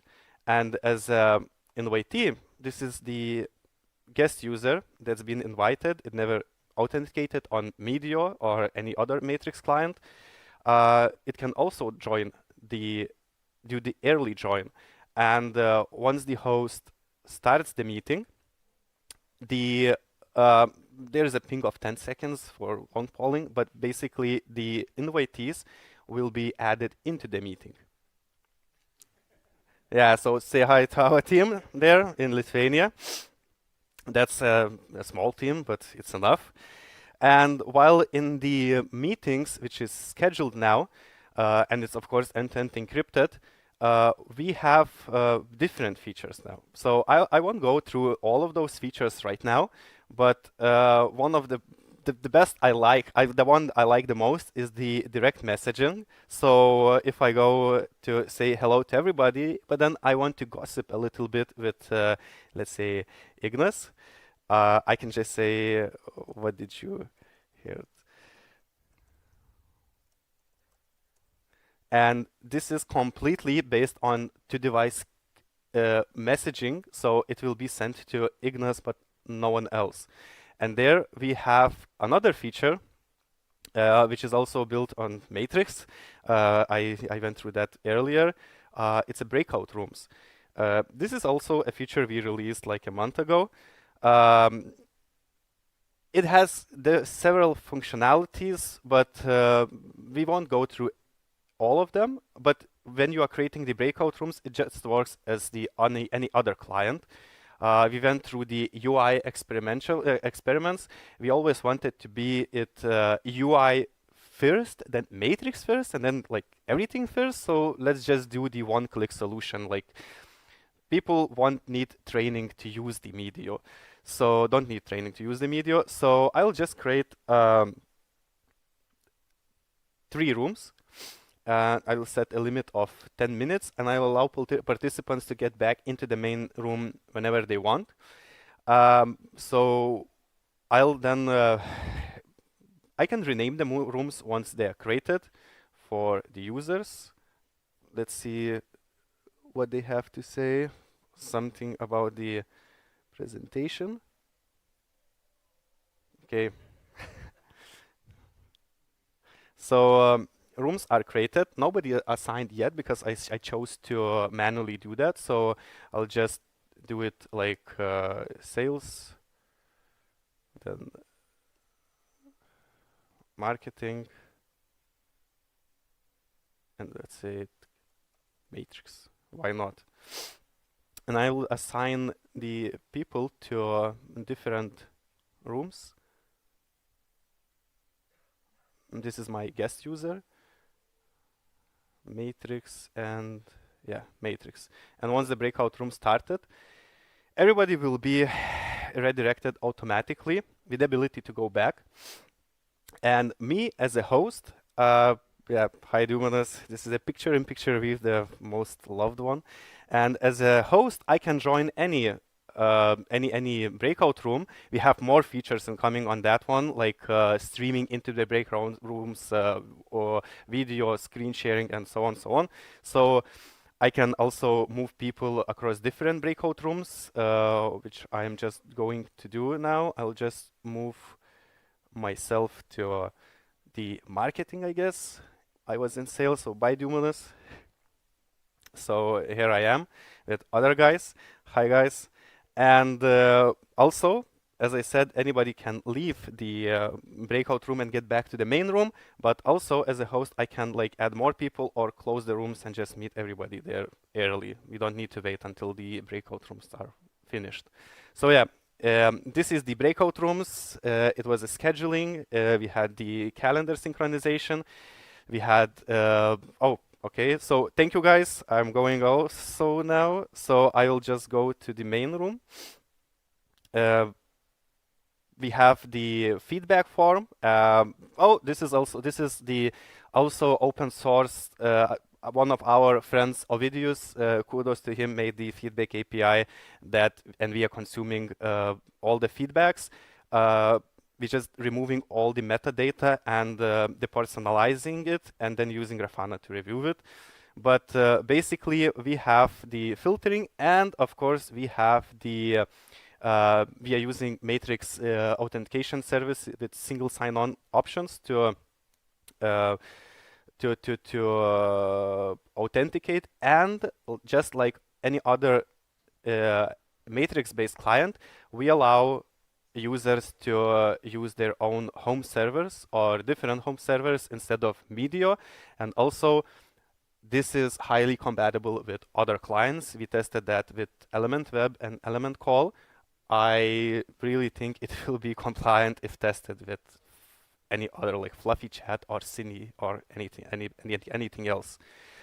So yeah, this is all about the demo. And thank you. That's it. We are ready for questions.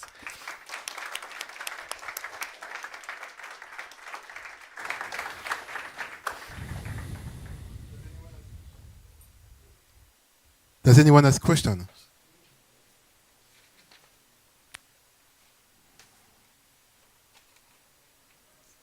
Let me look online if there is any question. Okay. Okay. Well, oh yeah. Excuse me. Are you running SFU or TON server for the real-time communication right now? Yes. So for our consultation solutions, we cannot use SFU server yet. That's where we are going with Matrix. But so we are using self-managed, self-deployed turn and stun servers with the signaling server, with the signaling service for connection, and for the large media EU calls, we are using LiveKit as a few backend. So you're using LiveKit for, okay. Yeah. And when you sign on using your matrix handle, can you also specify your own ton and stun server stuff? Excuse me, can you repeat the last? So you talk about when you can sign in using your own matrix handle, your own servers, and etc. But for real-time communication, can you also specify the your own ton and stun servers and stuff? No, Florian talked about that earlier. We thought about that a lot. It's not there yet, and me personally, myself, I am not experienced enough to develop such things yet. But we are waiting for multi-SFU solution where we could just every participant choose their own servers instead of relying on the ones we are providing. So I just hope it will be there soon. Okay. Another question? Thanks for the good presentation. On the list of servers you presented, I missed Tubonel. Why? Was it too early, or the Rust-based server, which is pretty stable and pretty good? Tubonel or Tavonel? I'm not sure about the name. Tavonel? Yeah. It's...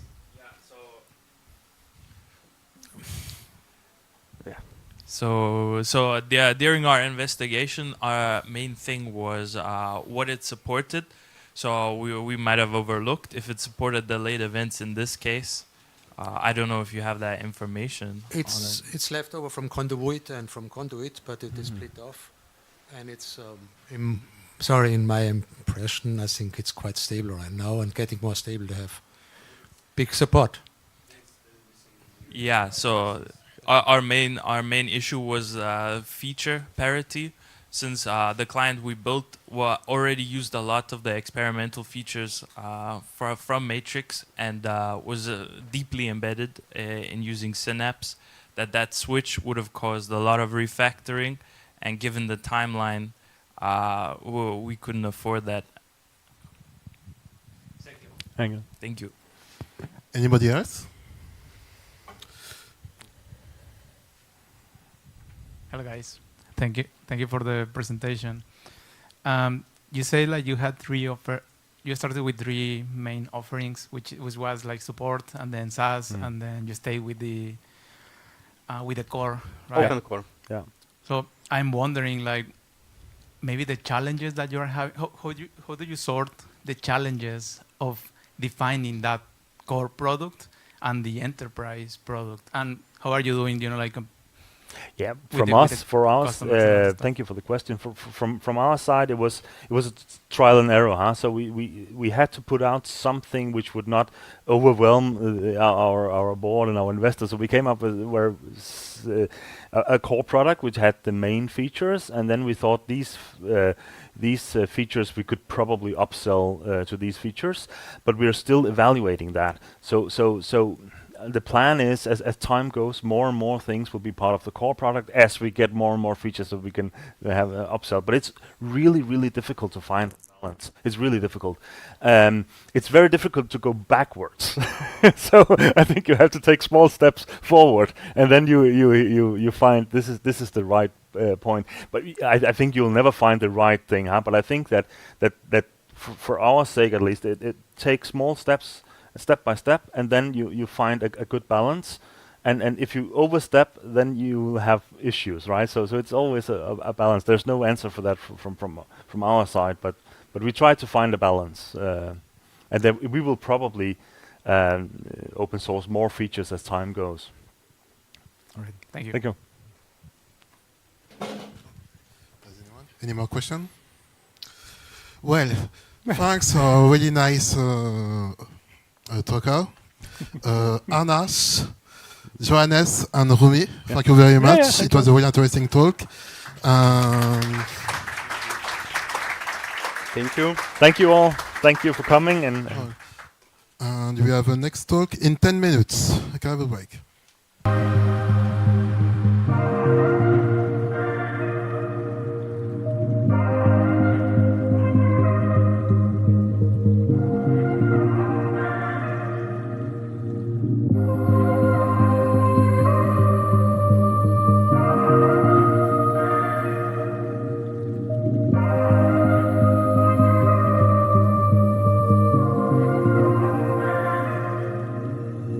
I'm gonna be better, better than you thought. I promise I won't jealous. You don't deserve it all. I'm gonna be better, better than you thought. I promise I won't jealous. You don't deserve it all.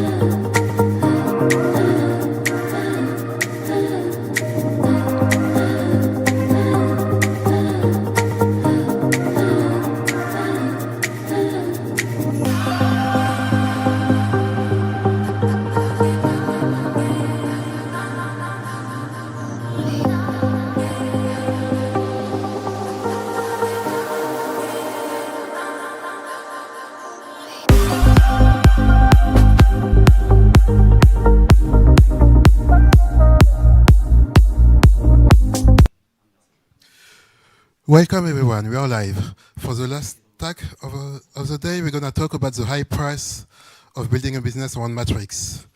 With Benedict and Patrick. As always, you can ask questions in the chat room, and I give them the stage.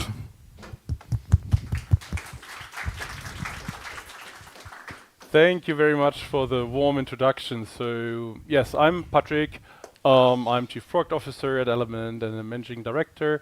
And with me is Benedict, who is the founder and CEO of Connect2X. And together, we'd like to talk to you about a tricky topic, which is the price of free software, right? That sounds like a contradiction in itself. So that is why it's challenging. So, the way I'd like to start is actually to introduce a bit of a typology of open source. So you might or might not agree on this. It's not a scientific thing, it's just my own way of thinking about this. So, the first one is non-commercial open source projects. Everybody knows what that is. It could be a hobby thing, it could be something driven by a foundation for the greater good, but not for a profit. Could be sponsored projects. I've put some examples below that you surely all are familiar with. That is one part of open source. There is a second part I have here on the left. I called it peripheral. So these are open source projects that are done, strongly driven by commercial companies and entities, but outside their main revenue stream, their main business model. So like Facebook driving React or Google driving Kubernetes, or in my former life, I used to work for the German company Xing, which was very heavily involved in Ruby on Rails and open source, but actually it was a professional social network competing with LinkedIn, nothing to do with Ruby on Rails. So heavy open source outside the main revenue stream. Again, the question of what is commercial about open source it's not even asked. But then there's this third category, I've put that here in the middle, that is commercial open source software. So there are companies that drive the projects to a large extent, not just by themselves. There's typically also a large community, and we see that also in Matrix. I also see that in other companies like WordPress or Nextcloud or LiveKit. In these cases, there are serious commercial companies behind this who work together in a collaborative mode with the community, but the actual project is also a main revenue stream. The talk will focus on the middle part, not on the left and on the right. And that's going to be important. Now, if something is commercial, that means someone is earning some money. And how does that even work? So I figured I put this extra slide in here. As most of the folks here might be engineers and not business folks. Excuse me if I bore you, but let me quickly go into like, how does a business even work? So what is happening? Like any normal business, like any mom and pop shop, any car manufacturer works like this. So there is someone creating some value. You have here value created. So overall, there's a lot of value created. And typically you have some cost. You employ some people. If you're in engineering, you might put some materials into this, manufacturing or whatever. You have some cost. And then there's a buyer who's willing to pay something, and you agree on a price. And depending on where that price is, the buyer gets some value, hopefully, otherwise the buyer wouldn't buy. But also I call it here the maintainer, but the producer, whatever, the company that is creating the value also keeps some value. Because otherwise, what's the motivation even to do that? That's how every single business on this planet typically works. So what is different in open source? Super interesting. And that is actually following a line of thinking that is coming from a product guy from Red Hat, where the perspective is actually open source is an extension of the supply chain. So what does that mean? You still have this value creation idea, but in addition to like some company, some maintainer, some manufacturer, you have the community, external contributors who supply into the overall created value. so some external parties essentially. And that means the overall value is getting bigger because everybody is contributing together. And that's super appealing. That's one of the superpowers of open source, that you have that effect. And typically the community also has some cost and also captures some value for itself. And that can have various forms. It doesn't have to be monetary. It could also be recognition, appreciation, learning. So I'm not an engineer, but I'm a contributor on Home Assistant. I do that in my spare time, and out of it I get that I learned Python. And I get recognition. I'm proud of that, and my son is actually proud of that as well. So I also capture some value out of that, even if it's not monetary. So that's pretty cool. So that makes open source pretty interesting and appealing. Now, there can be a situation where this actually turns into a challenge. And the challenge is, if you have the middle part here brought into a sandwich situation. And that can happen if the value provided by others, the value take here is too large, or the value take from the potential buyers is too large. So that means, for example, the buyer assuming, hey, well, this is open source. Like, why would I even pay anything for this to anyone? I should get everything for free. I'm entitled to this. That's what the license says. End of story. So then it turns into an excuse for a very large value capture. And that might squeeze out whoever tries to make a living in the middle of it. So the maintainer might actually get into a sandwich position. And it's that sandwich position that we'd like to think a little bit deeper about in this talk. Some of you might have been in the talk earlier today by Matthias Stürmer, Professor Stürmer from Switzerland, who introduces a Swiss open source study from last year. He also had printouts, so someone was lucky to grab the printout. I failed, but I have a screenshot from a very interesting page. Top reasons to use open source software. And there are good reasons. Number 4 is, I don't need to pay. This is free. This is my top reason. And that shows, it highlights a little bit that very high up in the rationale of engaging is actually this idea of, I avoid any payment. I get something cheaper. And that is actually where this moment of sandwich situation starts to exist. And at that point, Benedict will explain you why that is a challenge. Yeah, cost-free doesn't really mean it's cost-free. It's mostly not visible that there was work done in the open source project, and it's hidden underwater. So, like the machine room on the Titanic, it wasn't visible to the people on the top of the ship, and they didn't even know maybe that there were hundreds of people working for them to put coal in the machines to make it run. So let's look how this is in the Matrix ecosystem. So what is hidden and what is visible to the end user. And with end user, I also mean the persons who decide how to spend money. So on the management position in a company, for example. And the servers in the Matrix ecosystem are not visible. They are just there for the end user. They just work. Many users didn't even know that a messenger needs a server running in a cloud or something like that.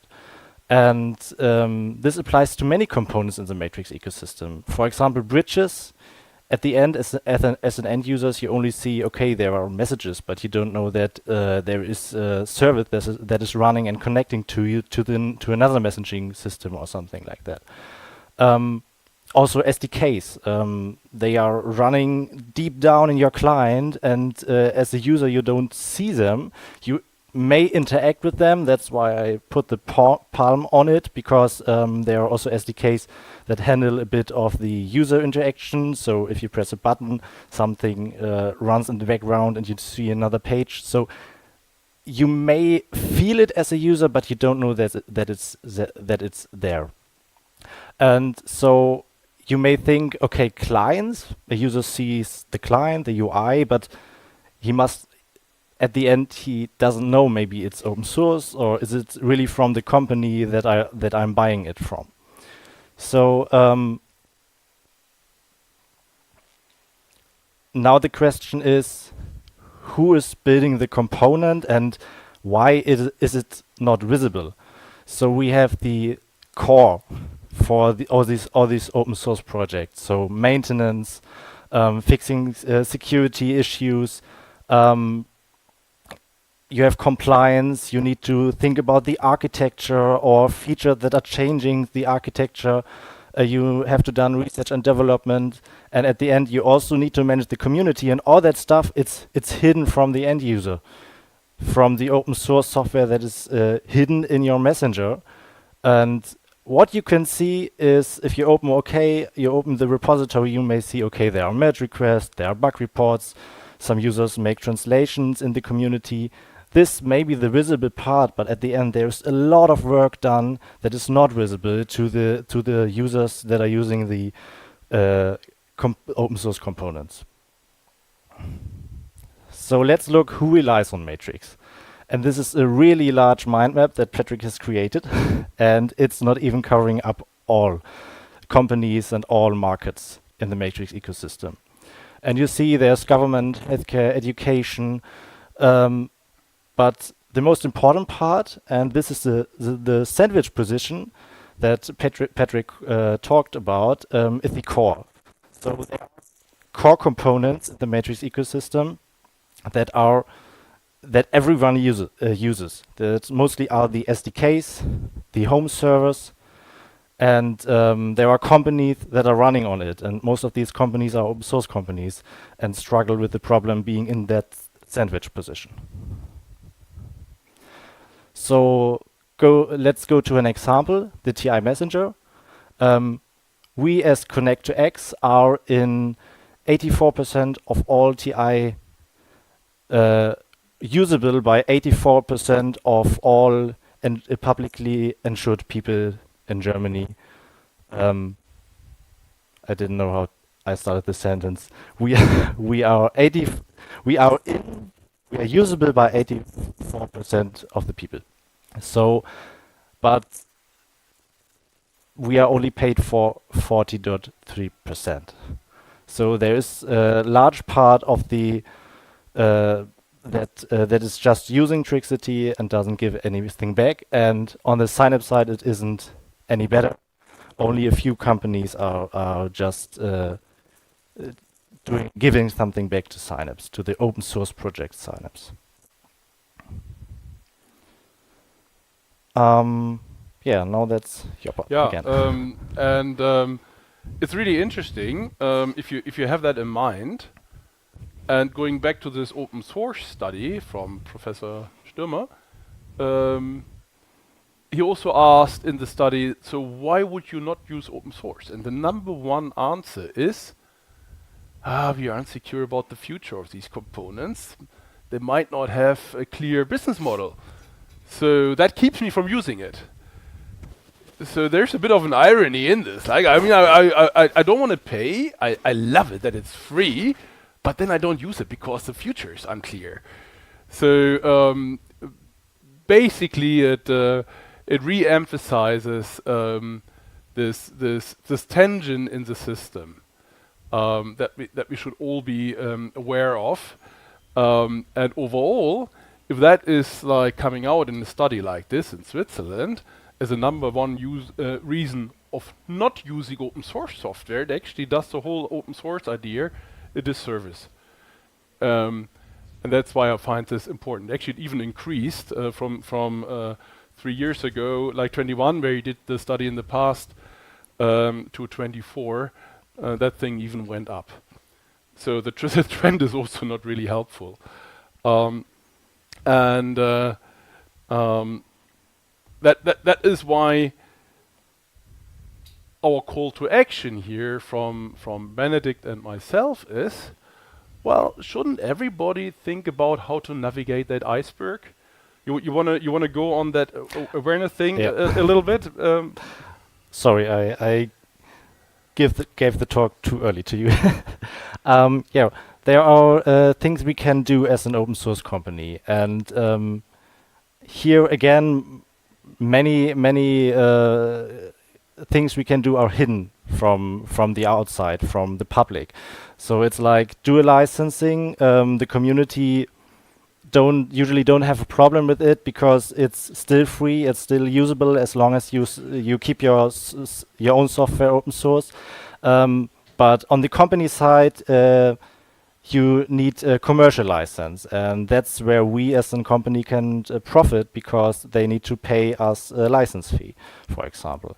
But we can also give them subscription models so they can pay for security or maintenance or other support mechanisms. And the thing that we can publicly do is raise awareness. So there is an alliance. It's the Open Source Business Alliance that is doing exactly that. So if you are an open source company, you can be part of the Open Source Business Alliance. And they are doing a lot of stuff.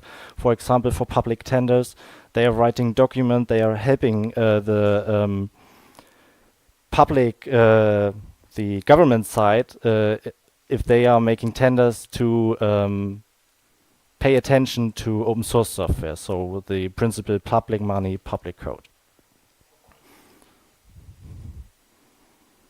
So at the end, if you are an open source software user, be a good citizen. So support the makers and question the takers.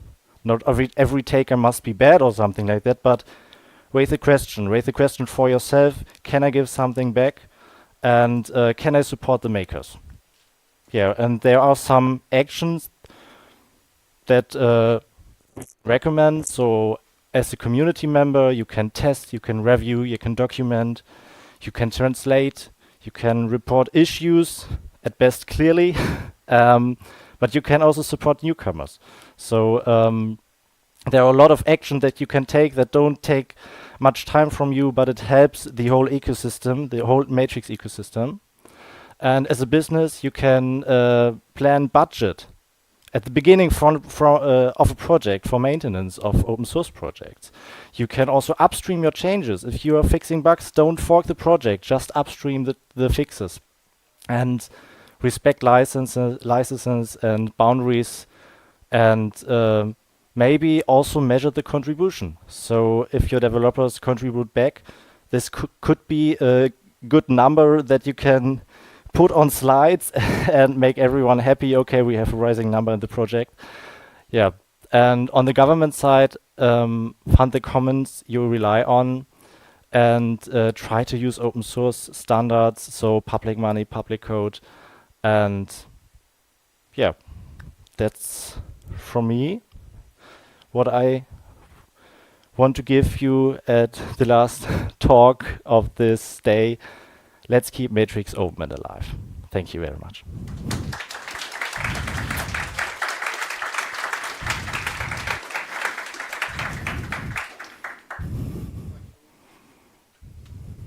Thank you, Patrick and Benedict, for this really nice talk. Does anyone have a question? Oh, here.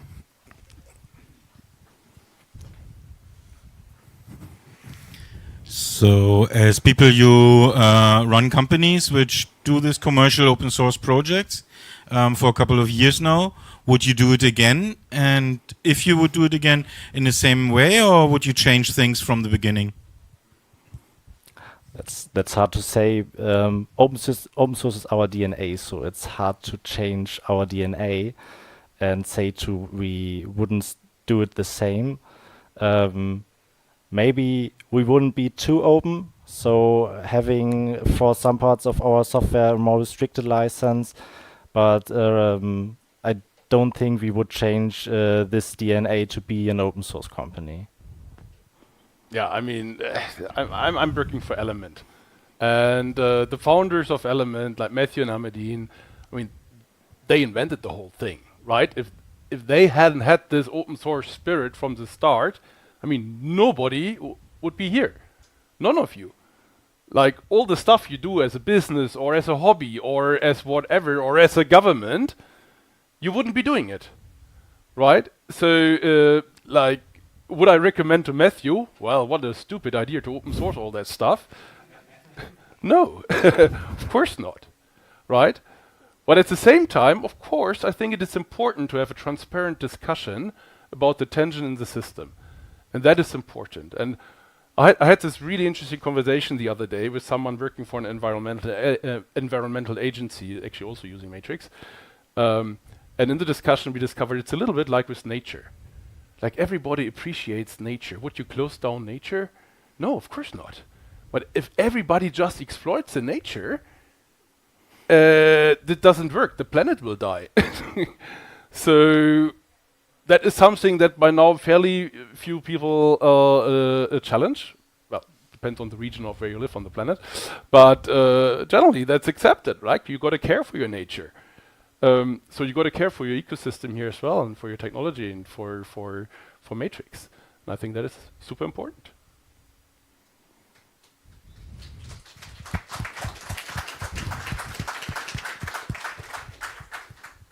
Any more questions?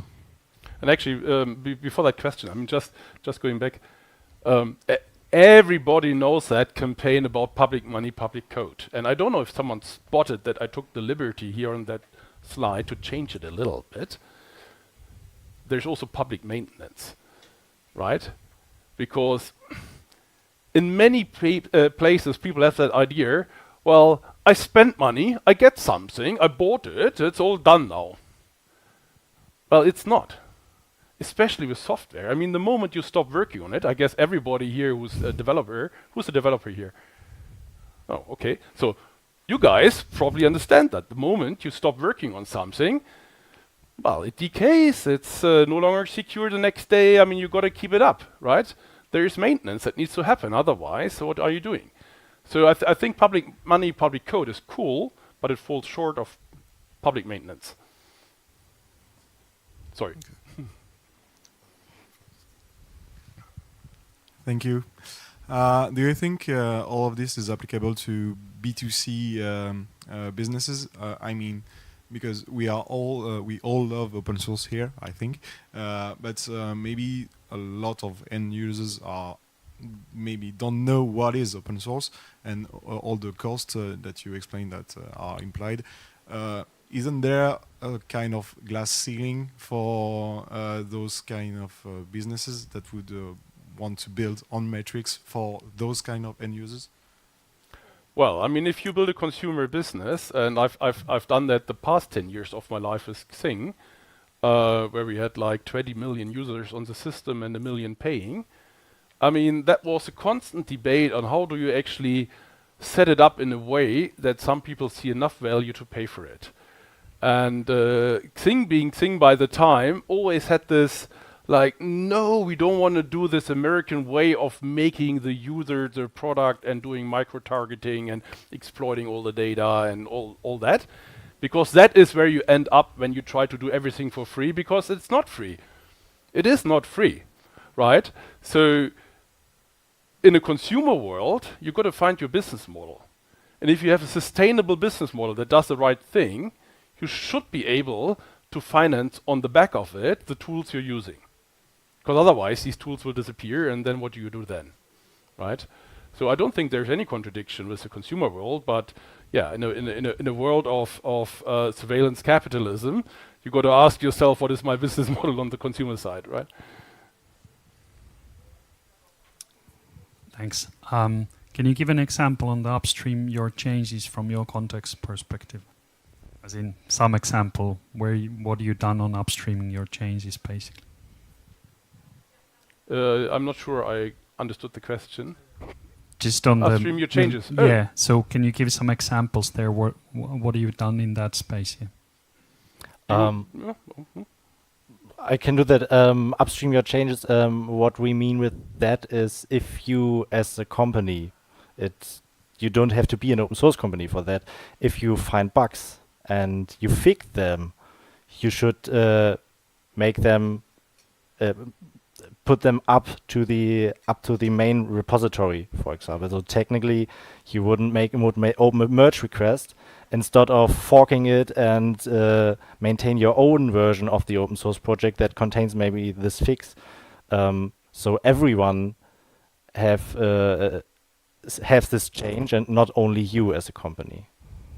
Yeah, so we see that at Element quite a bit because we are forked quite a lot. And there's a very good, positive community out there of folks, like organizations, institutional folks who contribute back. So that's really nice, actually. So you have corporations and governments contributing code back. That's cool. That's really cool. You also see the opposite, where we see in the wild like interesting feature additions to like an Element client, and you wonder like, why didn't they just contribute it back? I mean, that is something that might be meaningful for other people as well. Without shaming anyone, there's a case where a lot of taxpayer money was spent on accessibility, while at the same time another government institution was paying Element a lot for accessibility. So we worked on that and delivered it for everybody, public money, public code, etc. While that other organization was keeping it all to themselves. I mean, that's a waste of taxpayer money.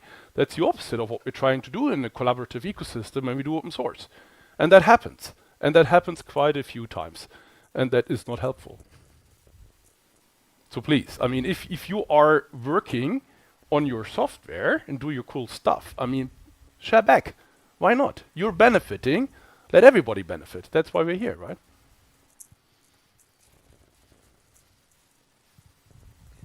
Who's contributing back here in the room? I got to ask that question. Who has done the pull request? Very good. Thank you.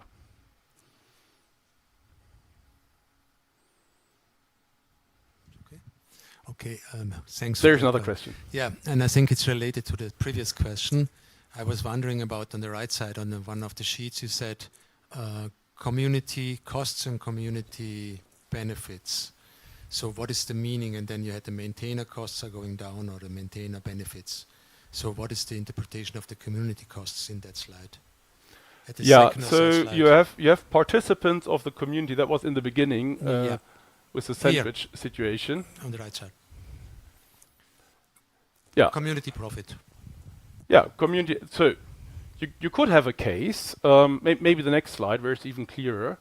Yeah, so here you have a large community. Profit. I like to separate the world a little bit into makers and takers.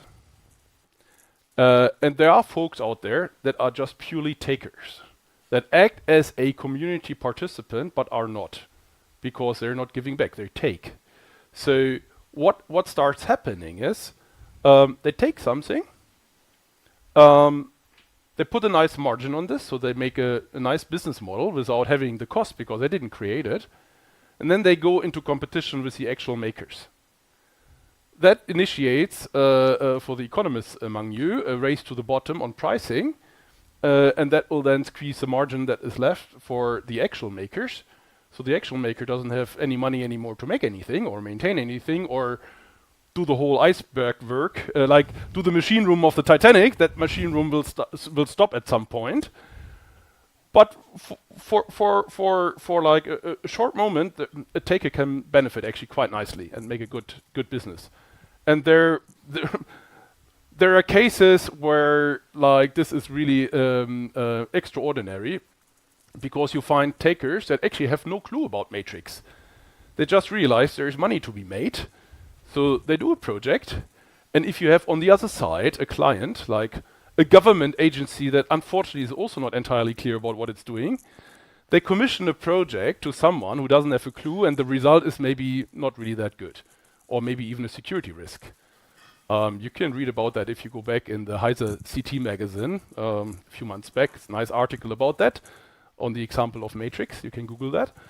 Called Trittbrettfahrer in German.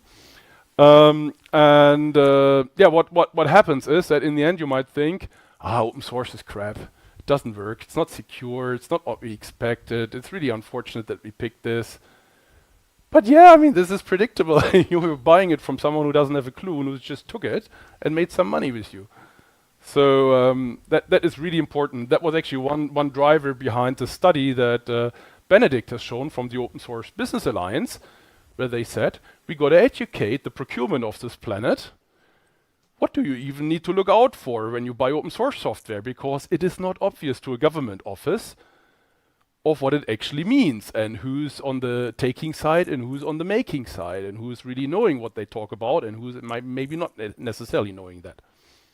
So I really encourage everybody, if that was too quick before, scan this QR code from the Open Source Business Alliance. It's in English, don't be scared. And it gives you some very, very good pointers at how to properly procure open source software.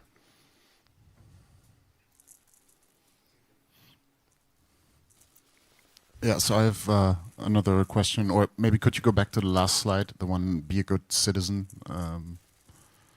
No, the very last one. Yeah, this one. I think there's two things missing there, actually, because for business, there's no mention of donations. It might be included in budget for maintenance or something, but I think donations are a big part. And I think businesses, all the business who are just using open source, I mean, many of them can't contribute back code because they might be too small, they have no developers, so they can't give you back any code, but they might be able to give you a couple of bucks. You know, it might not be much, couple hundred, couple of thousand, but it should be in there, and businesses should really think about this and make it a habit to, like, I don't know, once a year scan your dependencies in your company where you make money from, and then just see where you can give back and how much money you can give back, even if it's just, I don't know, $100 or whatever. And then the other thing, or become a member of the Matrix. Yeah, for Matrix it's easy because you got the foundation membership, etc. But smaller projects might not have that set up, so you know it's an individual thing. And for community, the other part of that, if you include maintainers in the community column, make it easy to do that. So be open to donations, like, I don't know, create a legal entity, a Verein or a company or whatever it might be, so that you can accept these donations, because especially for a lot of small projects, it's just hard to do it as a company, accounting-wise, because you can't just give out money to a single individual person without receiving a receipt or a donation receipt or whatever. So for the maintainers, make it easy to do that, and for the business, just do that, I guess. Super cool. Yeah. Nothing to add. Nothing to add. Yeah. Is there any more questions?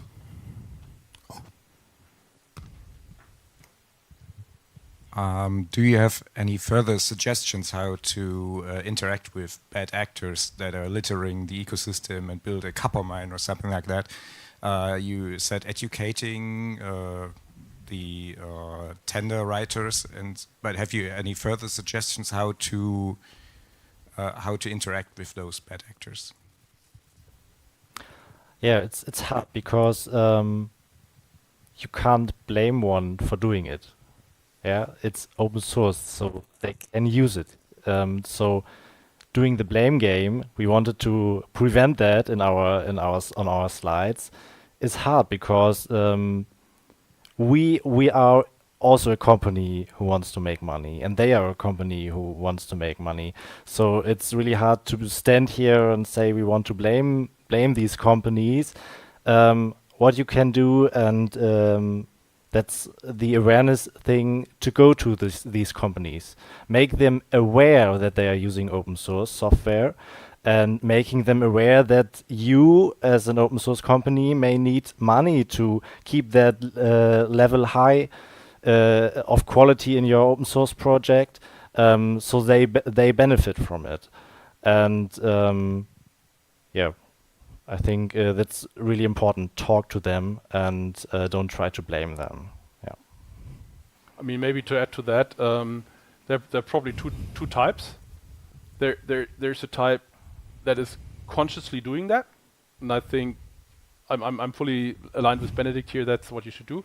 But there's a second type that is not really aware of what they're doing.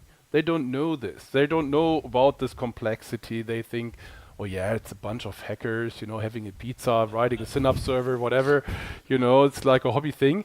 So, which is why in the beginning, on the very first slide,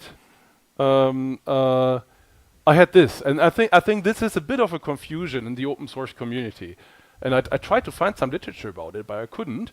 So hey, maybe I invented something here, but I think that is confusing folks, because I mean, yeah, there are a lot of non-commercial projects, and talking about money here doesn't even make any sense. So if that is your mindset, it doesn't even occur to you that there might be like this sandwich situation somewhere. Or if you are on that side, I mean, why would I pay for using React or who even, or like, it's kind of like outside the thinking, right? So it's important, like on the awareness side, to be really clear that in the matrix environment, well, you also have like the left and the right, but you also have the middle, and depending on what you're using, what you're doing, a conversation might bring that awareness, and that might change the perspective and initiate a bit of a paradigm shift here. Anyone else? Well, thank you very much for this debate. It was really nice. And this is the last talk of the day. The place is still open until 8. Please enjoy yourself.